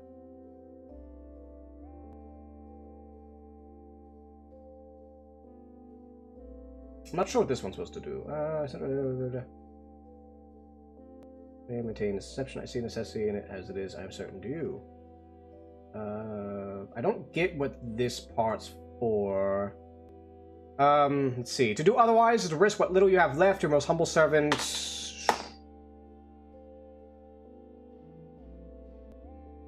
The Carlos Bishop. P.S. D12. Arthros, Kana, Asgard, Eden, Manata, spell act. Oh, a spell if it read. So you just have to play, so the players can literally just be reading this letter and they read it out loud and a spell goes off. Actually, no, here, hold on, I'm curious. Give my name. There's a list of spells. Hold on. We're gonna see what spell activates on the player when they read this damn thing. Let's see. Spells. Alright. I love playing with these tables every now and then. There's not one for random tables like this, with few exceptions. But this one actually makes sense in the setting. I love it. Alright, 21... Okay, so spells... D100. Let's roll D100 with spell. What spell goes off on the player? 95. Visual illusion. You create a silent, immobile, illusionary objects that last... Okay, so the player just starts seeing imaginary objects out of nowhere. They go crazy. So there we go. Let's see here. Alright, let's see, what else is this? I searched the body. Okay, what did they find searching the body? I was like testing the tables out to see how good they are. Knave has a lot of really good tables, but one table I don't like is its weather table. It's good because it has like every weather you could imagine. But it's not, they do not have a table for each climate. They just took every possible weather condition and slapped it onto a table. So like a clear day, a clear happy day, it has equal chances as a solar eclipse. So, you know. Let's see here. So what do we get? We got a 81.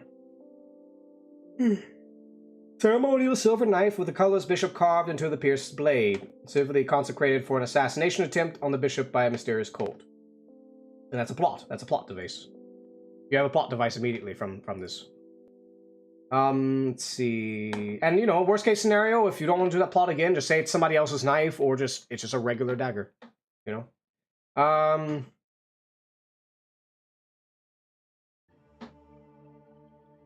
After any entry, cross it out and write your own, unless it has an heuristic. Let's see. Instant locations. Let's see here. I could maybe use this. I could probably use this as a table for building the actual world itself. Like, I can roll this ahead of time. But again, I have to wonder, though. Dungeons. We still have to do dungeons. That's my problem. I want something to make dungeons simple, easy, and fun. Dungeons. That's the problem. It's always dungeons. Always dungeons. Let's see, instant interior rooms. I mean, that's simple, just fucking, it's just random. Mind you, it's a place of unreason. It doesn't have to be a sensible room. It could be some random room that makes no sense being connected here. You could have, like, 5 bathrooms all connected to each other. Or a bathroom and then a dance hall with a toilet in it. Just, you know, you could do whatever crazy shit. Instant forest and garden complications. Okay, let's see. 8. Time distortion. 25% of rounds are undone afterwards. Warning, this is a pain to referee, but fun. It can't, yeah, yeah, so a chance to, like, time rewinds after every few rounds. Move forward by staying still and occupying square. Wait, what?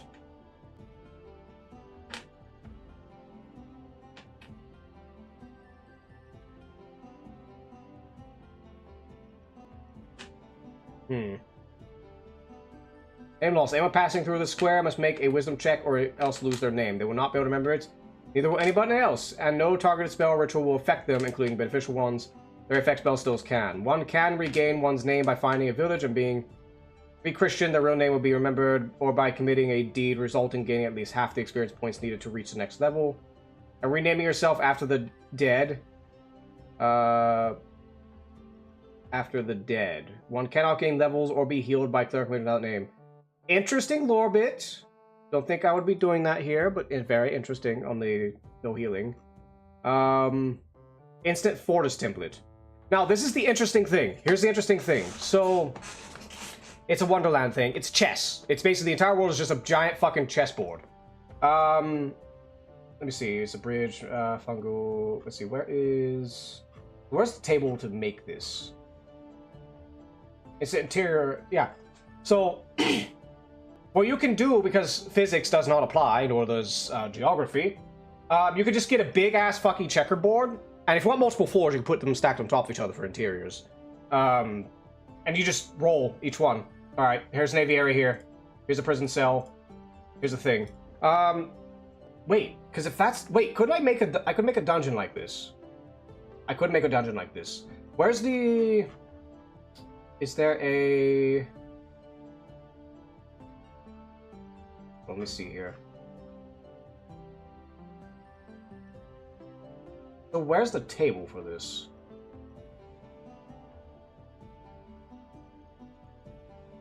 Forest landmark. It's a forest template. Have the blood thing. Like a rocks graveyard filled with blood.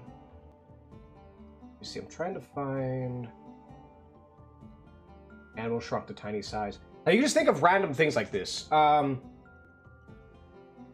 So okay, so here's the question: can this randomness equate to a decent dungeon? Well, okay, let's try this. We can try this. Let's think. So, what I'll probably add to this is you don't have to stick to this.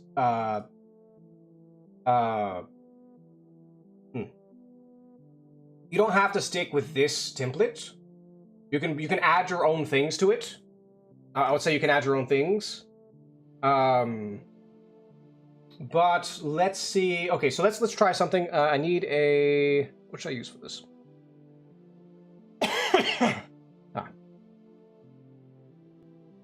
Actually, I might bring. Let's use A Sprite. We'll use A Sprite for it. It'll make it a little easier. 256 and 256 by 256 is a pretty good size for this. Verdict, hello! We're being nerds and making tabletop stuff. I'll give you a shout out. Greetings, Verdict. How are we? How are we? Dragon's Dogma 2. I haven't played it, but it seems like a good game.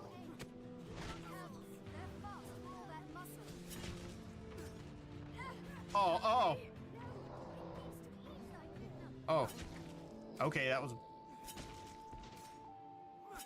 It died while I was writing it down. How are we? How are we today, Ferret? Actually, let me do this one. 30. Oh no, we do need to keep this by this one. What's 30? Oh, it's the first one. Interesting. 32, 8. Oh, well, yeah, that's 256. Let me make a grid here. Grid settings, 32 by 32.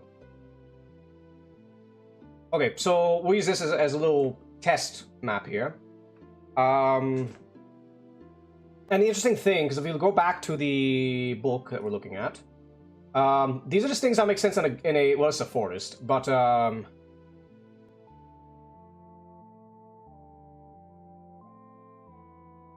ditch in space, sediment in the distance. So you could do this for anything. Like if I want a desert area, I could just bam, plop a fucking chessboard, and there's a desert area there. Stuff like that.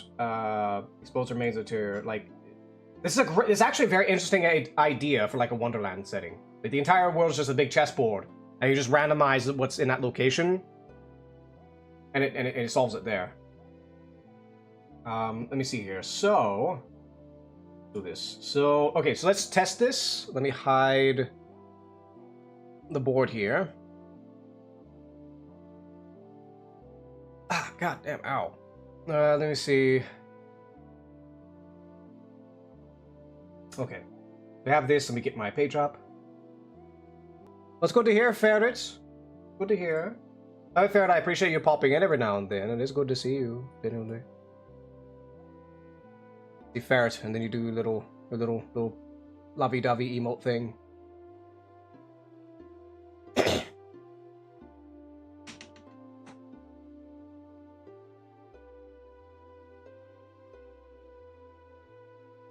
One second.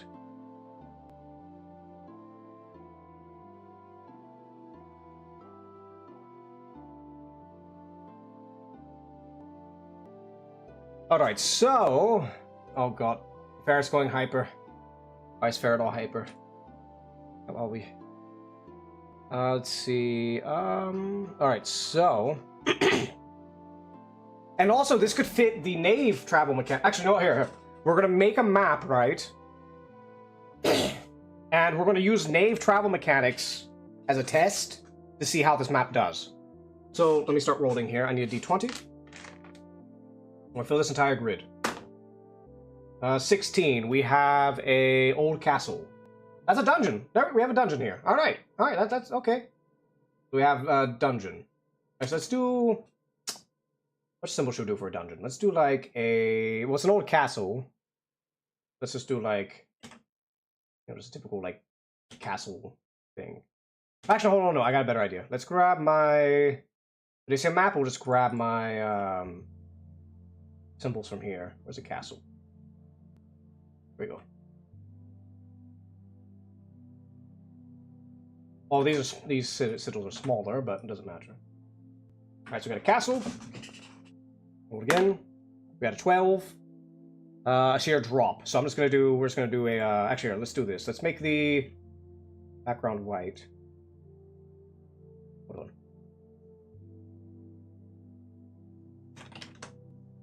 Make this. No, we'll make it like gray, like a light gray. That'll be better. Okay. So this is a sheer drop down. So let's do like down. All right, d20. 8. We got a clearing. So just I'll just do like. That thing. So I didn't make a clearing symbol here, which oh my god, that's so useful. Because I can just grab these sigils and throw them on there.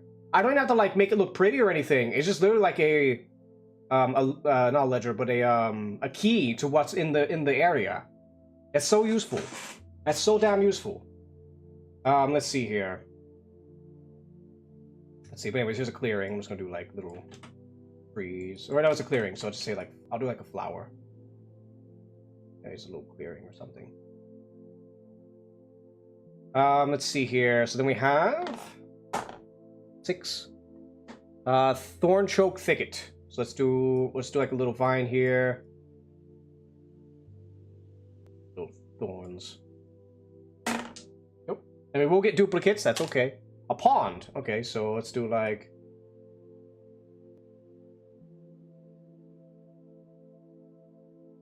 Let's see, a corpse or corpses. Oh no, sorry, I didn't read that right. A rise to the next square. Well, okay, it's a little hard because you have to determine which square you're going to, so I'll have to figure that out. Entrance to interior in tree. I'm not sure how I should write that. I'll just make a door. Like an entrance. 18. Which you could also make a dungeon, by the way. An orb. What the fuck's an orb block? Let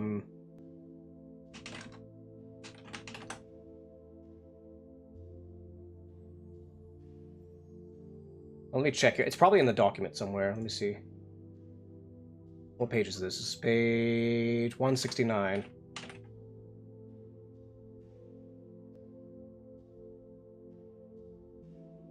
Okay, that's definitely a world thing. What the hell's an orb block?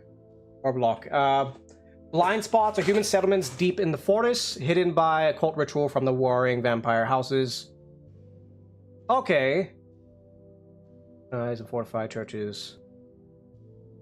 Okay, at least 3 bold youths who were statically shaven faces seem to cling to the skulls beneath.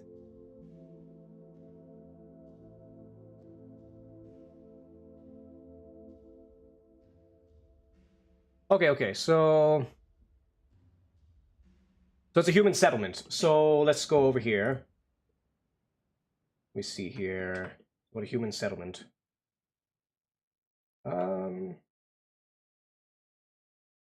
Now it could be a village. Most likely just gonna be a village. It's probably not gonna be a big town.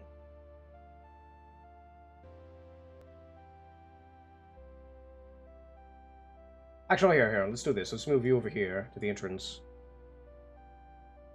You'll be a village. Where's a village? I'm feeling a lot about this. It's just I just need to find dungeons. That's it. Or a way to make really fun dungeons, not just like, yes, the randomization is really good. It's very interesting, makes it simple as far as like mapping is concerned. But when it comes to dungeons, you still need to make something that's fun. All right, so we got a little place there.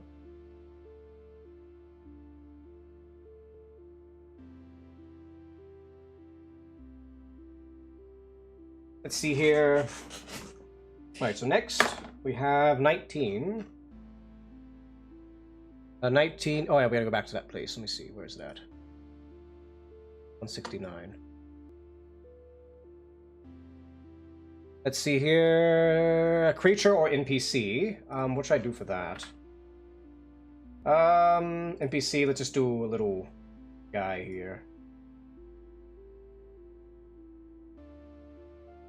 Got a little dude. I'll be right back. Bathroom calls. I'll be right back.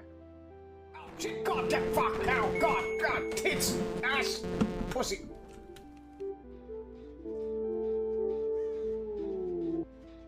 Hello. Actually, you can't go anywhere. You're down. You're going down. Okay. Okay. Ah, that was fun. I was like stuck at the table. Now you're stuck. Oh damn it. This is the stream now. Enjoy. Bravo. Well, are you gonna see me fat then? I mean, I got all day.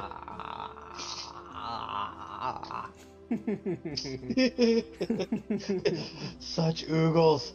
I'm not done with you yet. Such oogles. Damn it. Oh, okay. I guess I'm done fapping now. I'll let you out, otherwise I'll just keep you there. Yeah.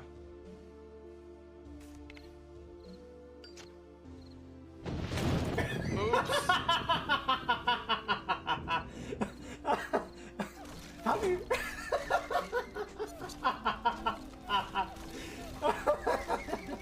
Bad look for barbecue. Did I just hear somebody else? Yes, I did. Nope. I literally turned around. That is not camping. You literally walked there as I was about to walk away. That's your fault. Right, maybe a slightly better one for barbecue. What? You just DC? What? What just... What? What? Okay. Flip. Hello. Actually, you can't go anywhere. You're down. You're going down. Okay. Okay. Ah, that was fun. I can land my whip. What? How'd that not hit her?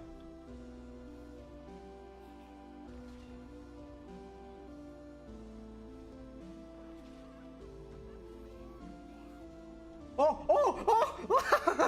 Oh! Onto hook you go! Onto hook you go!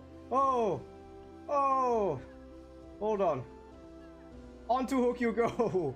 Clip that. Somebody clip that. Onto hook. No.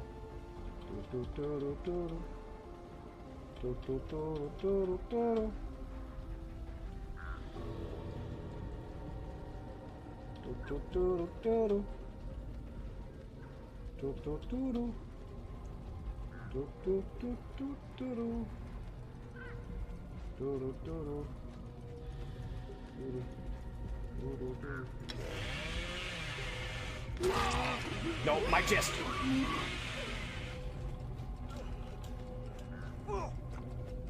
My chest. My chest. Mine. My chest. Mine. My chest. Mine. Ah!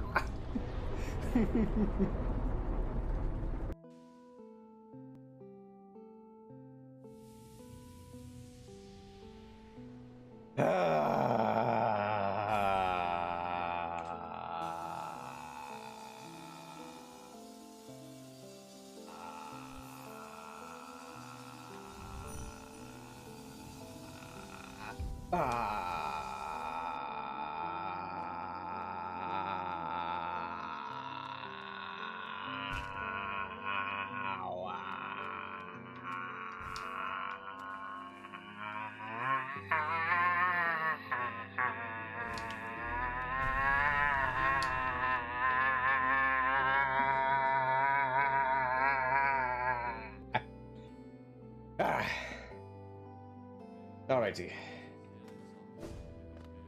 Well, we did Path of Pain, hardest part. Well, second hardest part. There's one thing harder that I've never done. Ah, Nimsy! Hello! Hold on, it's Mason TV. There we go. How you doing, Nimsy? Also, very cool emotes there, Shintakus. Gives me an idea for my. Hold on. Oh, what the? Okay, just came in and got shot. I was not ready for that. Okay. Thank you for getting me shot, Nimsy. How y'all doing? Welcome, everyone. I am Vasago. Imp of the Radical Layer of Hell in Section 5.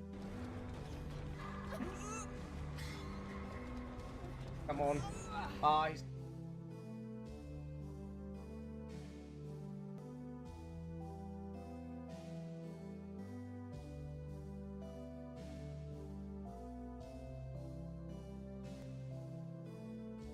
Alright, I'm back. We're just gonna do... Actually, I don't know why I'm doing that. Let me... 1 second. Let me... I suppose I did not have Ace Bride up. And I'm sitting here talking about it the entire time. While doing this, I did not have Ace Bride up. Oh, I'm not too worried about it. What was I gonna check? I was gonna check... Oh, yes. So let me bring back Edge. And what we're gonna do... is I'm gonna bring up... I'm gonna use Knave rules for travel. And see how well these charts do. So let's look at this one. This will be like a world map, basically. So let's see here. With Knave, when you travel, let me just get it out just so I have a reference in case I need it. I usually shouldn't. Within 9. Okay. So, now, the weather world is random in this world. I probably would make a custom weather table for each of these biomes, but that's besides the point. Okay, so, we have, Alright, so what's the weather starting out? Pretty typical. 94. Volcanic bombs. I don't think the player's going to travel during that, so we're going to roll again. 71. It rains fish. Perfect. Perfect. It's raining fish. It is raining fish right now. So food is not a problem. Alright, so let's see here. Alright, so for the first move, what the players encounter, I need a d6. Oop. 5. They find a sign. Find a sign. Except players counted roll in this hex. Pieces meet that creature turn. Reveal clue about something hidden. Sign on page 10. Right. Well, they find a sign of 62, which is a pellets. Little poo-poo pellets of something. Don't know what though. I'm not gonna worry about that too much. I think I might change signs a little bit. So I think the idea of it is you put a monster here. So I probably will have to have a monster. Yeah, I'll definitely have to put like a monster encounter table as well. Random encounter table is what I will have to meet. Let me put some notes here real quick on my free mind. Let me see here.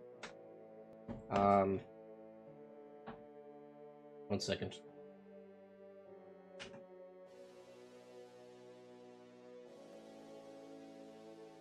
Biomes. I need to roll a grid, and I need to weather table and a monster table. Alright, make that note. Okay, so let's see what else we got here. Okay, so that's the first shift. They're not staying here, they're traveling, so they travel again, and they get a 4. Okay, travel. Okay, weather changes. It's no longer raining fish. They got a 17. It's just cold. It's just kind of cold out. Alright, whatever. Well, again, next travel. They got a 3. 46 for each perishable item. Let's say they have like 5 food or something. I don't know what's around. 2, 3, 4, 5. Nothing. Okay, nothing spoils. And then they have to rest for these next one. They can only travel 3 times per day, so we have to roll 3 more to see what happens while they're on this hex. Nothing happens. Fatigue. They have to rest this next watch, so, okay, nothing happens. 5, another sign. But the players are about to travel anyway, so it doesn't matter. They start... Okay, so here, let's do this. There's the hexes. Let's say the players start at an ore block right here. This is basically a village. Is anybody here, Ferret or anybody, would like to type in chat? We can play a little mini game here if anybody's interested. I don't care who, just if anybody wants to type in chat, we do a little mini game. Anybody? Ferret, Ghosty if you're there. Lime, I know Lime's been here, a little chatty. Anybody want to play a brief little game? Anybody at all? All it is, you're just choosing where you want to go. Oh, I got another thing we could do as well. Hold on.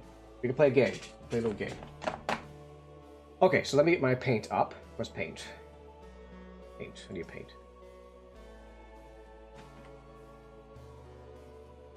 Let's see here. Give me 1 second.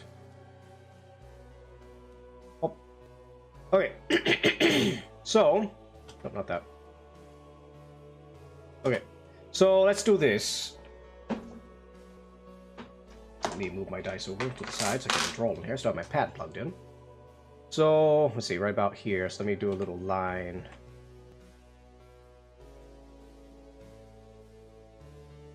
Okay. A little lower. Right there. Alright, so let's see here. Let's say... Oh, let me check foraging real quick. Is that a wisdom based or...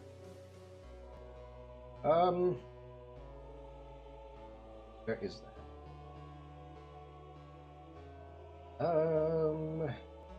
Foraging. Okay, it is wisdom. Okay. Alright, so it's usually 15, goes on. Okay, so let's say this person... let's erase... Hold on, let me... Second. Come here. Alright, straighten that out a little more. Alright. So let's say this person just has a +3 to wisdom. Like, he's level 1, he put all of his points into wisdom for some reason. +3 wisdom. You have a +3 to your checks. God damn my voice. You have 6 HP, you're level 1, you just have 6 HP. And 10 wounds. 10 wounds you could take. We'll say you have 3 food. 3 food. And let me check. Are there any rules for food?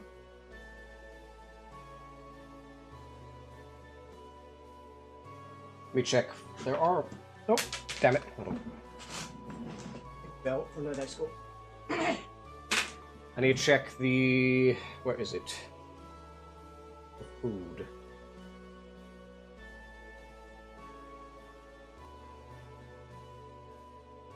Navigation, foraging.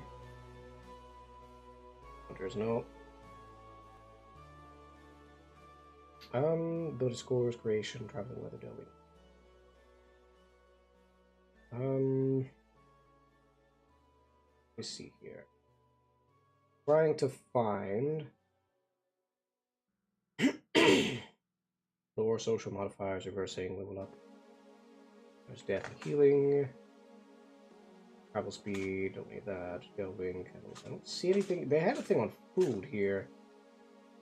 Hazards. Wait, hold up. Thirst. Where's starving? I don't see starving here. I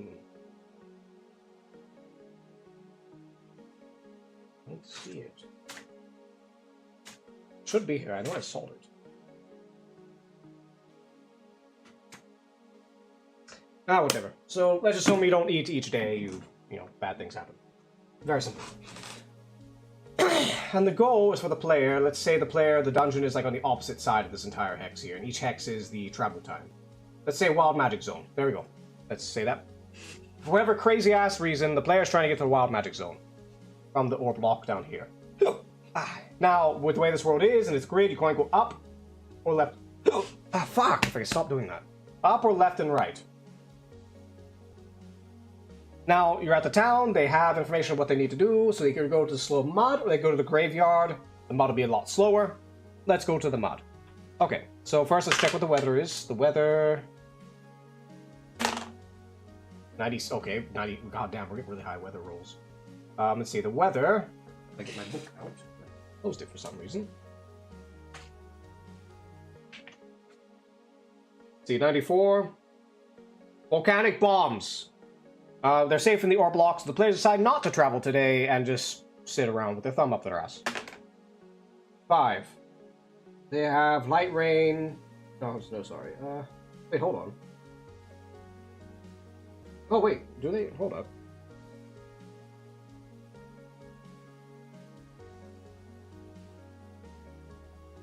Hold on. Oh, hold on. So they have, okay. Let me see here. Changing weather at the start of the game.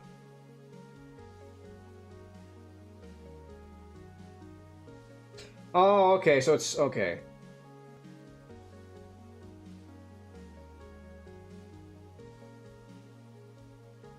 So they do have a proper weather. I did not realize that. Or a local event begins. I wish they would have another one for like. How should I determine an event in one roll?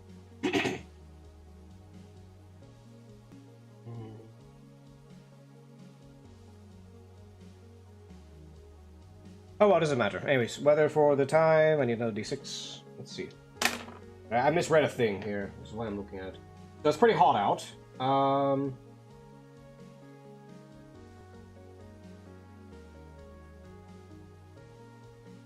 It's pretty hot out, but otherwise not too crazy. Heavy rain, heavy snow, winter. Okay, so the weather is hot. Let's write that down. And it's not too crazy. It's hot. Now I'm not going to write down the time. I'm just going to remember the time because time's going to be moving a lot here. So let's see here. Okay, so players decide to move. It's just hot out. They move. Also, is there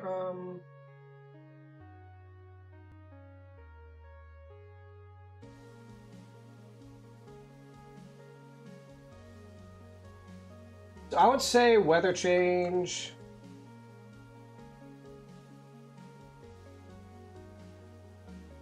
Okay. Anyway, so the players, they go forward. Okay, let me get a little dot, because I can draw on here. Let me see.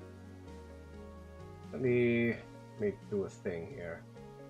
You know what? I got an easier way to do this. Hold on, let me set this up. Let me just get a picture of this. Get a picture of this real quick. I'm going to take it over to Ace Bright. I'm going to draw on that. It'll be a lot easier. Oop.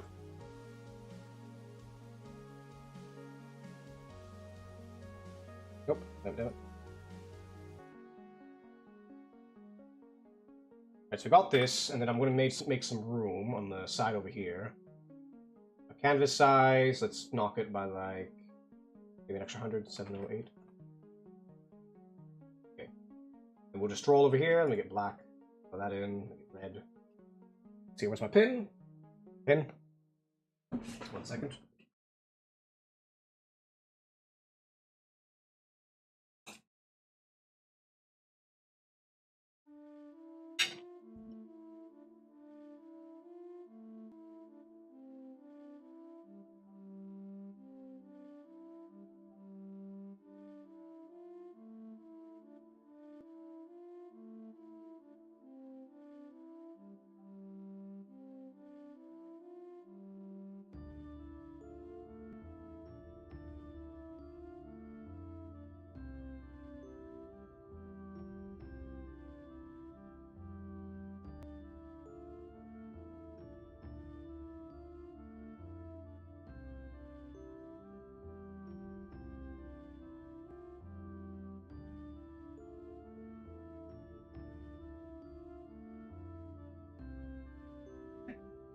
I have no idea where my pen went.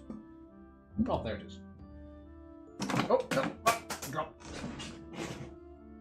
Alright, so...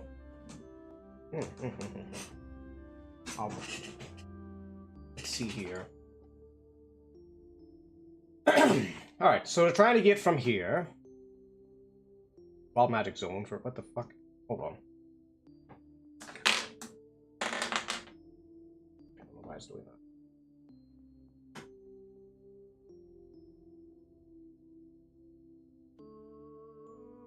Trying to get from here. Okay, hold on. What is going on here? I need to hold my spot in the book.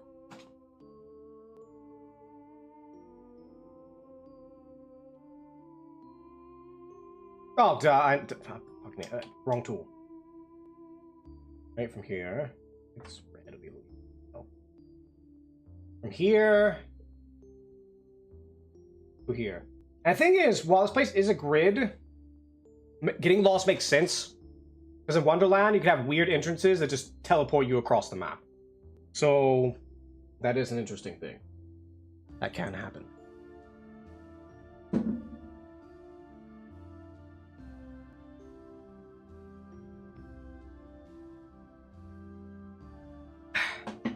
Alright. So... Alright, so players are here. The weather is hot, as we discussed. It's hot. Actually, I should put this on a different layer.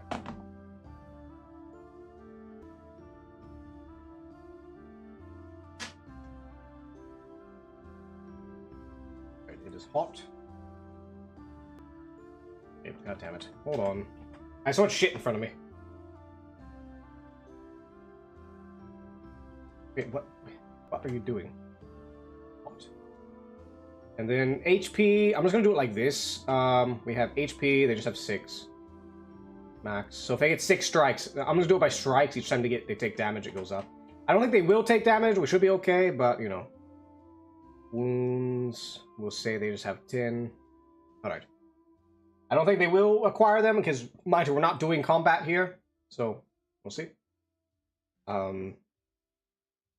Okay, so they go north because they don't want to go to a graveyard. Who knows what crazy shit they have in a graveyard? So they go north. D6, nothing happens. All right, let's say they go to... There's a city up north. They go there because it's probably safer. Roll 4. Weather changes. Let's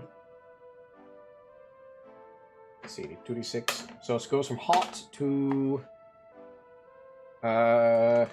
Oh, heavy... No. Thunderstorm, blizzard... Okay, it's thunderstorming right now. So... They're probably just going to sit here for a while. So, let's see, they wait for another shift. An encounter... Well, that's in the town. We're not really going to roll that. That's different. We're just waiting for the weather to change. That shift. That shift. Nope. The weather will change in... 4 days. Let's see if it actually changes. 5 and 4. About 10. It gets hot again. Alright, so tomorrow at about midday, the weather changes. It's about midday, their travel slots are back. So let me just scroll here. Oh, wrong thing. Oh, damn it. So here, they waited for a little bit. It is now about sunset. They could wait for next morning if they wanted. So let's sit here for a minute. Does the weather change? Weather does not change. Alright. So it's just hot out. They want to see a hill, or a hill here. They can see everything in all directions. I'll probably allow this, as long as there's nothing blocking the path, they can see everything from here. Like 2 spaces out. These are diagonal spaces and these 2 spaces out.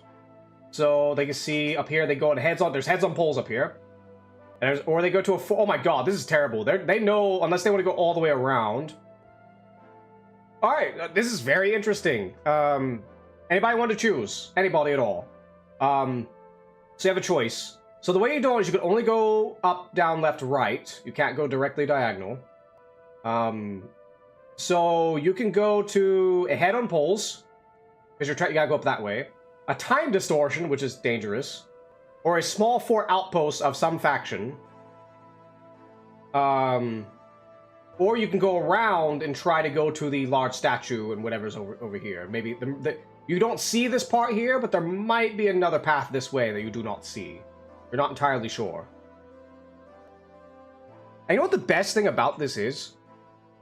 If the players understand how it works, they can actually very easily map out the area, but getting lost still makes sense because it's fucking Wonderland. You can get lost no matter what you do, because you could just go to a door and the door is not the same door anymore. That kind of thing. Alright, so I'll just roll and see. If it's even, the players will take the safe but long route. If it's odd, the players will take the dangerous route. Odd. They take the dangerous route. Okay, do they go to the time distortion, head on poles, or outpost? 1, 2, 3, 4, 5, 6. Alright, they go to the head on poles. Okay. So they go north. What happens? 2. Fatigue. Hello, Limey! Limey, would you like to play a little game? Would you like to play a little game, Limey? It's just a brief get to X location.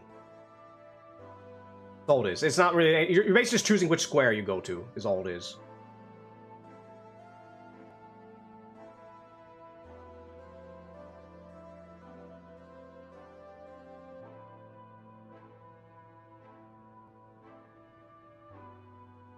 But we rolled, they're going to go this way. So go up here, they got a 2. Fatigue, they have to rest here. Alright, they have to rest here. Alright, they have to rest. Alright, and then they get fatigued again. They have to keep resting. It's very tiring here. It's a desolate place. Then they get a 3. Alright, so they have... We said they have... I joined it. Hips! Hips, you need to play a game with me. We're going to play a little game, Hips. Are you ready? All it is you are picking... Okay, so here's the game. We're gonna start over here. So... I am testing travel mechanics for this RPG. You don't have to know too much. All you need to know is...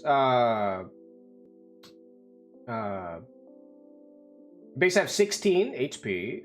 Mind you, how do I put this? How should I put this? Let me put this on screen. Hold on, let me put this on screen. So, wait, fuck! I'm rolling all this. I didn't. God damn it! Hold on. I didn't change the thing everybody sees. I did not change the thing everybody sees. I kept forgetting this. Nobody pointed that out. Let me switch this to Ace Bright and turn off Edge. Okay, so we are doing. Let me go to Paint real quick to edit something real fast. I need to edit this here. Alright, so... Okay. CP, 16 wounds, 3 food. Okay, so that red right there you see is your stats right now. You have +3. Hot is the weather, it's just hot out. You have HP and wounds. They're the same thing. HP's easy, recharges on a rest. Wounds recharge, you have to be at a settlement to recharge it, just FYI. So, I don't think you're really going to take too much damage here. Maybe, maybe not. You could get an encounter, and I will roll randomly to see if you get wounded or not. In an actual game, if you got an encounter, we'd roleplay it and stuff, but we're not going to do that here. We're just random seeing if you succeed the encounter or not to determine if you get wounded. And you have 3 food. You have to eat food every day, every 24 hours, and so on. So, let's start here. So, the goal here, my minion, is to travel from here, an ore block, which is just a village, to the wild magic zone. Don't know why, don't ask me why you're trying to go to that area. So, now, for movement, you can only go up, down, left, or right. You cannot go diagonal. And you can only see this far. Technically, you're not supposed to see these, but we're not going to worry about that too much. Actually, you know what? Here's what I'll do. We'll just block these off. That way you can't see them. Give me 1 second to block all of these. Alright. Close your eyes, minion. I'll tell you when. I can just turn it. Hold on, let me just turn off Ace Bright. Up. Give me 1 second to get this. We'll play a little game. This is me testing out the travel mechanics of this game. No, you can open them now. You can open them. I just shut off Ace Bright for a minute, so you can't see it. while I get all these blocks going.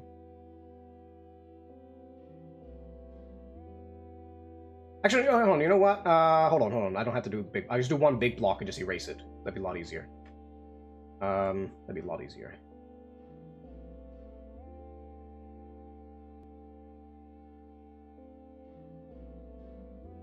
Give me 1 second while I get this going.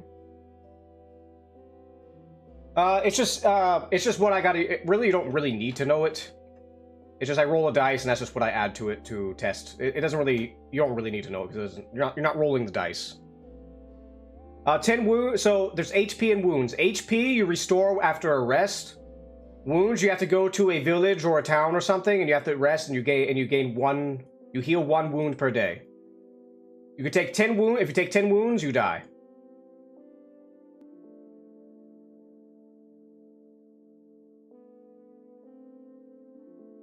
Now, this place isn't too big for a knave travel, so I don't think, unless you get some really bad encounters, I don't think you're going to get much.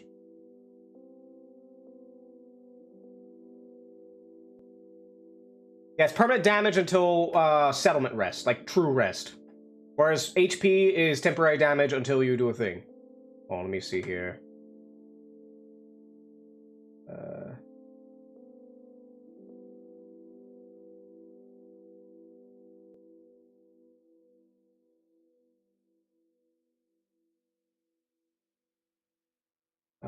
Let me see.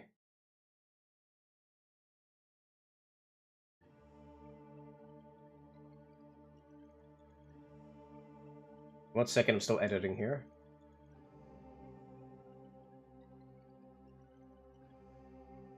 Let me see.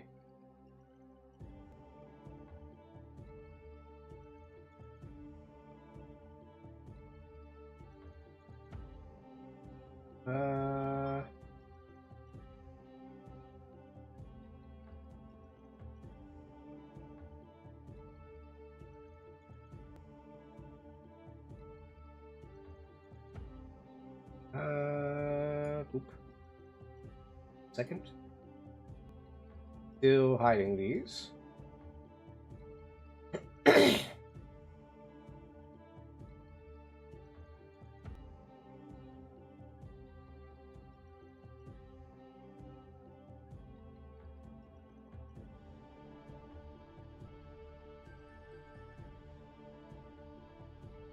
Okay, so I can bring it up now?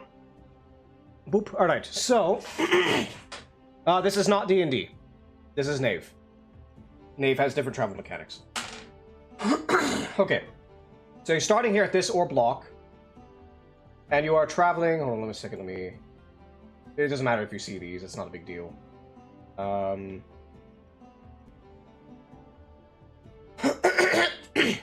Okay, so... Alright, so... You can travel 3 times in a day before you have to rest. You have to eat you consume 1 food per day. God damn, I need to drink more water.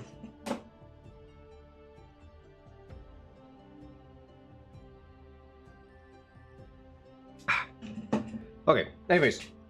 So in a day you have 6 things you can do. Or you can do 6 things. And you can only travel 3 times in a day. Unless, you know, some other thing prevents you from doing so. So here's your actions. I want you to write this down so you remember them so I ain't got to repeat them or have them on screen. So let me know when you're ready. I can write what your actions are. Let me know when you're ready. And you can, so you can write them, okay. It's just so I don't have to have them on screen constantly. So you can remember what you want to do. And you have a list on you so you know what you want to do.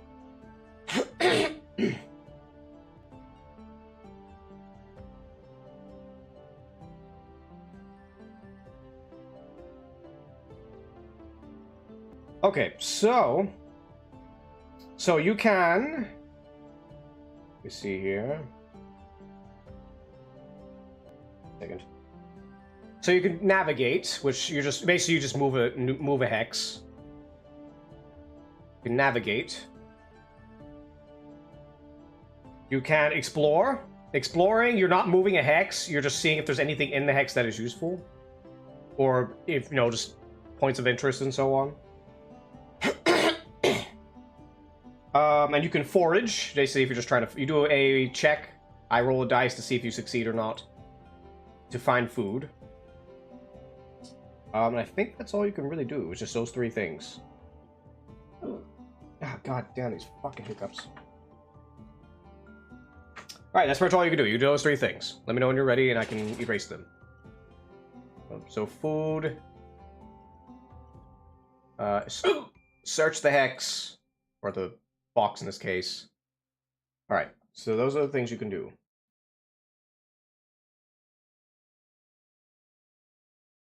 Ah, god damn these fucking hiccups.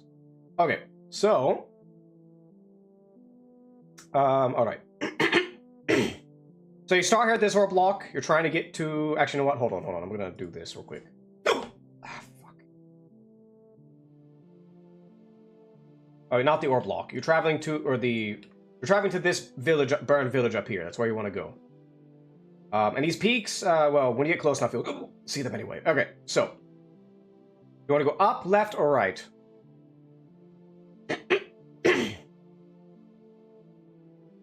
Way. And or you can ask around the village for maybe directions. You know, you could do things in the village. We're not getting super detailed here. We're just related to travel. So you can just go on and start traveling, or you can, you know.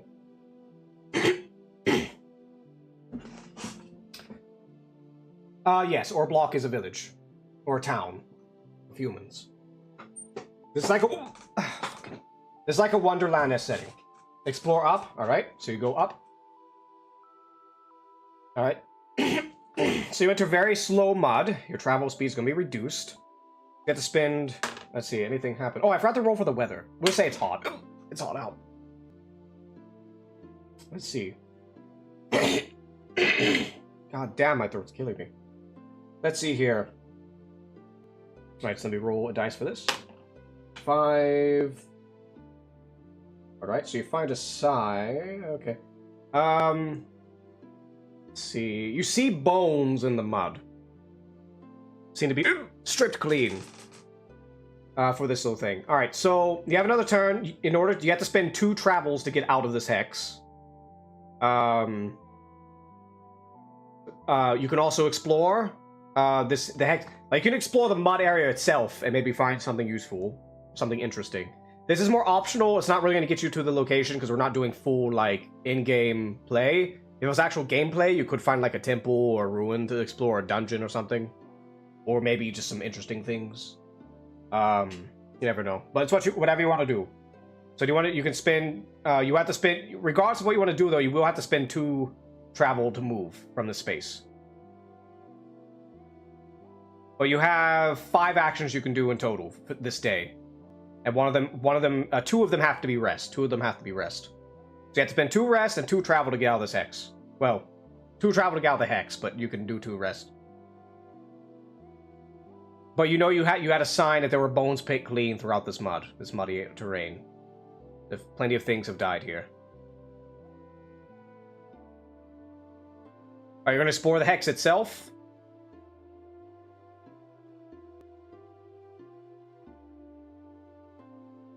Okay. Well, I keep saying hex, but it's a block.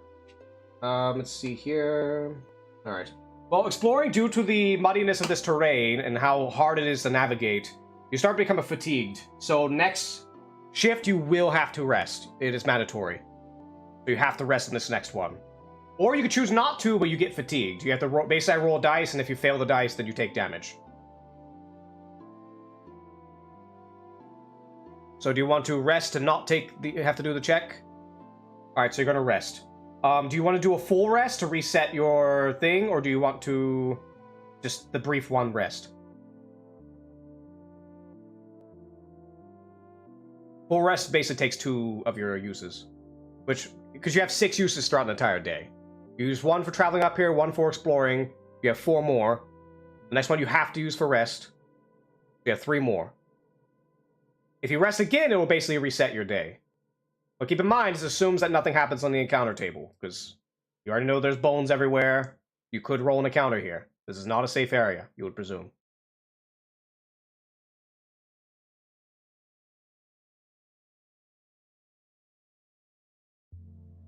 navigate up. All right. So you took one rest, and you want to navigate up. So you're gonna take 2 more in order to navigate up. And mind you, that means you do not have a full rest. You have to do 2 turns to do it. And you find another village. You enter another village. Perfect place for resting. Good thing you moved up. Do you want to do anything in the village before you continue on? Now, you still have to use... Now, do you want to do a full rest? Which, thankfully, because you did your one earlier, thankfully, if you do a full rest now, you'll be up in the at midday for tomorrow to travel.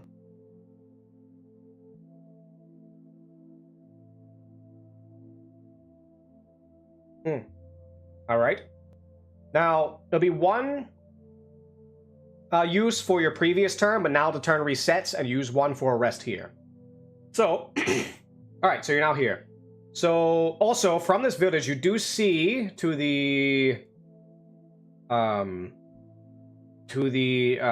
west, you see there's hills. Now, for higher elevation, if you go to a higher elevation, I can reveal squares around you. Oh, also, do I want to reveal the square? Yeah, I can reveal the square around you. If you go to a hill or a mountain or so on. Mountains, you get even more squares revealed.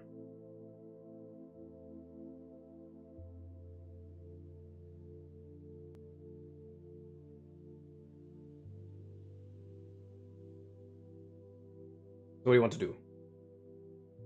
Yes, so if you go to this hill, I will reveal... From here, basically 2 spaces get revealed. I reveal up here, and then these 2. So 2 spaces. 1 diagonal and 2 on left, right, and up. And around this hill get revealed.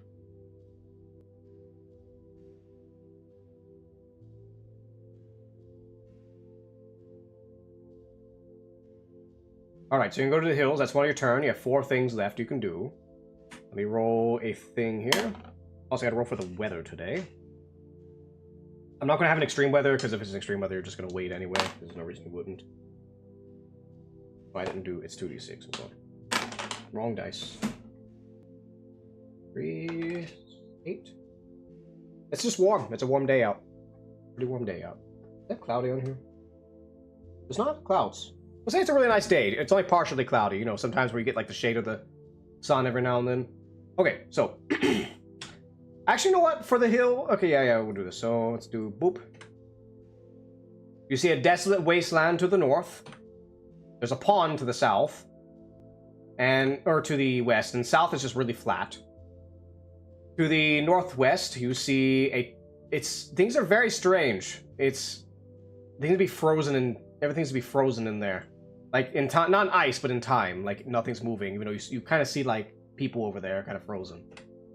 You see a fort or an outpost. You're not exactly sure which faction it is. Then far north, you see a bunch of bloody heads on poles. To the northeast, you see there's a strange large statue of some lady, presumably queen. And to the far east, you see what looks like a guardhouse. To the southwest, you see so it looks like some kind of building. And you see a graveyard to the south. So you're right here. You have 4 actions before... Or no, you have 2 actions you have to do before you have to rest.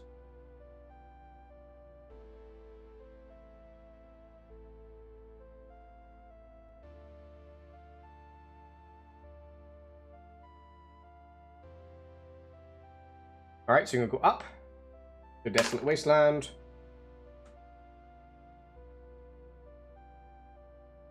Okay, so I have to roll for each of your food to see if any of it spoils. Oh, okay. 1 spoils. Oh, I forgot. You haven't been eating your food. Well, no. You ate 1. You did get to the village, so I'll say you got food at the village. So you only lost 1. 1 of your food spoils. So, let's, give me a second. Now I have 2 food. Let's do it like this. Little markers. There we go. Every time you go to a village, I'll let you eat for free, basically, and it will give you. You'll stock up to at least 3 food, or if you already have 3 food, I'll give you 1 food. That's not an official rule. Because players in the actual game will just spend gold to get as much food as they can carry. But, you know. Alright, anyway, so you went up. So, you know, your food, you have a smell in your backpack, you pull it out, and your meat got rotted. It's infested with maggots. So, alright, so you go up. Alright, so you're here now. You know, there's a time distortion to the west. There's a large statue to the east. And there's bloody heads on poles to the north. Where do you go?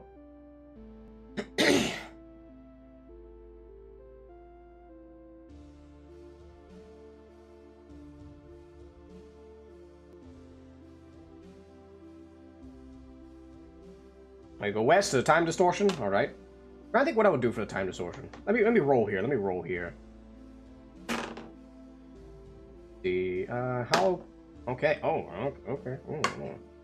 All right then. So you go into the time distortion. Let me see. Anything happening? Nothing happens. So where do you want to go? You want to go north, west, south, or whatever?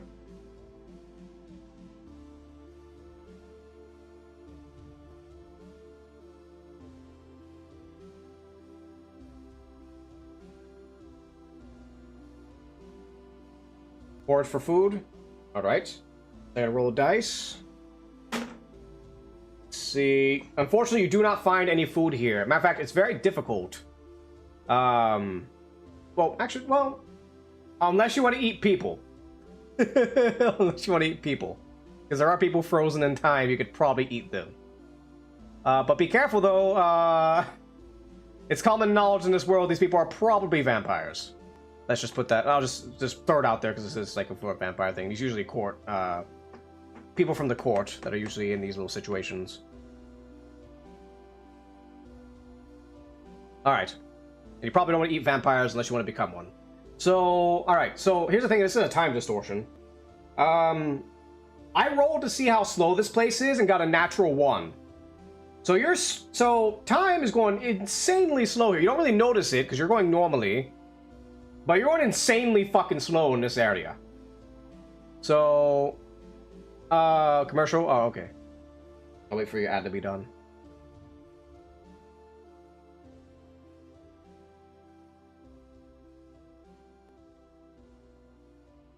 Wait for the ad, wait for the ad.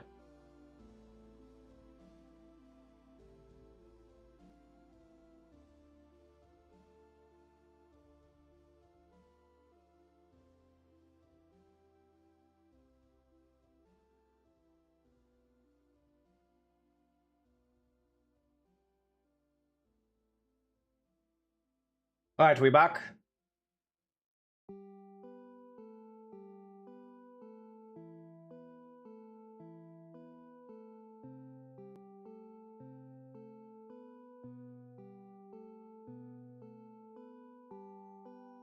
You have returned. Alright, so tips. So I should point out, because the hills, the only bad thing about hills and mountains is they take longer to traverse. So that would cost 2 travel to go. Travel up here. Actually, wait, no, you would be done with travel here. Wait, hold on, go. We gotta rewind. I messed up. So you did 2 travel here, 1 travel here. You're done with travel. I'll say you foraged here and failed. You're not at the time distortion yet. You foraged here and you failed. So you spent 1, 2, 3. You have 1 more action before you can rest, and you cannot travel because your travel is up. So you can forage, or you can go and do your 2 rest to get it over with. Whatever you wish to do.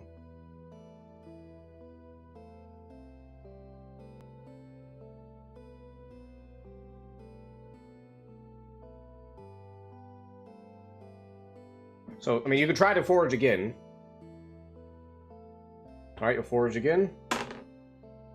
Unfortunately, you failed to forage in this desolate area. So you have to rest now unless you want to take damage. I presume you're going to rest. Which you need to rest twice. I believe. Let me double check. Is there anything I can find for rest? Let me see.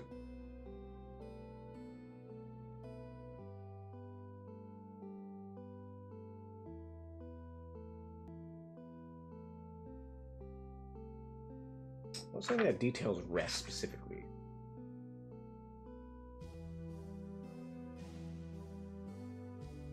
No, it does not.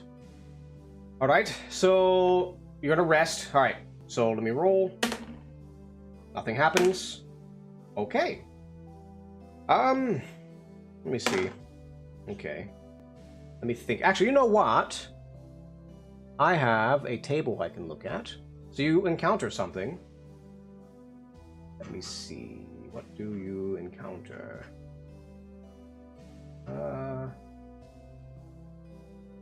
Events. Encounters. Are these just random? Let me see.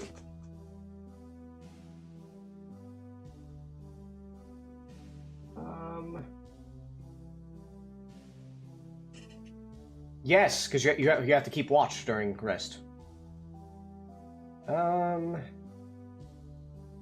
so let me roll a thing here. We have 1, 2, 3, 4, 5. Alright, we have 4. 1, 2, 3, 4. Alright. Hail. 92. Oh shit! Okay. Okay. One moment here. One moment here. Holy shit. Alright. You got something really rare. If I could find it. I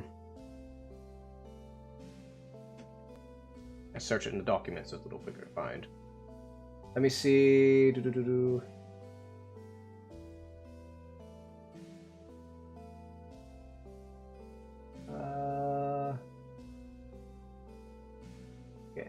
Okay. Let me check the one more thing. I'm trying to find.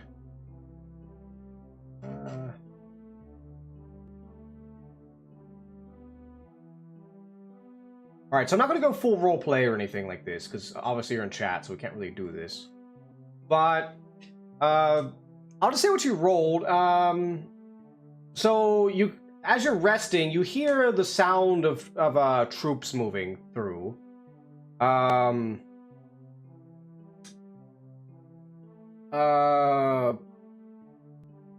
I already rolled. I gotta figure out what you want to do. Let me see. What kind of thing? I don't know how I want to do this. This is such a weird situation. Because there aren't rolls. You have to tell me what you want to do, and then I roll for you. Let me think here. What would it even be? Let me see. What is it? It's desolate.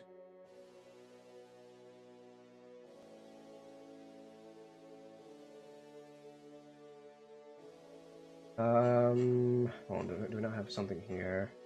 I was not expecting something so rare.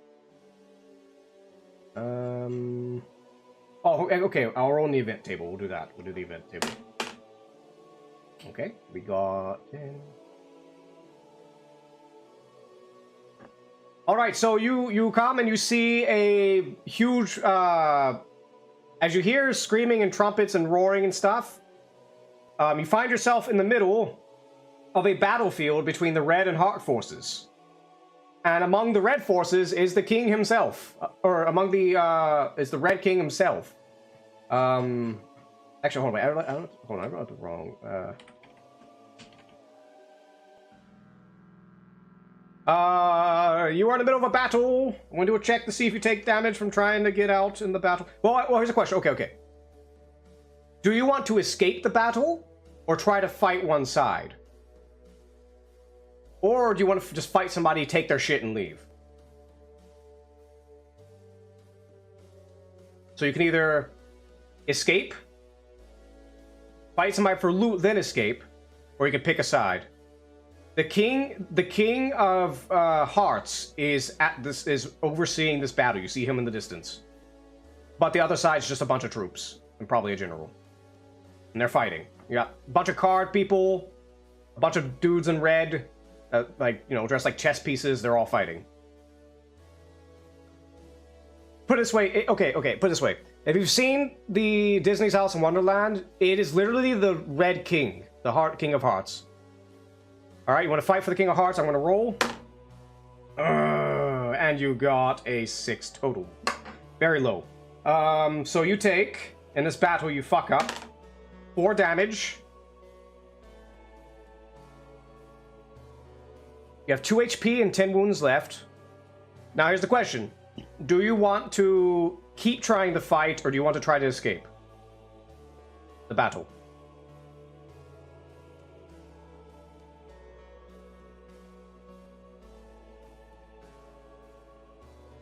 Escape? Alright, let's roll. Oh god, he got low. So you fail to escape and get caught up in the battle. Take 3 damage.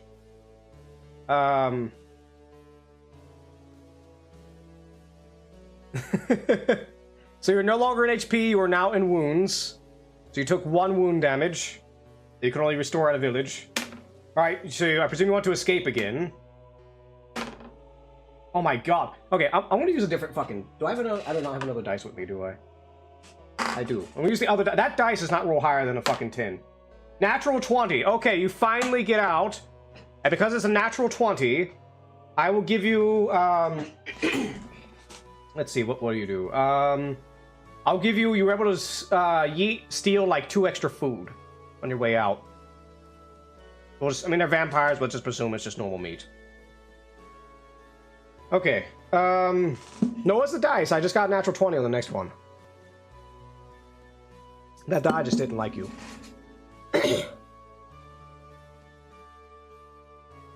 Okay. So you finally escape. However, here's the problem. Your rest was interrupted. So you're guaranteed to do some fatigue damage, but you're gonna rest for this one. I want to do some... Actually, I gotta do some fatigue damage for you. Well, I gotta roll. Do you... Natural 1. Okay. That was so exhausting. Also, we're gonna remove 1 food because you will be eating it for today. So we're gonna remove 1. That was so exhausting. You, instead of taking 1 damage, you took 2 wound damages from fatigue because you're a natural 1. I don't know what is with you in these natural 1s, but the dice hate you. I'm sorry. Alright, so back to this here. But you finally do escape. You do have to kind of march on. I went towards... And actually, because of the chaos of it... Well, you got natural 20. You got natural 20, so I'm not going to hurt you for it. I'll say you went to the time distortion as you wanted to. However, you now have to rest twice, or you will keep taking fatigue damage. Nothing happens. Okay, another encounter. Let's see here. So, you get rest for 4 hours, but then on your last rest, something comes up. Let's see what it is. Alright, let's see here. At 1, so it's going to be the house of... Maybe daytime, so let's roll a d100. Ooh. A 30. Okay. You encounter a pale pawn. Basically a, let me see. Let me check real quick. Yeah. So basically just a random foot soldier who is trying to basically... So you stumble across what looks like a scouting party that's trying to scout out the battle that you just escaped from.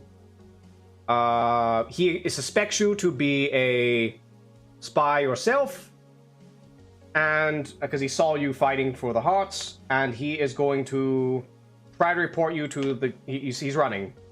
You want to chase after him and try to fight him to stop him? Or do you want to,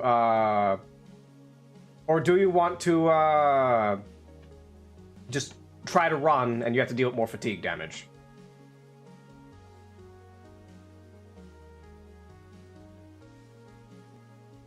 Chase him. Alright. Roll.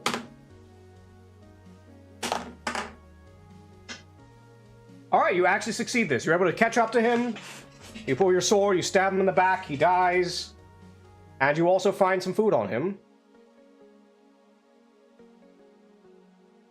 Find 2 food on him. However, alright, so that's fine, and you're able to continue your rest.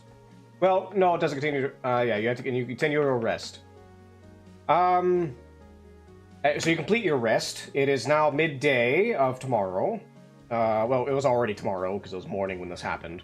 It is now midday. You can... What do you want to do? Oh, and you fully rested, so you get your HP back. You just don't get wounds back. Let me get your HP back. Oh, no, not that. You're able to fully rest. Without... If you took damage, by the way, it would have interrupted your rest. But you did not.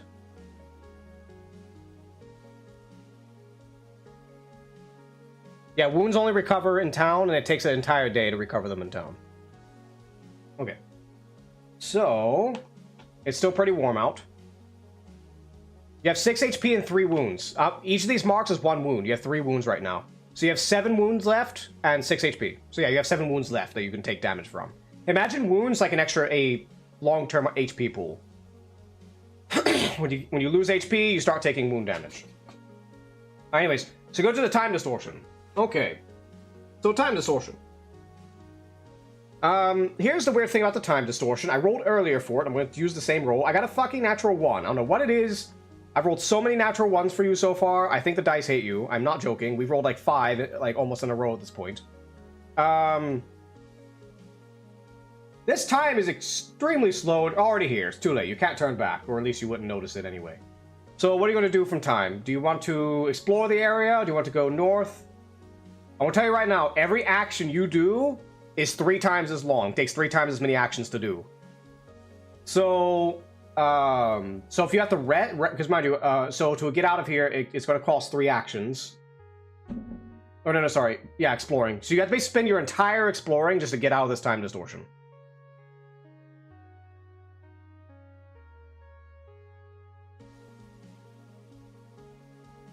Or you can stay, or you want to explore? Now, mind you, it takes 3 times. Because remember, every action takes 3 times. Explore is 1 action. So if you explore, it's going to take 3 actions to do a full explore. And I roll for each one, too. Meaning 3 chances to get an encounter. And if you do that, you basically cannot navigate. Because if you navigate, you won't be able to rest. Alright, so you're going to explore. We'll roll for each of those. Okay. Okay, let's see here. So, alright, you get a sign of something. We'll say here, you just see remnants of a battle that's been frozen in time. Okay, let's see. You got 2 encounters, by the way. Let's see. What do you get? 4 of a D100. Alright, first you see a poodle-sized crocodile. Actually, no, is it little? It's just little. So it's like a full adult crocodile, but it's the size of like a chihuahua. That's what you find in one of your little encounters. Actually, you're not here. I'm gonna see how aware are you. But what do you do with it? Do you just leave it there? Do you try to kill it? Do you...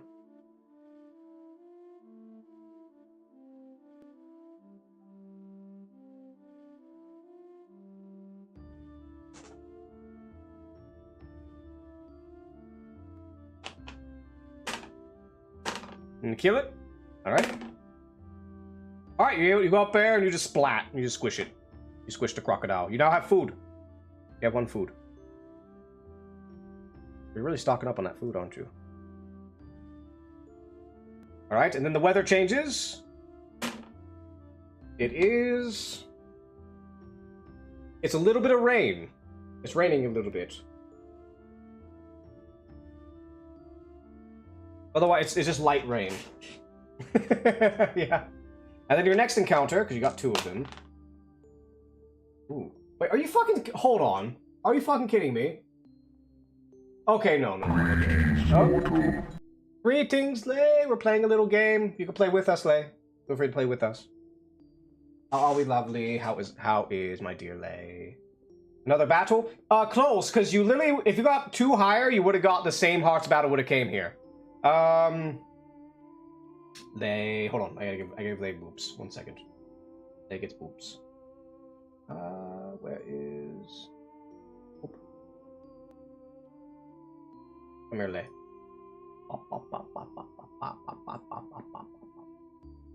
There you go. Welcome, Lay. I'm doing a little test run of a travel system. I remember, everybody, if this was actual players that was playing the actual game, I would have like dungeons set up, full encounter table set up. all this, that, and the other. So it would actually have proper setup.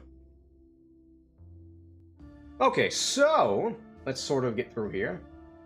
I want to be there. Be what? You want Bob's 2 hips? Hold on. Where is it? Travel system? Yes, we're working on a travel. I'm just testing it out. Where is he? There he is.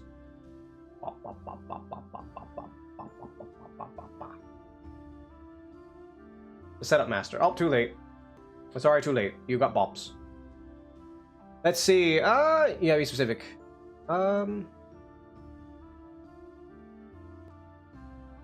That is my gesture of you being worthy. But let's see here. Try to say... I'm not falling for that trick. I'm not saying your name over on YouTube. Hello, Day. Blop. Yes, blop. Blop, blop. Let's see here. So, let's see. I'll let Lay pick the next movement after this encounter.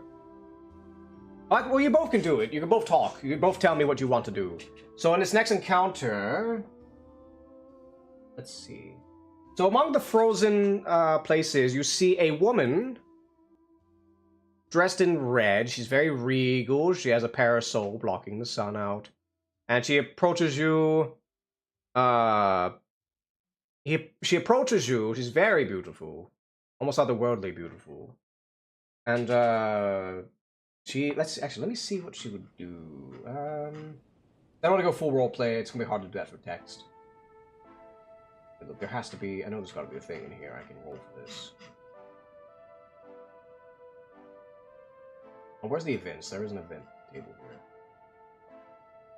Events. Right?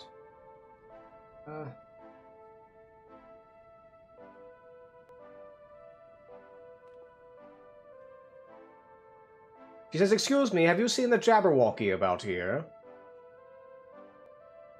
We would pay a handsome price if you were to slay it." That's not actually how I would do it. That's not what I would do it. We're being very simple here. Because, you know. So he's offering you to go kill the fucking Jabberwocky. For a big reward. I'm gonna tell you, the Jabberwocky is very, very feared, and very, very, very deadly. You would be a legend if you did kill it, though.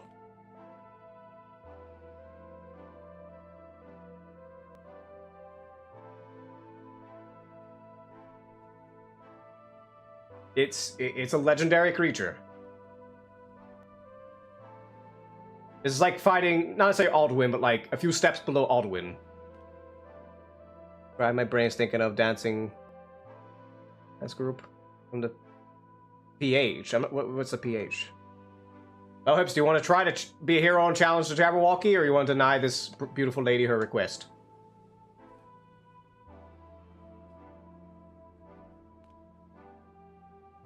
Philippines? Oh, got you. Alright, so you deny her. Let's see, how she would react.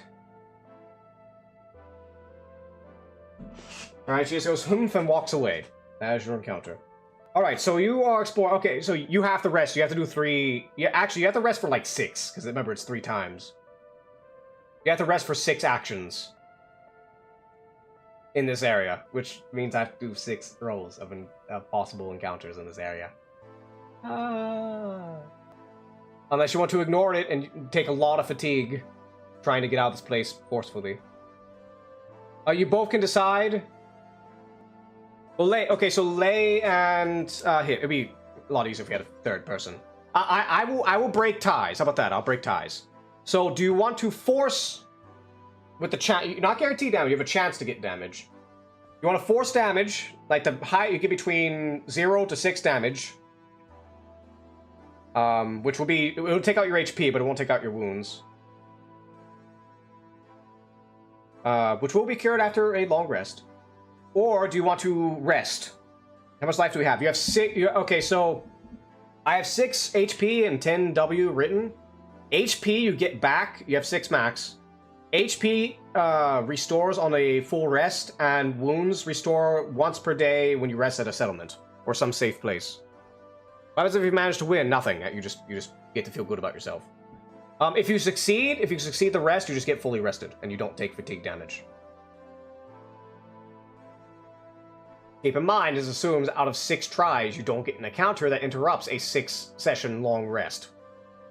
Just heads up. Helping her out after resting. She's gone. She was denied a request. She's gone. Now it's just you. So do you want to try to rest for 6 turns, or do you want to travel? Which, for reference, by the way, you will have to use 6... Wait, no, you have to use 3 turns of travel to get out of here. Actually, yeah, it's 3 turns, not. Alright, you all want to rest for 6 turns? Okay, that's an entire day. Alright, so I roll this 6 times to see if you get encounters. That's the time distortions for you. Alright, nothing happens. 3... Depletion? Alright, I gotta roll for each of your food. 2, 3, 4, 5, 6. Alright, none of your food spoils. Here's 3, nothing happens.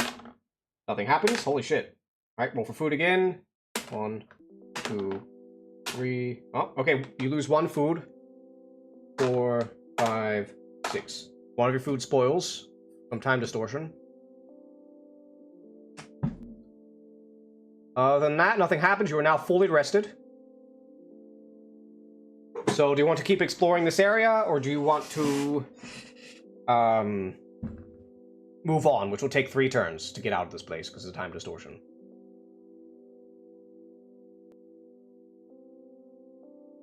You happen to do a full rest with the worst thing happening, you lose 1 food, which is amazing. Because you got like 3 6s in a row, which does nothing. Are you going to move on? Alright, so do you want to go north or west? North or west?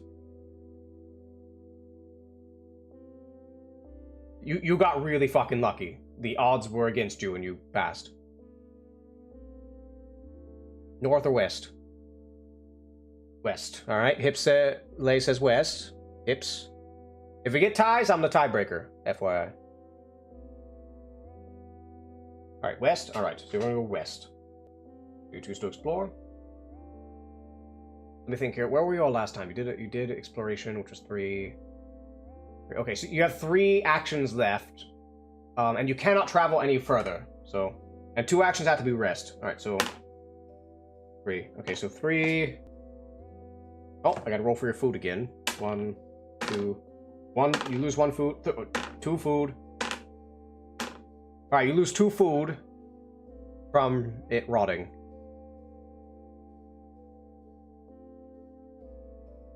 You have 3 food left.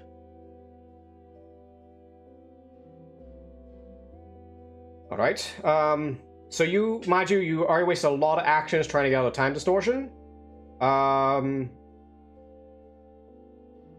much food do you have? You have 3 food left. Oh, wait, hold on, I did the... Yeah, you have, right here's food. You have 3 food left. I rolled for each of your food, and you got 3 1s in a row, which rot your food. You have to get a 1 out of a 6. So like half your food just rotted.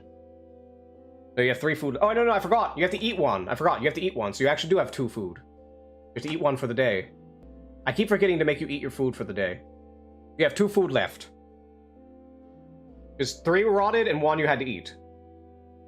Okay, so you have options here. You only have 3 actions. 2 of those have to be rest, or you start have to do checks. So you have 1 action for free you can do. You can move again. You can explore again, or you can try to forage for food. Or you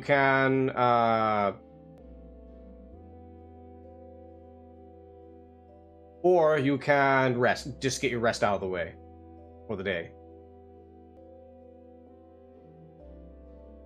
The rest only heals HP, not wounds. And yes, you did heal. But it doesn't restore wounds. Wounds are permanent. You want to explore? Okay. You want to go north? And by the way, your destination is up here to the burned village, by the way. So pretty much you just have to go north.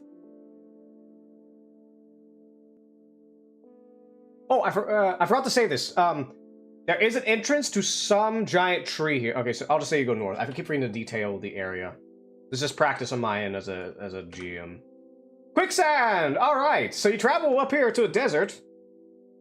We're gonna do a check to see if you don't get stuck in quicksand. Okay, you managed to not get stuck at this time. Alright, I gotta roll... 3. I gotta roll for depletion of your food again. Alright, your food's fine. So... It's gonna be... I don't think you can rest here. I don't think you can rest here in quicksand. So, you have to force a march. You can explore this area. Who knows, maybe there's a secret quicksand pocket somewhere. But keep in mind, each time you do an action here, I have to roll for a check. Or you have to check for the quicksand. So force navigate? Yes, you have to force navigate. I presume you're going north. Let's see if you get out the quicksand. Going up here. Okay, you barely get past the quicksand. You got past by 1. So, alright, and I'm going to roll your con save to see... Alright, you're fine. You do not take fatigue damage.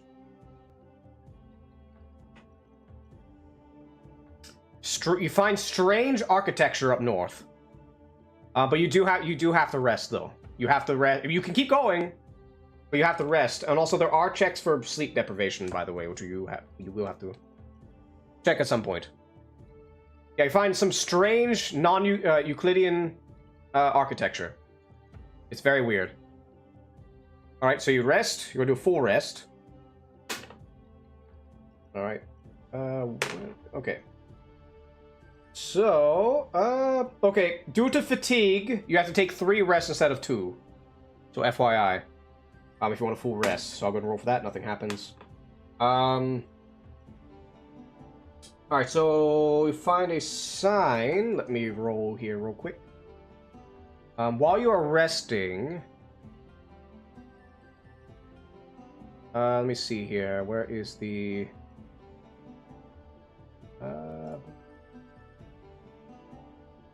check encounters here. 59.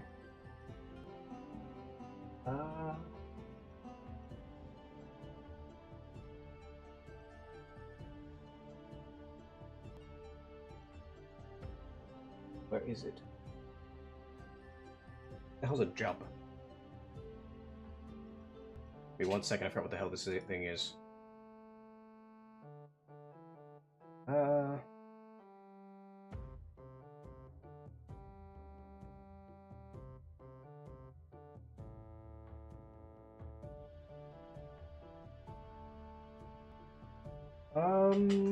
Ooh, ow.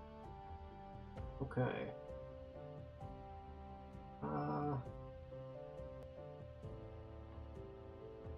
1 second.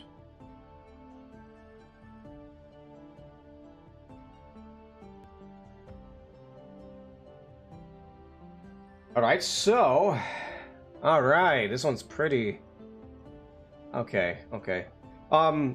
Looking around, as you look around, you see piles of what looks like some kind of excrement of vomit. The best you can deduce. It seems like vomit. You see piles of vomit everywhere. And feathers all about. As you're resting. But that's all that happens here. Alright, anyway, so you're fully rested. You have to take 3 rests. Because of, things. Yeah, 3 turns you can do things now for this day. You have 3 turns to do things. What are the 3 things you want to do? What's the bird? You don't know what it is. You haven't seen it. You can explore, maybe find it. You want to look for it.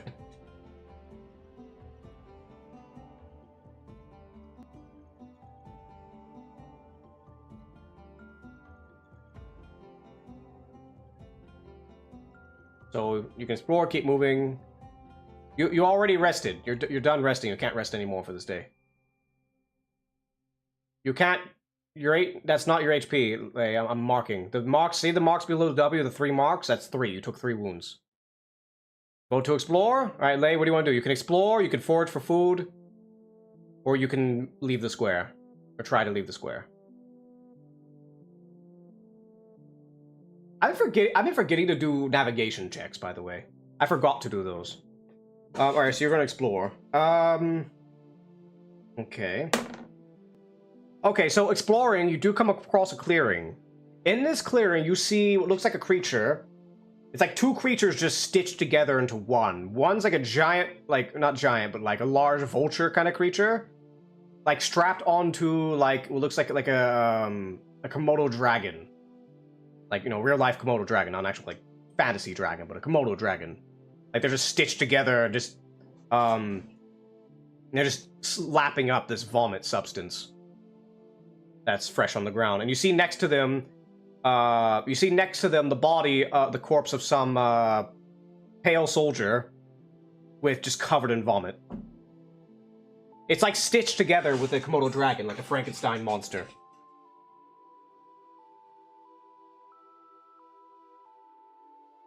I don't know. We don't know who did that. There is a weird architecture next to you.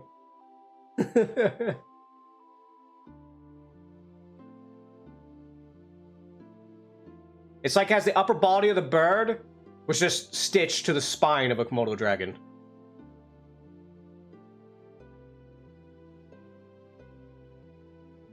Keep in mind that the dragon and the bird seem to be eating this putrid puke. Like, cause you see like a sort of vomit oozing from the mouth of the what you presume to be dead body. And it's up to, what do you want to do? It's just common, like, you can do whatever you want. It's roleplay. What do you want to do? You want to kill it? You want to leave it alone? You can just leave it alone. Well, you have no idea what you have no idea what it is. You have no idea what it is. All you know is that it's eating vomit from a dead body that vomited. Because there's vomit oozing from the mouth and it's just lapping it up. The bird and the reptile. You want to kill it? You want to kill it? Lay, what do you say? You want to try to kill it?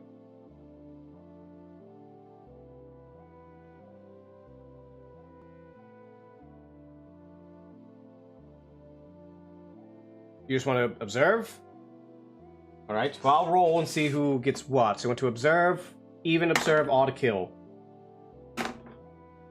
Odd kill. Okay, so you run to attack it.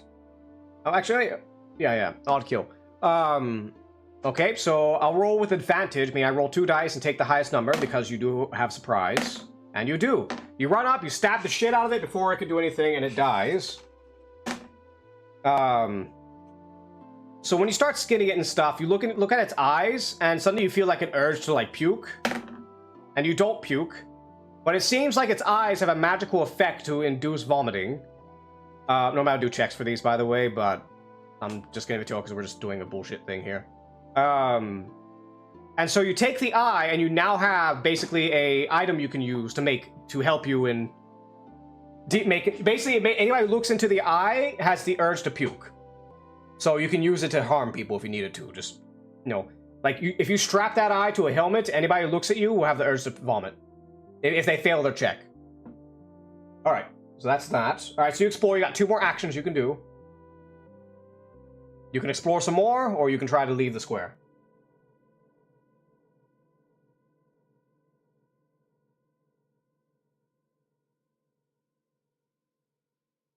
To explore more? All right, so all that's left is the building. All right. Let me see here. All right, I'll roll this here. You start getting tired and you have to rest for your next thing. You start approaching the building. You're not tired yet, but when you're done with this, you will be tired. Let me see here. In this building, you do see there are... It's not Euclidean. You know, like one of those pictures of like the mazes that go to many different places in wild areas that you can't really see? Like some places are upside down, some are sideways, some like do loop-de-loops and shit. There's staircases and doors everywhere. Inside, that's the inside of this building. Yeah, liminal space. Do you want to explore this place?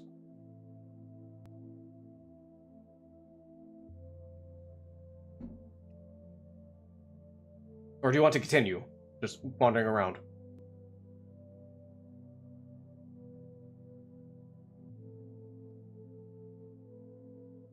Alright.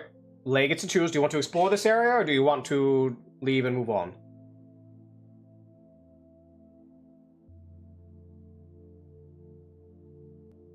All right. So wait. So are you going into liminal space, or are you leaving the square? Or are you leaving the grid? And if you're leaving the grid, which direction are you going? North, south, east, west. Probably north. That's where your thing is. All right, leaving grid. Okay. Now I've been forgetting to do this. I need to roll dice each time you leave a square to see if you navigate your way. I keep forgetting that. Okay, you're fine. You find your way just fine. So, all right, you go north. Ah, giggity. Just doing the giggity. You find an ancient graveyard. All right. Also, I need to roll for your exploration. All right, you roll for your food. All right, your food's fine. Also, you do have to eat one food, and you do have to rest this. By the way, okay, so your last action, are you going to rest? Otherwise, you take fatigue? Or do you want to force do something? Rest? All right, you're going to rest. All right, now, during your rest, you get fatigued again and gotta rest again. Do you want to rest again, or do you want to, it was very tiring, or you're very... The eye that you looked into was so vomit-inducing, you throw up a little bit, and it's tiring you out. You feel a little dehydrated. Alright, so you just rest normally. Alright, so you rest normally. Go for your food. Alright, your food's fine. But you do have to use one food, because the day is over. It is now morning. You have one food left. So, do you want to... You're at the ancient graveyard. Do you want to forage, explore, or try to leave the square?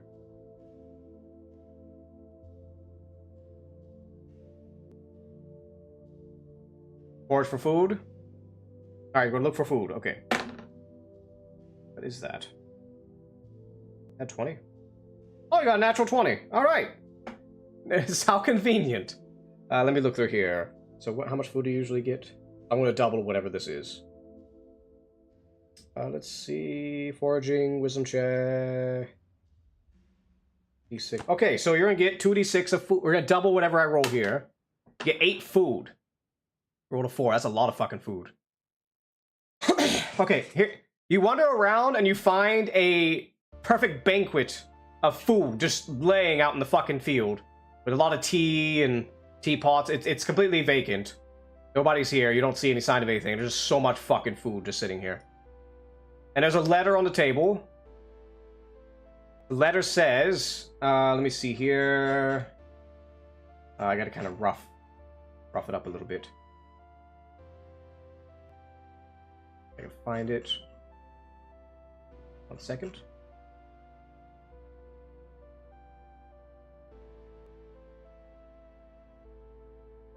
Gotta find the thing. We get a lot. Oh yeah, you got. Yeah. So you found a. Yeah, we have 9 food. You found a bank. You got natural 20, which doubles the amount of food you find. You found a random banquet just sitting in the middle of a clearing, or in the middle of the cemetery, in a graveyard. Yes. And there's a letter on the table, and on the letter it says. And among the food, one of them, there's an extra food. It's not the 9 that you have for rations. There's a little cupcake that says, "Eat me."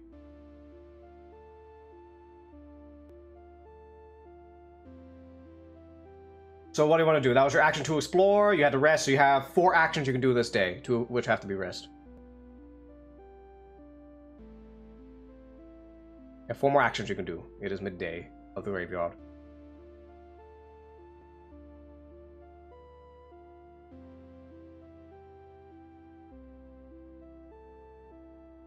Alright, you eat the cupcake and you grow, and you are now 20 feet fucking tall, standing over the graveyard. As a matter of fact, because you're big, it's like 30 feet tall. You're basically a giant now. However, there is no other cupcakes. So because of this, you can see much further. You can see what these locations are. It is, as far as I'm aware, it might be, you don't know if it's permanent or not. I don't think it's all good, though. I just presume you always find water pretty easily. But remember, if you're bigger, you need more food. You need more food. This now triples your food consumption, by the way. Because how big you are. Take 3 food each day to stay fine. What's a deep gorge? You don't know. It's just a really deep gorge, really deep ravine. Anyways, so what else do you want to do? You forage for food. You have 4 actions you can do. You can explore, leave the tile. You can. You want to forage for more food?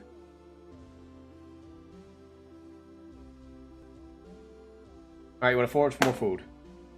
You fail to forage for food. You try to make your big hand, but apparently your lumbering steps scared away all the fishies.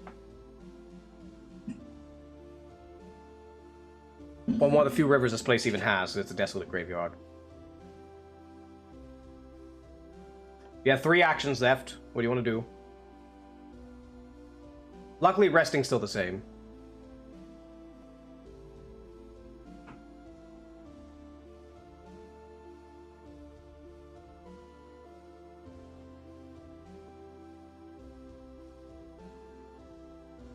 You want to go to the crowd of statues? Alright.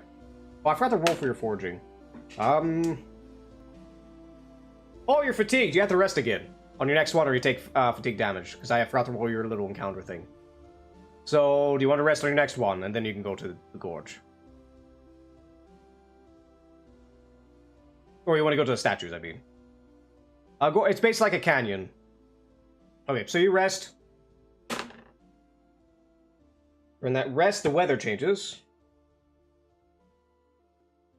It is now nighttime, by the way. You hear creepy sounds and moans and wails throughout the graveyard. Weather is very cool, though. Very cool for the night. They says, are you going to the gorge or are you going to the statues? You pass your navigation. Oh, wait, no, I forgot. You have to... I'll give you advantage on navigation since you're big. Alright, you're fine. You don't get lost. You can get lost because it's Wonderland. You can just teleport to a random spot on the map. I've been forgetting to do that roll. You want to go to the gorge? Alright, so you go to the gorge.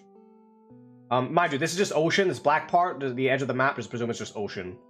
Now because you're big, you can see this. And you can see there's a pond up north and a spring down south. What do you do? Actually, wait, hold on. Actually, no, you have to rest now. Yeah, you have to rest or you take fatigue. Do you want to do 2 rest?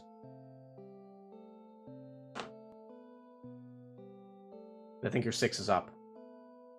I think. You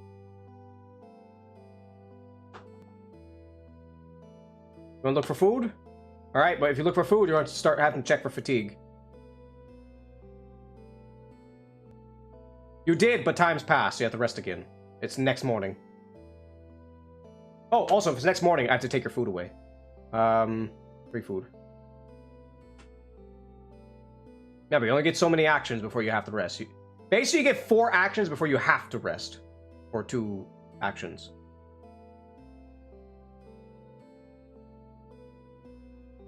Oh, right, I have to take more. That was only 1. There we go. Rest. Alright, here's the rest check. What'd you get? Weather changes again. It's starting. It has some light rain. Alright, so let's check for when you're foraging. Oh, okay. First thing, do your forage check, see if you're successful. You fail your forage. You cannot find food because you are so big, everything is scared of you. I can see you from a mile away. But you do get an encounter. Let's see here. Let me see, what was the encounter going to be?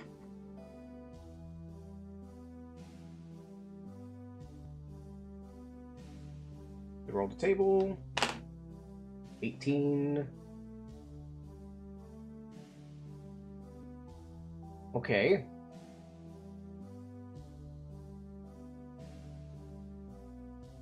Okay, so you find that there is a tiger running from you as a giant. Do you want to try to chase this tiger?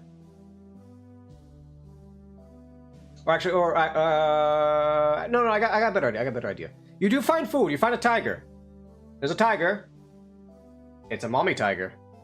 And it has cubs. What do you do? Ow! Fuck! That was Talix, wasn't it? God damn it, Talix, welcome back. Talix, we're doing roleplay. You missed a lot. You missed a lot. What do you do? It's a mommy tiger, very scared, trying to protect its little babies from the lumbering giant sitting right outside the mouth of its cave. You want to feed it? Alright, Lay says feed it some of your food. It's going to cost you one of your food. Lots of errands to do, yeah. Alright, so you spend one of your food. I'm going to roll for a taming. Oh, natural, okay, natural 20. I mean, what even happens? Because, I mean, it's not like it's just going to be your pet. You know what? I'll put that aside. You don't really know what happens with that natural 20 yet. But for now, it takes the food, get it to its cubs, the cubs tear it to shreds. It's going to be a happy tiger. Do you do anything else, or do you leave? That does cost one of your foods. You'll see, Lay. Don't worry, dear. You'll see.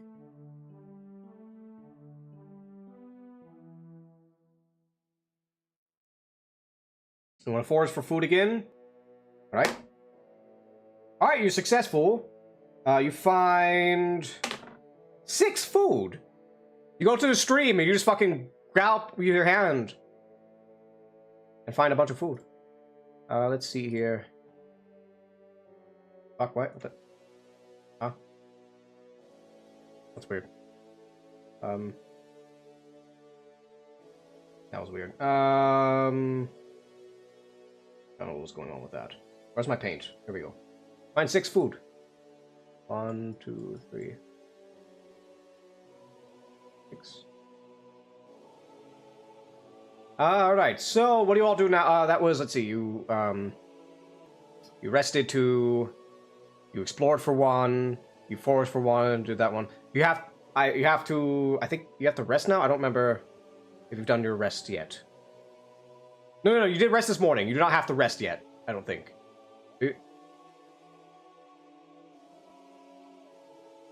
No. Let me see. When did you woke up this morning? Yeah, you woke up this morning. So, or in the midday. So you do have to rest now. I think so. I could be wrong on that. I don't quite remember. So I presume you all do your long rest. Nothing happens. Alright, nothing happens. You rest just fine. It is now the next day. You all want to... Alright, do you want to explore or you want to move out of the tile? Talix, you can join in on this. I'm telling you all your choices, Talix. Just, it's common sense. Just tell me. You want to explore north? Alright, because you're all right here in the gorge. You want to explore north? Okay. Explore north? Alright. Majority says go north. So you're going to the pond. Nothing happens.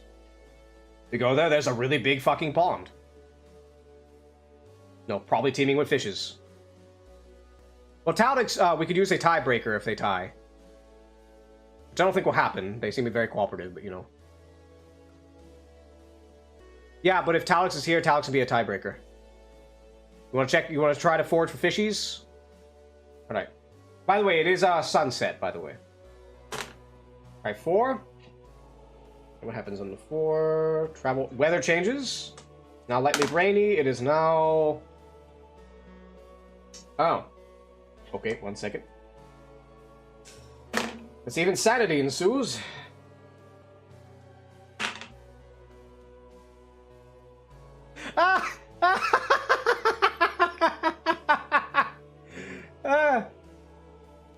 It is literally raining fish right now. You see here just flap of fish just clapping everywhere. It is raining fish right now.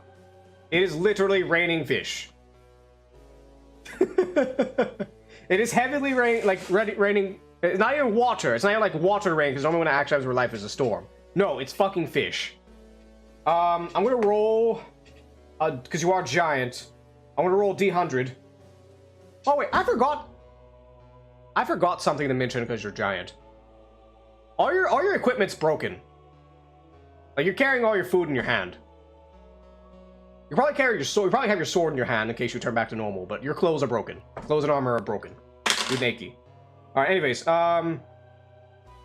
you can carry 73 fish in your hand.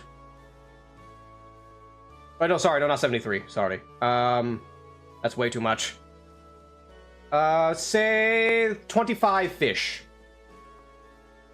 25 fish. Yes, you are naked giants. Because, you know, your clothes aren't going to grow with you when you eat something. Obviously, you'll not be able to carry all this fish if you turn back to normal, but as a giant, you can carry it.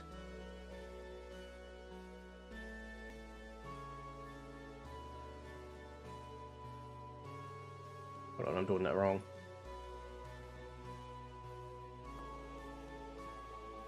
Naked giant with fish in their hand. Yes, so just going around carrying fish. Alright, so, and you got a fuck ton of food. What do you do now? It stops raining fish. It's heavily raining now. It's no longer raining fish. Fish everywhere. Oh, I forgot to roll. Well, I'll roll this and this will apply. I'll roll it twice and they'll. Okay. Okay, so what do you want to do now? Navigate north. Looking for materials for the food. What do you mean materials for food? You want to forage again? As you explored, you have 2 actions now before you have to rest. You want to find leaf cover thingies. Remember, you are giant. You have to find really big leaf cover thingies. You are like 30 feet tall. I don't even know how you're going to keep that on you.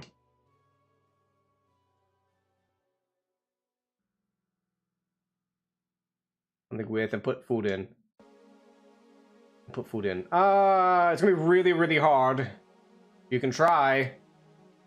You can try to look for equipment, but it's unlikely you're going to find anything in a natural place. I mean, do you want to try to find something to cover up? It's going to be hard because you're giant. Like, it's hard to find big materials. All right, well, let's try for it. Let me roll event real quick. Nothing happens, so let's roll for that. Not enough. I'm just going to tell you right now, I'm rolling d20. I'm adding your +3. You have to get a 20 to find materials. Alright, so that's one action. You have one more action before you have to rest. So what do you want to do?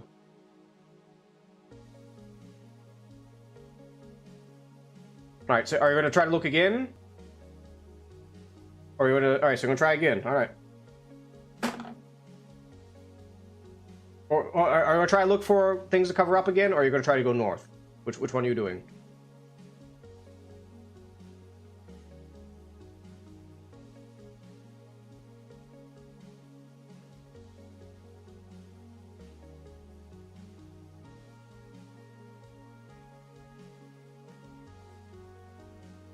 And the statues. That's okay. That does make sense, Lay. You know what, Lay? You know what? Okay. So in Knave, they usually want to reward creative thinking. Now, I want to say normally a statue I would say no, does not have clothes. It's a stone statue. However, also because it's Wonderland, it makes no sense. Because Lay says something very creative and notable for that. It will cost your last action, but I will allow it. I'll allow you find like loincloth, like loincloth. Or maybe like imagine like Conan the Barbarian kind of like stuff. You know, you have your basic loincloth, and you know, if it's a woman, you got the top. Stuff like that. I'll say it. I'm not gonna roll for it. You find it. You find clothes. Because you were creative with it. Or one of the giant statues. We never established this character as a lady or a guy. I don't think so. But yes. Either way, though, you have clothes. Alright, so you have to rest now. Unless you're going to say otherwise, I'm going to roll for your rest. Alright, what is that? Alright, weather changes again. Let's see what the weather changes to. Oh, you fucking... Okay. Alright. Well, mind you, you just have a loincloth. And you are big, just FYI. Let's see... Oh, shit! Okay, hold on. Let's see what you get.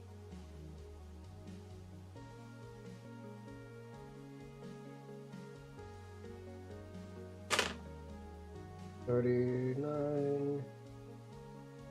What the... Are you kidding? I'm a T100 table and all the things I could get. Okay, suddenly you hear in your hand holding the fish, "Help me! Help me! Help me! Help me! Help me! Help me!" All the fish start talking. "Help me! Help me!" They're all just screaming, "Help! Ah! Ah!"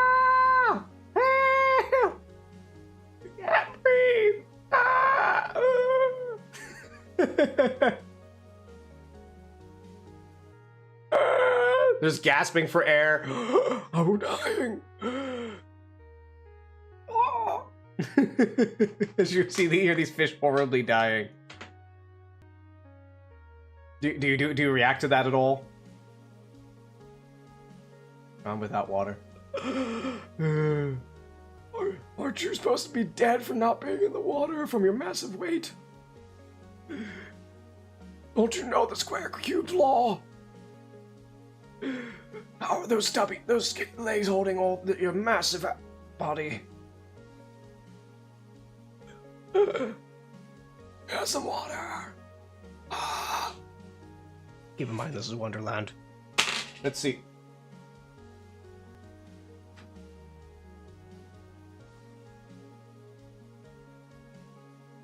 And you hear another fish going, what do you mean Codsworth? Of course we're gonna breathe in air. But I'm thirsty. I need a drink.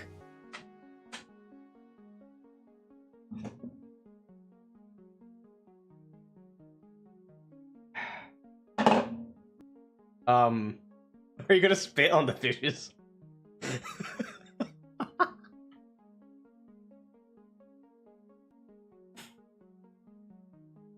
Okay, spit. Okay, make a puddle of saliva on your hands. The fish is kind of swimming it a little bit. Like, oh, fucking gross. Ew. Ew. Well, you got your damn water, Codsworth. I did. Well, it's fucking gross. But now we got this person trying to eat us. Wait, you're not trying to eat us, are you? Oh, I forgot. Do you eat them? Because you do have to eat now. Do you take 3 fish and eat them? Although I'll be honest, you probably would eat a lot more than just 3 fish at that size. But we'll just say 3. Eat the dump. Eat Codsworth? Okay. Okay, so you eat Codsworth. Let me see here. It's like, by the way, are you gonna eat us? Ah! As you eat the fish, like, Codsworth, no! And all the fish are flapping and flopping to get out of your hand. I'm gonna roll to see if they get out, how many get out of your hand. Okay, you got pretty good. We'll roll just this. 5 fish get out of your hand.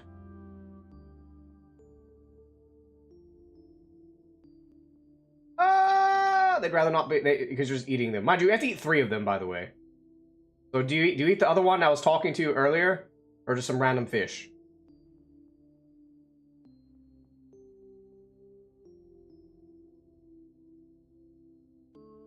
Random? Alright, so you're just eating random ones. 2... 3. Oh. Oh. Alright. Okay, the fish are still freaking the fuck out, so you have to keep an eye on them as you travel. Oh god. Lei's learning from the devil. Lei's learning well from the devil. I'm proud of you, Lei. I'm proud of you. Anyways. Let's see here. So what do you all do now? I believe... we did a thing. You're resting. You have another... oh yeah, you have another rest you were doing. Okay. So ignore that one. That one's kind of boring.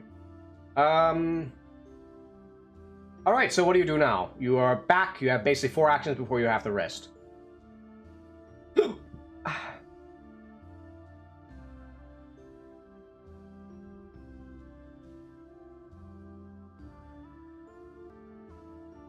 You want to go north? Alright, you find a ruined siege engine. Oh, actually, hold on. I gotta roll for... oh, you gotta be fucked. Okay. Alright. Okay. The siege engine is not ruined. Well, there are plenty of ruined ones. There are plenty of ruined ones, but, suddenly one fires at you. And hit you in the bum. We went back to ruins. Oh, we went back to ruins? When did you go back to ruins? I don't remember you ever saying going back to ruins. Oh, you went to the statues. Oh, okay. You went, derp, herp, derp. Wrong place. Going here. Large herd of animals. Let me roll this again. That is true. Oh, also I got... Yeah, I forgot... Oh, yeah, because you're big and I'm revealing squares. That's why I got confused. I forgot about that. So you see here... You see up here... And you see over here. Oh, I forgot. You would... Oh, yeah, you would see the thing, too. Yeah, you would see the siege engine, too, so it's not really going to be a surprise. Okay, so...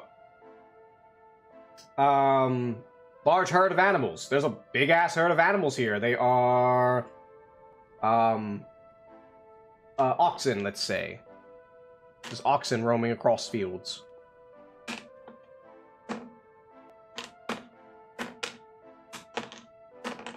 What do you do? There's one to explore. You have 3 actions you can do.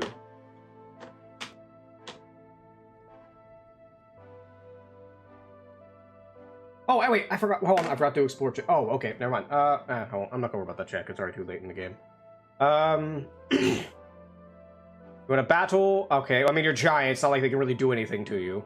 No, they're oxen, as in the animal of oxen. Like buffalo. Basically buffaloes. Basically a herd of buffaloes. Let's just say that. A herd of buffaloes. I mean, you'd have to cure the leather, and you would need a lot of leather.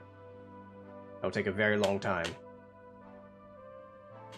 You can try it. It's going to take a really long time. I mean, yeah, you collect the pellets if you wanted.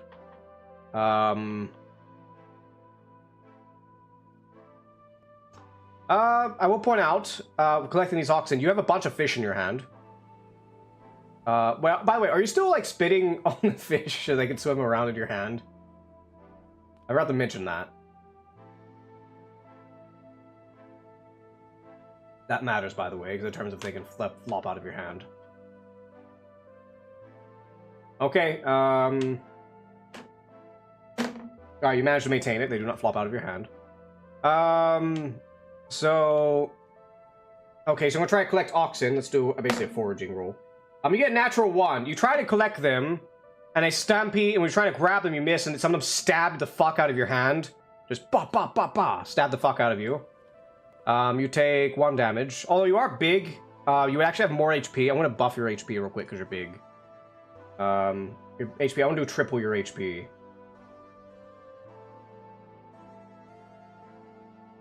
You have 18 HP. But you took 1 damage, so you have 17 HP. As auction bop your hand. I mean, honestly, it's gonna be really fucking hard to kill you all, because you're big. Unless something like has a siege engine or something and directly tries to attack you. But no, you failed. You have 2 more actions. What do you want to do? Oh, I forgot. I forgot to take food from you because you rested. Or it took a day. I forgot to do that.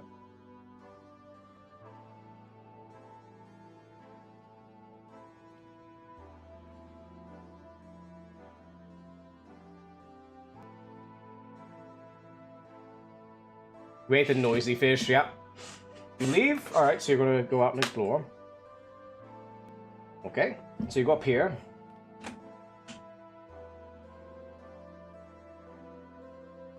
Alright, oh, I forgot you. Oh, I forgot you would have. Oh, no, duh, I'm an idiot. You saw the castle. Okay, so you go to the castle.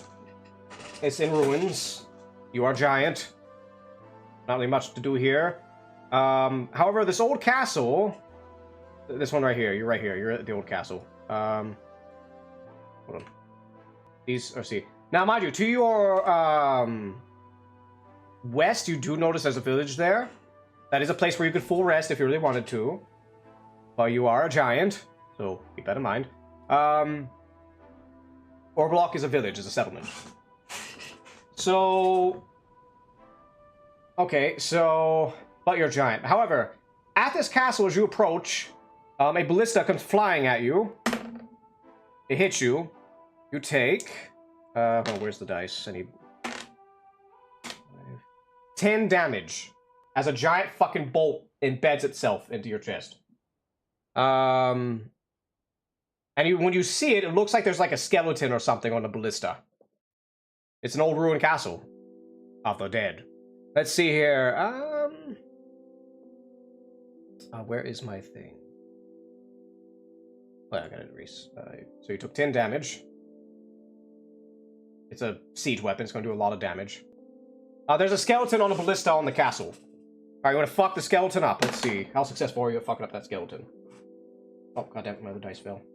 Successful. You go up and big guy smash. You destroy the skeleton in the ballista. You get really pissed. What do you want to do now? There are other siege weapons on this tower, by the way. No, you attack. You just, or sorry, one fires at you and misses. One fires and misses. And they all miss. They all keep missing. I presume you keep trying to fight them. As your weapons. You know what? Sure. You want to take one of these as your weapon? You try to grab one and he just shoots at you at your hand. Well, actually, how about this? So you try to fire at one. And they're aiming right at your face. But then all of a sudden you hear a roar as the familiar tiger jumps up and attacks the skeleton. There you go. The skeleton protects you from that siege dude.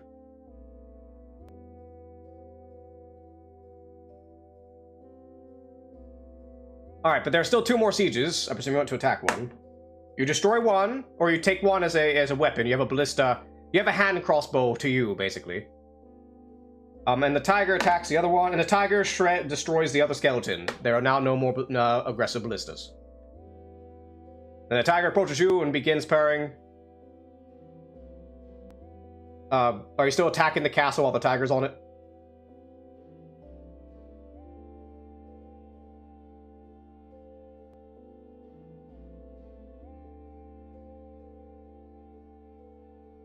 Give Mama Tiger Fishy. Alright, you give Mama Tiger Fishy. It is happy. You see its little babies, little kittens coming up behind it. They are also hungry. You give them food. Cubs, whatever the hell you want to call them. Scavenge. Well, you are giants. It'd be very hard to scavenge this castle. Or maybe like break. No, you break the back of the castle and turn it basically like a dollhouse, like the back of a dollhouse or something. I presume you're going to feed the cubs as well. I presume. And then the mama tiger disappears into the nearby woods or something.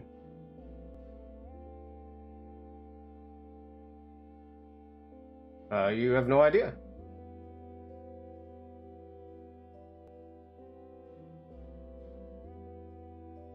Mama tiger runs off with the cubs into the woods. Let's see. You try to scavenge this castle. There's not really much to find here. It just seems like an old ruined castle. Let's say, actually, here, let me do this. You know what? Hold on, I have an idea. Hold on, I have an idea. Let's do a classic one. Okay, you find a little bag.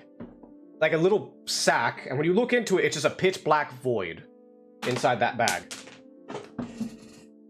It's really hard because you're a giant, but it's really hard to tell. Oh, my dice fell. Where'd it go? Well, you want to reach your hand in the bag and see if you find something? My dice fell.